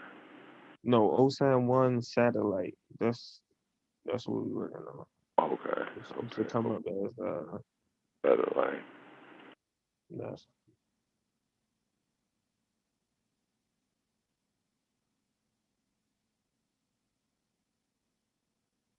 Yeah, satellite map of OFAM. You see it? I see satellite map of OFAM. Official Office of Fleet. No, that's the same one. OFAM 1 mission. Nexus. Yeah, that's us. That's okay. Okay. All right. There we go. So I'm doing the wiring on all the actuators that's powering the robot arm. Okay. That's pretty cool, man. Pretty cool. You have to make them to where they can do their jobs in outer space and stuff like that without human intervention. Exactly. Yeah. Yeah. But little, the public doesn't know this, but NASA is repurposing a lot of our satellites to be able to fight China and Russia, because China and Russia has been attacking our satellites in space from like in electromagnetic waves and shit like that to be able to dysfunction. So us sending this mechanical robot into space, we're also trying to repair these these satellites, and trying to kind of like, physically damage other satellites. It's people wonder why we got a space force, but it's because, China and Russia has been attacking our satellites in space. Yeah. Yeah. That's crazy. See, and we would have never known. I would have never known that if you wouldn't have told me. Maybe. Yeah. Go. Now let's just Google the shadow. I think it's called the shadow war or something like that in space. Hold on. Let me look it up.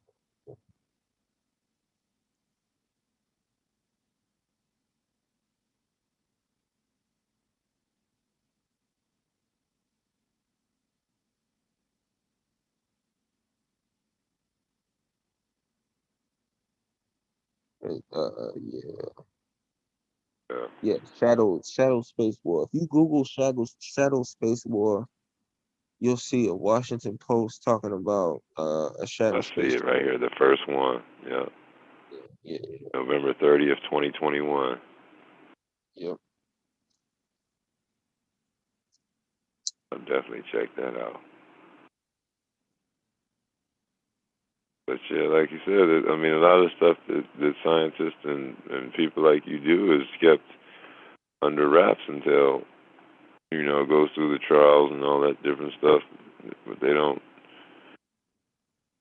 have Like to private, automatically put it out, especially if it's a private company, because they have their own regulations. well, a private company, man. A private company is one of the safest because the government has to keep most things public, right? The private companies, they can keep anything proprietary. You send that to them, they can patent it, they can, make it a proprietary thing. It's different. They can Yeah, hire they can hire their own physicists to work on things, that they may have found or discovered, and those physicists have to sign an NDA or have a clearance to not talk about it to other right. physicists. And people Yeah, will be out here saying, "Oh, this is pseudo, that's pseudo," but I mean, if you really get into it, no, it's not pseudo. Like in theory, you can do the things. If you can do it in theory, then at that right, point, it's an engineering uh, right. uh, problem. How Yeah. can we make theory work, right? And We you don't need the strongest necessarily minds need behind it. You need the strongest minds behind it to put that theory to the test. exactly. We don't necessarily need the person who created the theory to be around to Hmm. know that we created the fucking product. Yeah.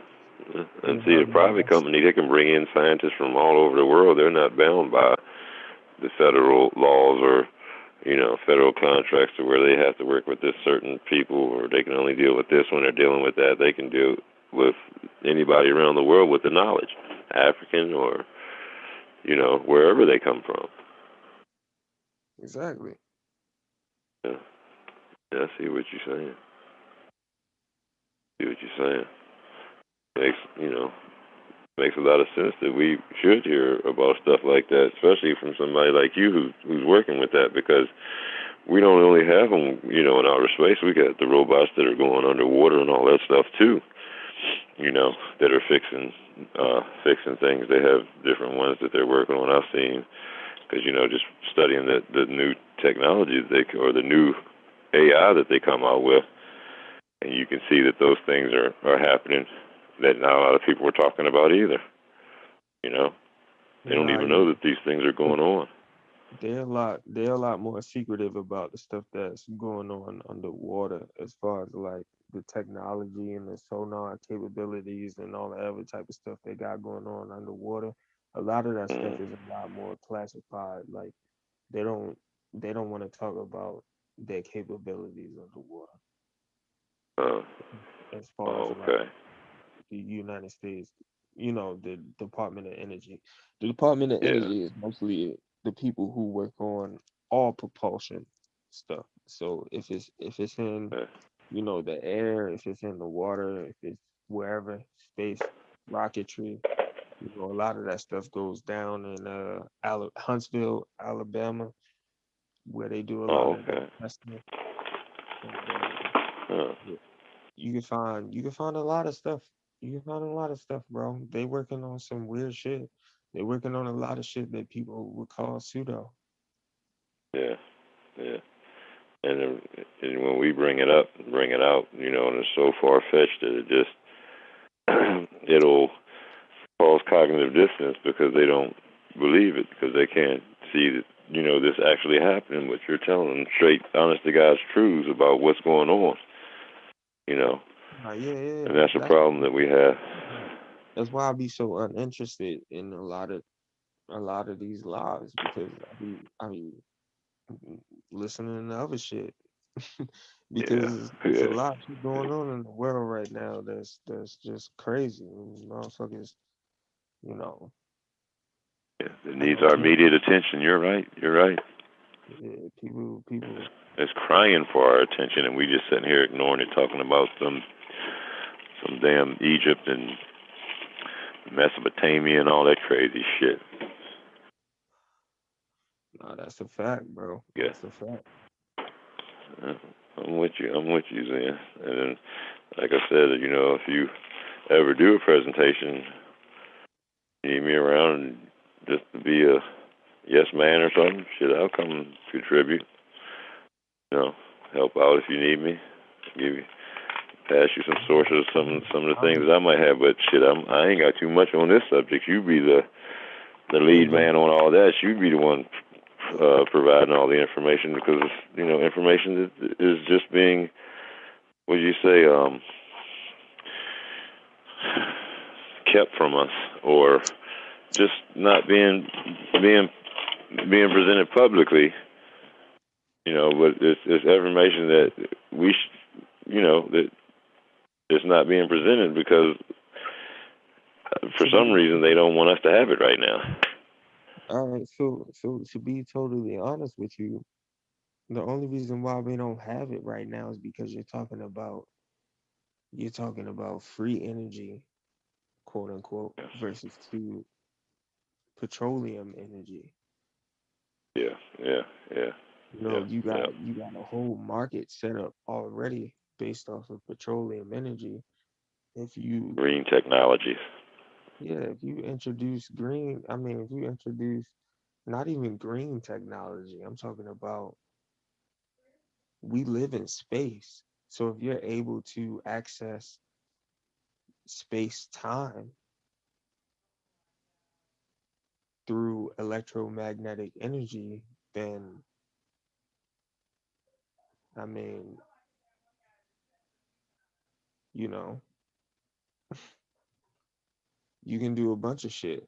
Russia can do a bunch of shit. China can do a bunch of shit with that knowledge. You know, Tesla was out here talking about lighting up, 200 light bulbs 26 miles away with his Tesla coil.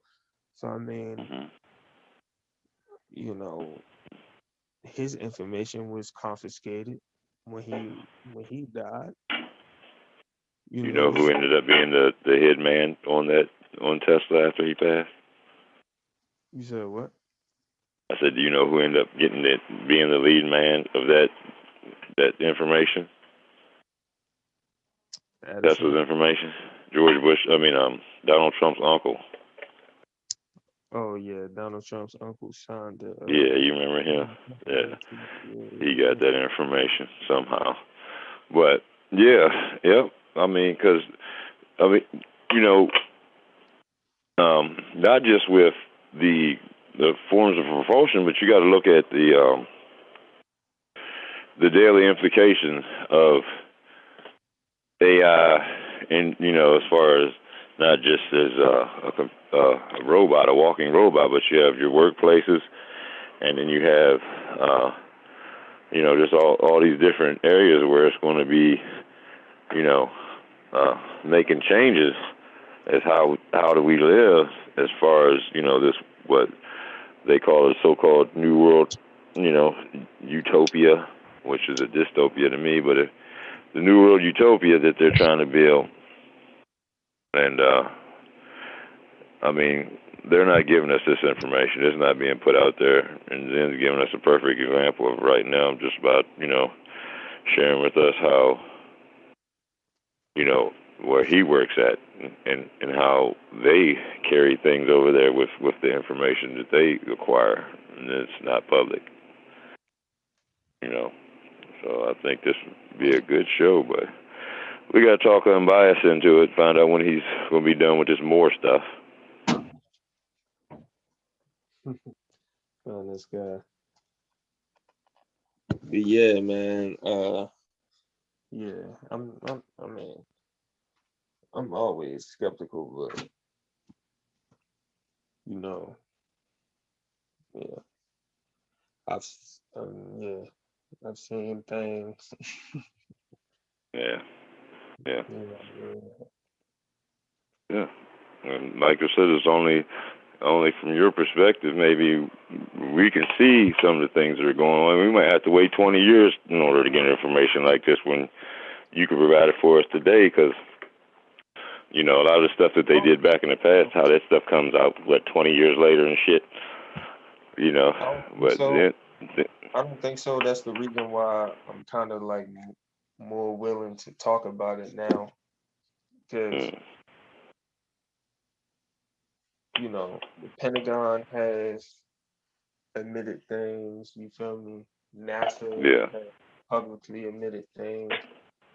I know from working at NASA, I've looked back on like our public. We have like a public portal, basically, where it's like a NASA, you know, countrywide portal where we share information.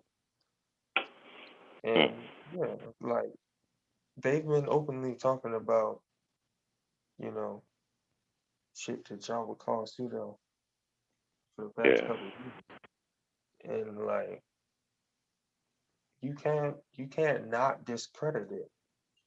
Especially when you have people out here, a bunch of people who have seen shit. So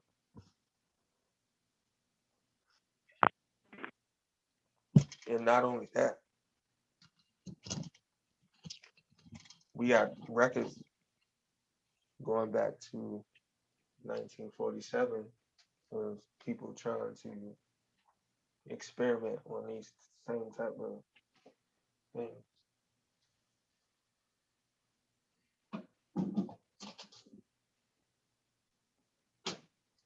So what conspiracy theorists or not, but you there, bro?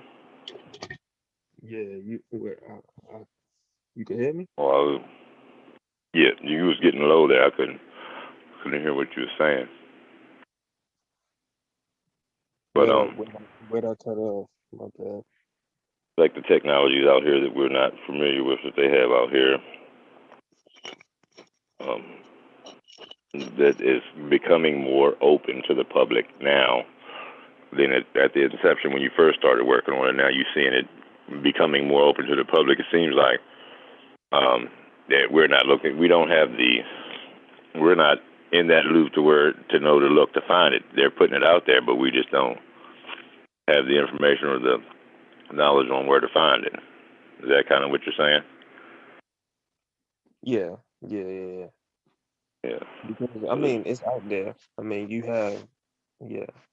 have conferences. Like you have a conference called the Alternative Propulsion Conference where they talk about all this stuff. And yeah, like, but what I'm saying is like these certain aerospace companies do have, you know, different physics, not different physics, it's the same physics, but it's just like they have the money to be able to put into theoretical physics to be able to make certain theoretical things reality. And like a lot of people don't know about them. A lot of people think that they are not real, or you know what I mean, these are pseudo. When you definitely have black projects out there with funding who are doing these things that the public ain't privy to. That's all I'm saying. Yeah. Well, with a brother like Zen, he can help us to, or at least put us on a path to get to some of the people who are talking about these things. So there's a couple websites, put them in the chat or whatever, and that way we can take it from there. But we got to do our due diligence when it comes to these things because, like our brother's saying, there's a lot out here that they're doing in the back that we're not privy to. But it's going to affect us majorly. So, I mean, if you're interested, let's start a campaign, get Zen up here and do a presentation for a couple hours and get us. So he could tell us about this. I'm not trying to be no center of attention or nothing like that. I'm just saying, you know what I mean? I'm no different from everybody else on the chat. I'm just saying.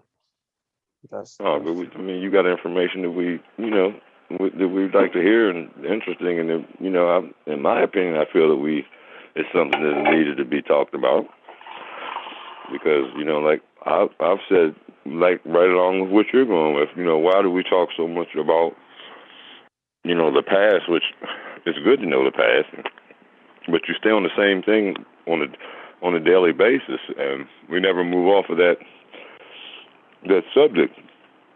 It just keeps on repeating itself, and it's getting, I mean, for what?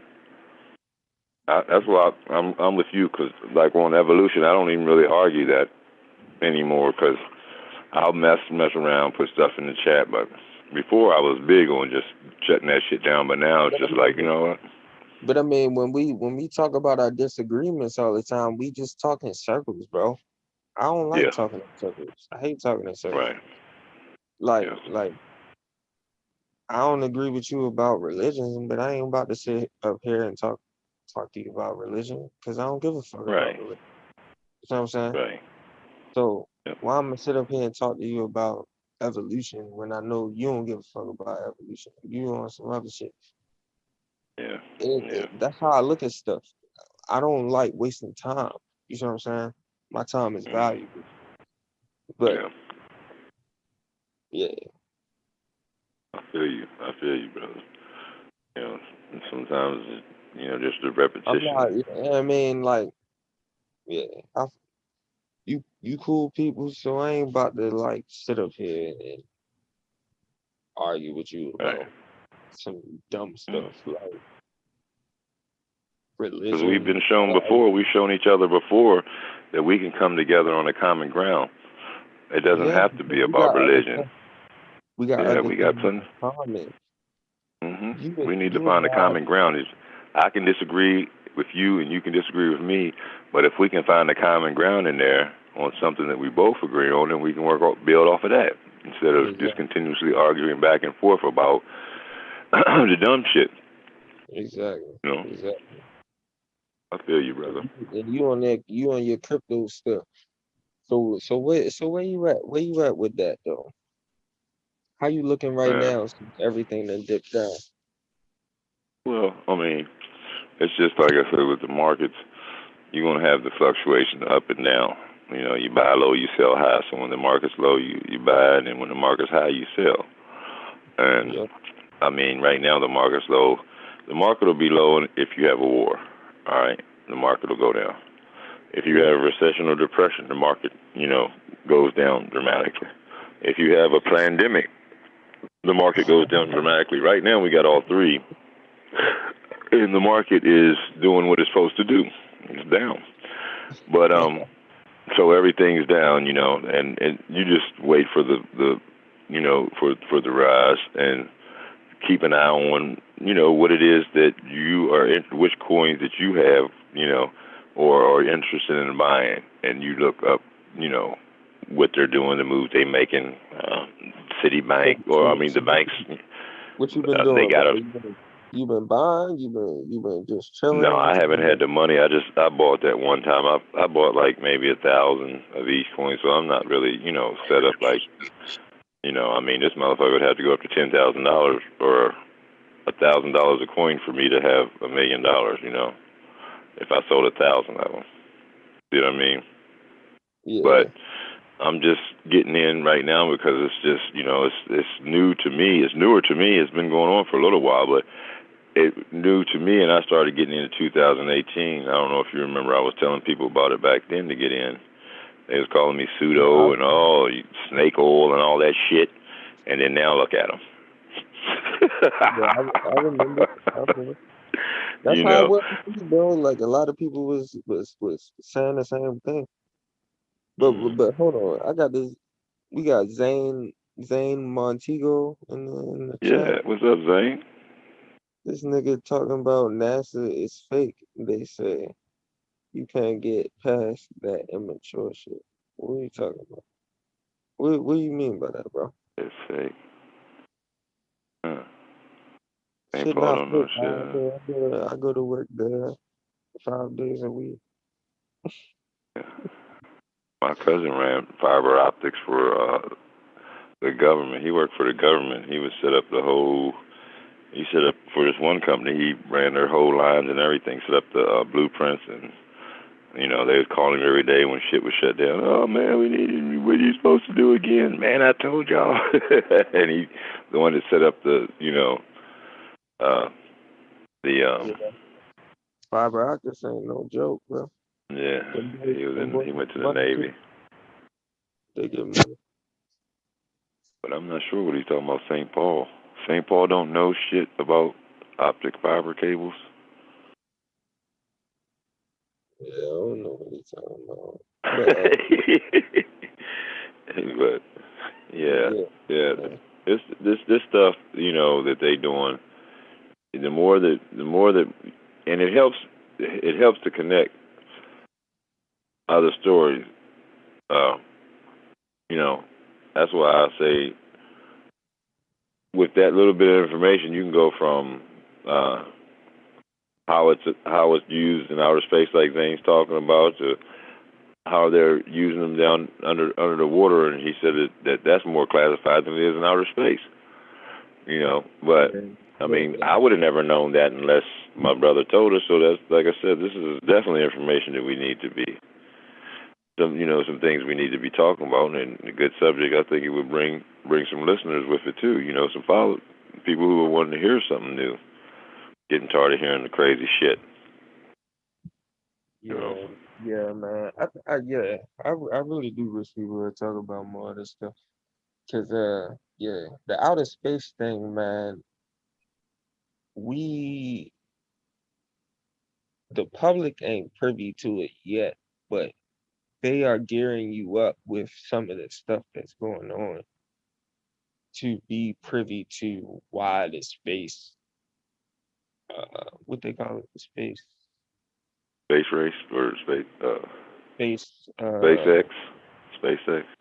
Nah. The military space, the space, whatever. My bad. The military branch of the space shit they got going on, bro. That they just enacted like a year ago. Yeah. It's called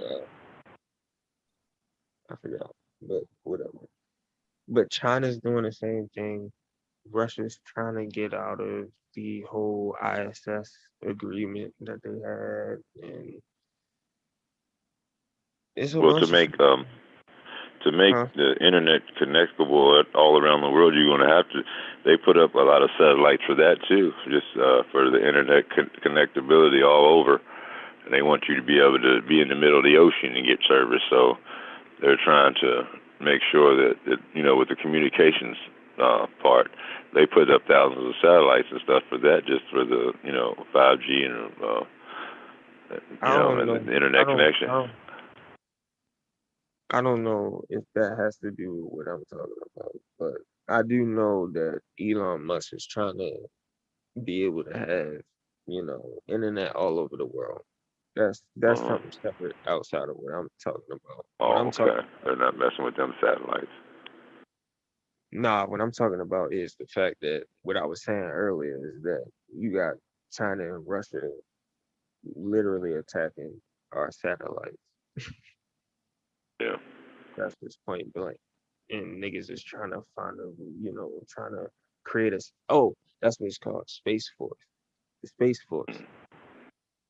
So we created the Space Force to be able to protect things we have in orbit and shit of that nature. Yeah. I wish, he said nobody cares about technological advancements. They don't sing, preach, or dance. That was it. Definitely right about that. That's why I don't be on here. That's why you don't hear me on here. Yeah. He's right. I mean, like I said, that's part of the propaganda, music, movies, church.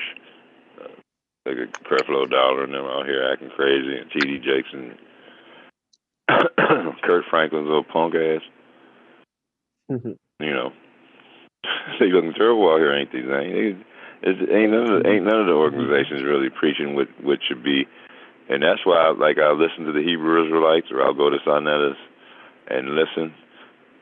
When I first started, I would go to Sonetas because I was getting more into the Bible, and then some of these people that was like the Hebrew Israelites were preaching the Bible and giving scriptures. Now, I didn't agree with what they were saying fully, but I did enjoy the fact that I could get scriptures, because you go to church and you hear the preacher talking about collection plate and offering and what he thinks, and they ain't even really preaching in church no more. It's like, so these brothers out here on the corners was giving scriptures, so I was just listening to a lot of them, and I still to this day appreciate their contribution to my learning, but at the same time, I don't agree with what they say completely, but it's just, I was just out here learning. I'm not out here, trying to build, like I said, trying to build a brand like you, but still, we still have things that we can offer.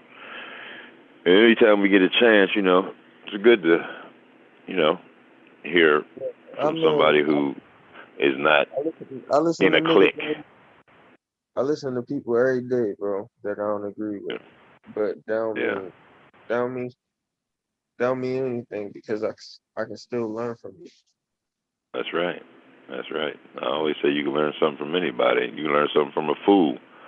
And Exactly. one thing you can definitely learn from a fool is that he's a fool. But Exactly. if you listen, you can learn something, and you try to learn something new every day.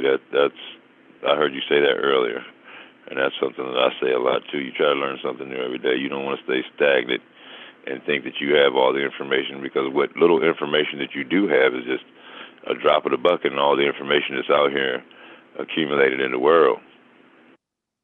And you only got 70 some years to learn, so it's like you just only learn a drop of the bucket, and things that interest you. Yeah. Yeah, bro. Yeah. So we just vessels passing on information that we've got from somewhere else or somebody else. And that's all. That's all I want to do. I'm not for the drama or the fame or none of that shit, because with fame comes, a lot of other shit we've learned about here, and this, because I know when we was younger, I didn't know nothing about what the music stars or the movie stars or people like that had to go through to be that famous. But with fame comes ego, and with ego comes the non-accountability. So like if you're found wrong, something we're talking about, trying to base our logic off of science. If we're basing our logic off of science, we have to be willing to change. We have to be willing to say that maybe our understanding isn't correct because of Y and Z. You know what I mean? Yeah. So the fact that these people can't do that makes me very skeptical of your character, period. Right. That's how I look at all people. If you can't step back and be like, oh, I was wrong, or oh, maybe I'm sounding crazy as shit right now, or oh, I just saw this thing and it's clearly behaving in a way that I don't understand. But instead of calling that person crazy, I might. You know what I mean? But study, do the research, and then come back. Exactly. But when I presented, just like if somebody would say, "Zane, you fucking crazy, you lost your fucking mind. Ain't nobody working in outer space." I mean, it is. The people who's funding the project, or the people who's working on the project, knows that it's going on. And the old saying by Dick Gregory is, the truth doesn't have to be validated to ignorance. Just because you don't believe it's true don't make it any less true. It's going to be true regardless. See? So what your belief system, you might not believe in a truth that's obvious for, maybe 2/3 of the damn world, but you still stuck and you refuse to move. And that's the ignorance that we have to, like you say, we have to get rid of that. We have to be able to change and adapt on the fly, because adaptation is one of the things that, helps promote civilization. You stay stagnant and then you stuck in old ways. You got to be able to, make changes on the fly. Niggas ain't got no choice no more. I'm trying to tell you, That's right. Shit is I mean, changing. it's come to that point. It's going to be in our face before you know it, for sure. Mm-hmm. Yep. Yep. And if you can enlighten us on just some of the things that we can look into, and then do some research. We're not fully ignorant. We have maybe a little bit of knowledge on what's being talked about, so we can understand, and then go from another source to another source. Building off of what you gave us, and then building up our knowledge on the subject. So we can talk about it, and not having some man tell me, oh, well, this is what it is, and then me going out regurgitating what this man said. Because he could be wrong. You know what I'm saying?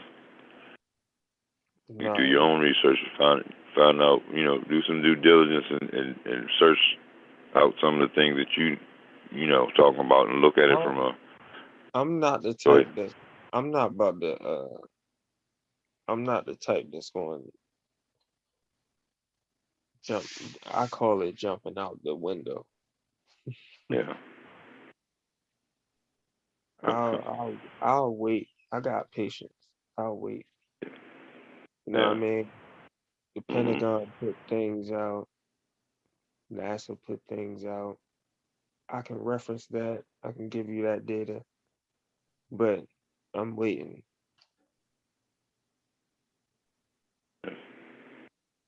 Yeah. You can be able to explain in a more full context instead of just what you got working with, the limited information you got right now. You said what? I said you're waiting for, so you can come out in full context on what you're talking about instead of just the limited information that you're provided now at the job. Nah, Is that what you're saying? Nah, what I'm working on don't got nothing to do with what I'm talking about. I don't even want you to think that. I'm not trying to be some insider. Nah, I'm just saying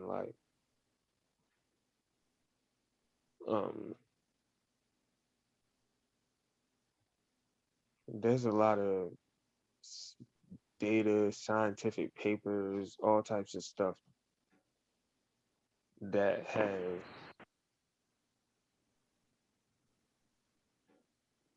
equaled up to what I'm talking about right now.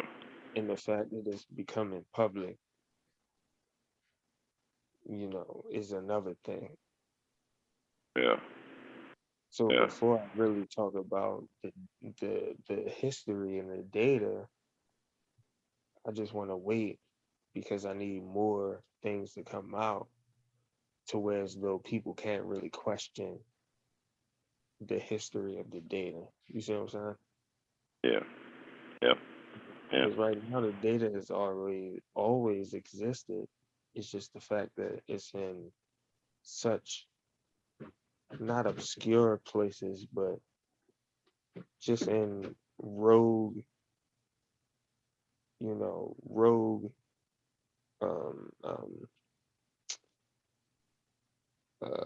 research, so I say. Okay. That it's not like public. It's not like, oh, it's in the journal of Nature. How everybody always tries to cite the journal of Nature and all this other shit. Like, no, it's in the DOE and all these other shits. Like the Department of Energy has their own journals where if you're not accredited, you can't have access to these fucking journals. Yeah. They not no free journals. These are journals where people are talking about nuclear power, how to power submarines by nuclear, and planes and all types of shit. You see what I'm saying? This is national security stuff. This ain't no Right. conspiracy. That ain't no conspiracy shit. That's just energy shit. What's the best way we can make the most energy so we can power machinery in water, air, radar, all this other shit without using batteries, without using solar, without using all this other shit that is weight. You feel me? So this ain't no Yeah. public shit. This ain't no nature journal shit.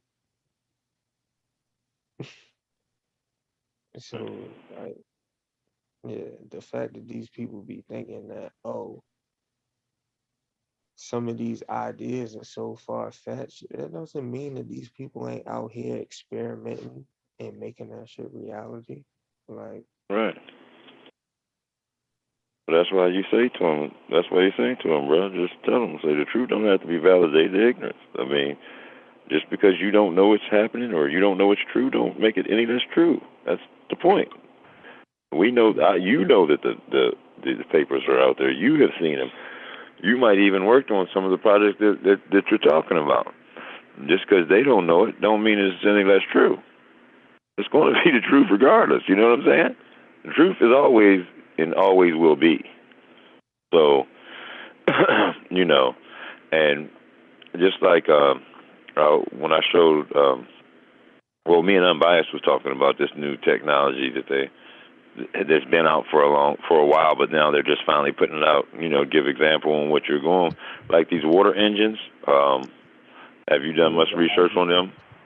hydrogen guns, yeah. Yeah, yep, the ones that run, yep, hydrogen and water, yep. Have you done much research or looked into them much? Yeah, I know exactly what you're talking about. Yeah. Yeah, see, so you can even enlighten people on that. You know, there's a That's brother who, not really I mean, that's not really a new age technology, bro. But yes, right? it's a good tech, but hydrogen technology has been around for a while. Hmm. Um, Yeah, but yeah. But just like with the microwaves and all those things, those were old technologies too. You know, but you know now that they chose again, a to. lot of this stuff is old technology, bro. Like, Hmm. there's a show on there's a show on the History Channel right now talking about Tesla. They're reenacting like Tesla coil and all that other stuff, but they were able to send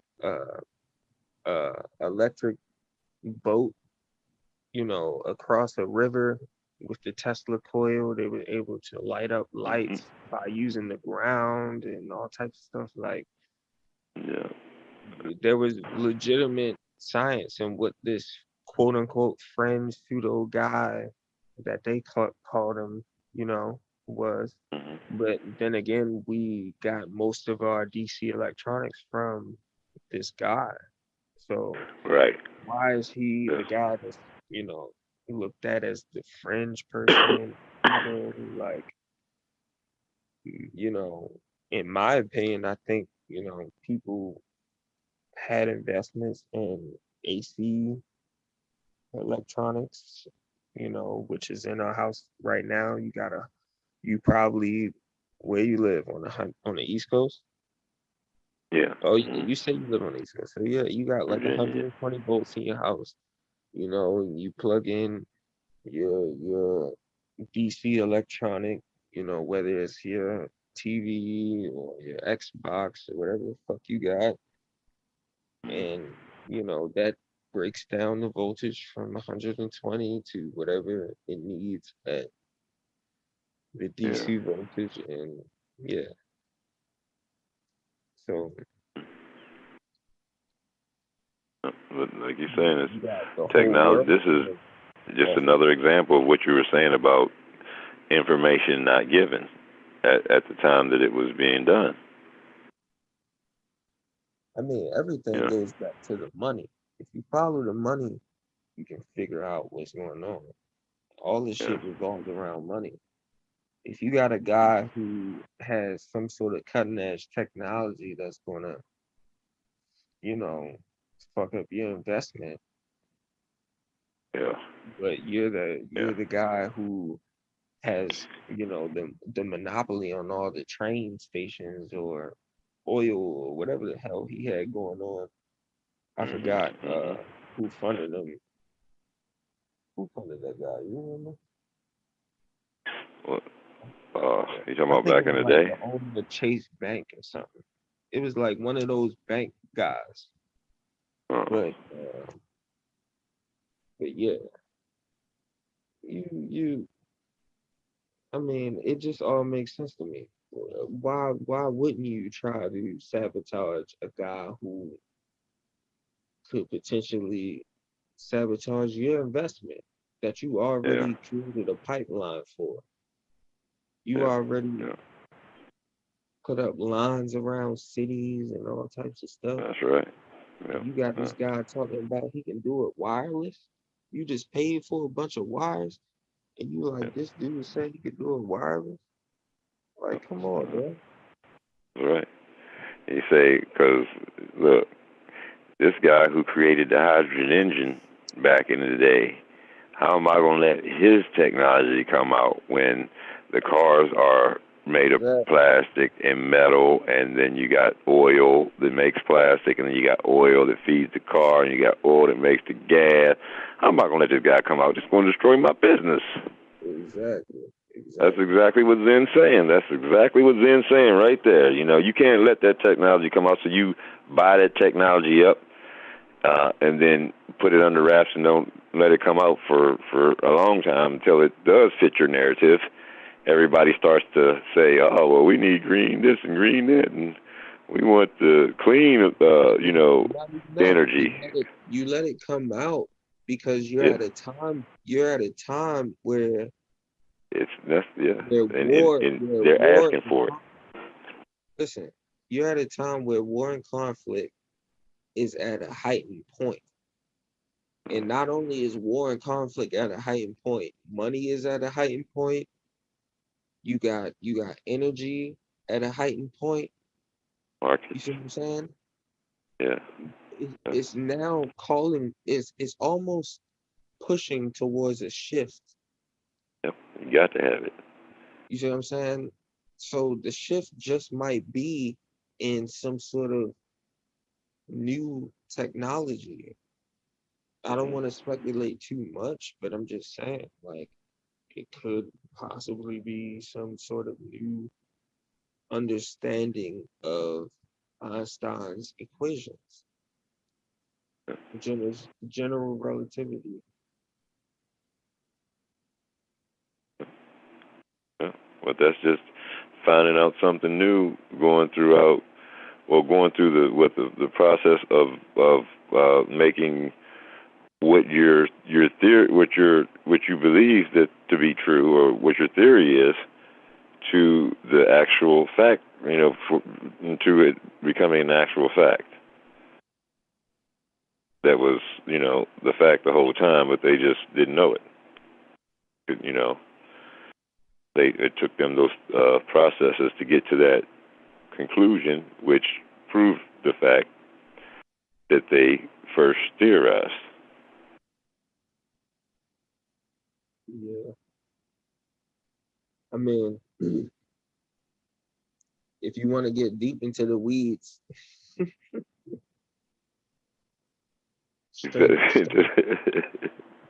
string theory was something to throw us off. You said the weed? Nah, string theory. Oh. But string theory, okay, string theory. You there? Yeah, that's just drunk thoughts. I'm about to be up out of here. Oh, okay. All right. Yeah, but we can finish on this, man. You gotta come back, man. I think we had a pretty good build here at the end of the night. We called what they call the pseudo hour. They let us talk. Yeah, this But is pseudo hour. you know, but hey, get in where you fit in, right? As long as you can help some people realize, some of the things that's going on, some of the things they can look up and find out some of the problems that we're going through today. I appreciate you, though, Zane. Zen. And, like I said, man, just keep up the good work, brother. I'm proud of you, man. You're a smart young brother. And you sounds like you're doing a lot with your time, helping out. And you've done a lot with your time to get into the position that you're in. So I'm proud of you, brother. And, like I said, come back and enlighten us sometime soon. All right? Nah, for sure, man. For sure. All right, brother. I appreciate you too, man. I know we don't always agree, but you're a good dude, for sure. Thank you, brother. I appreciate you. And I'd like to say much love to the chat and everybody in the chat, everybody watching, paying attention, and keep your head high and your grass low. And we out. Peace.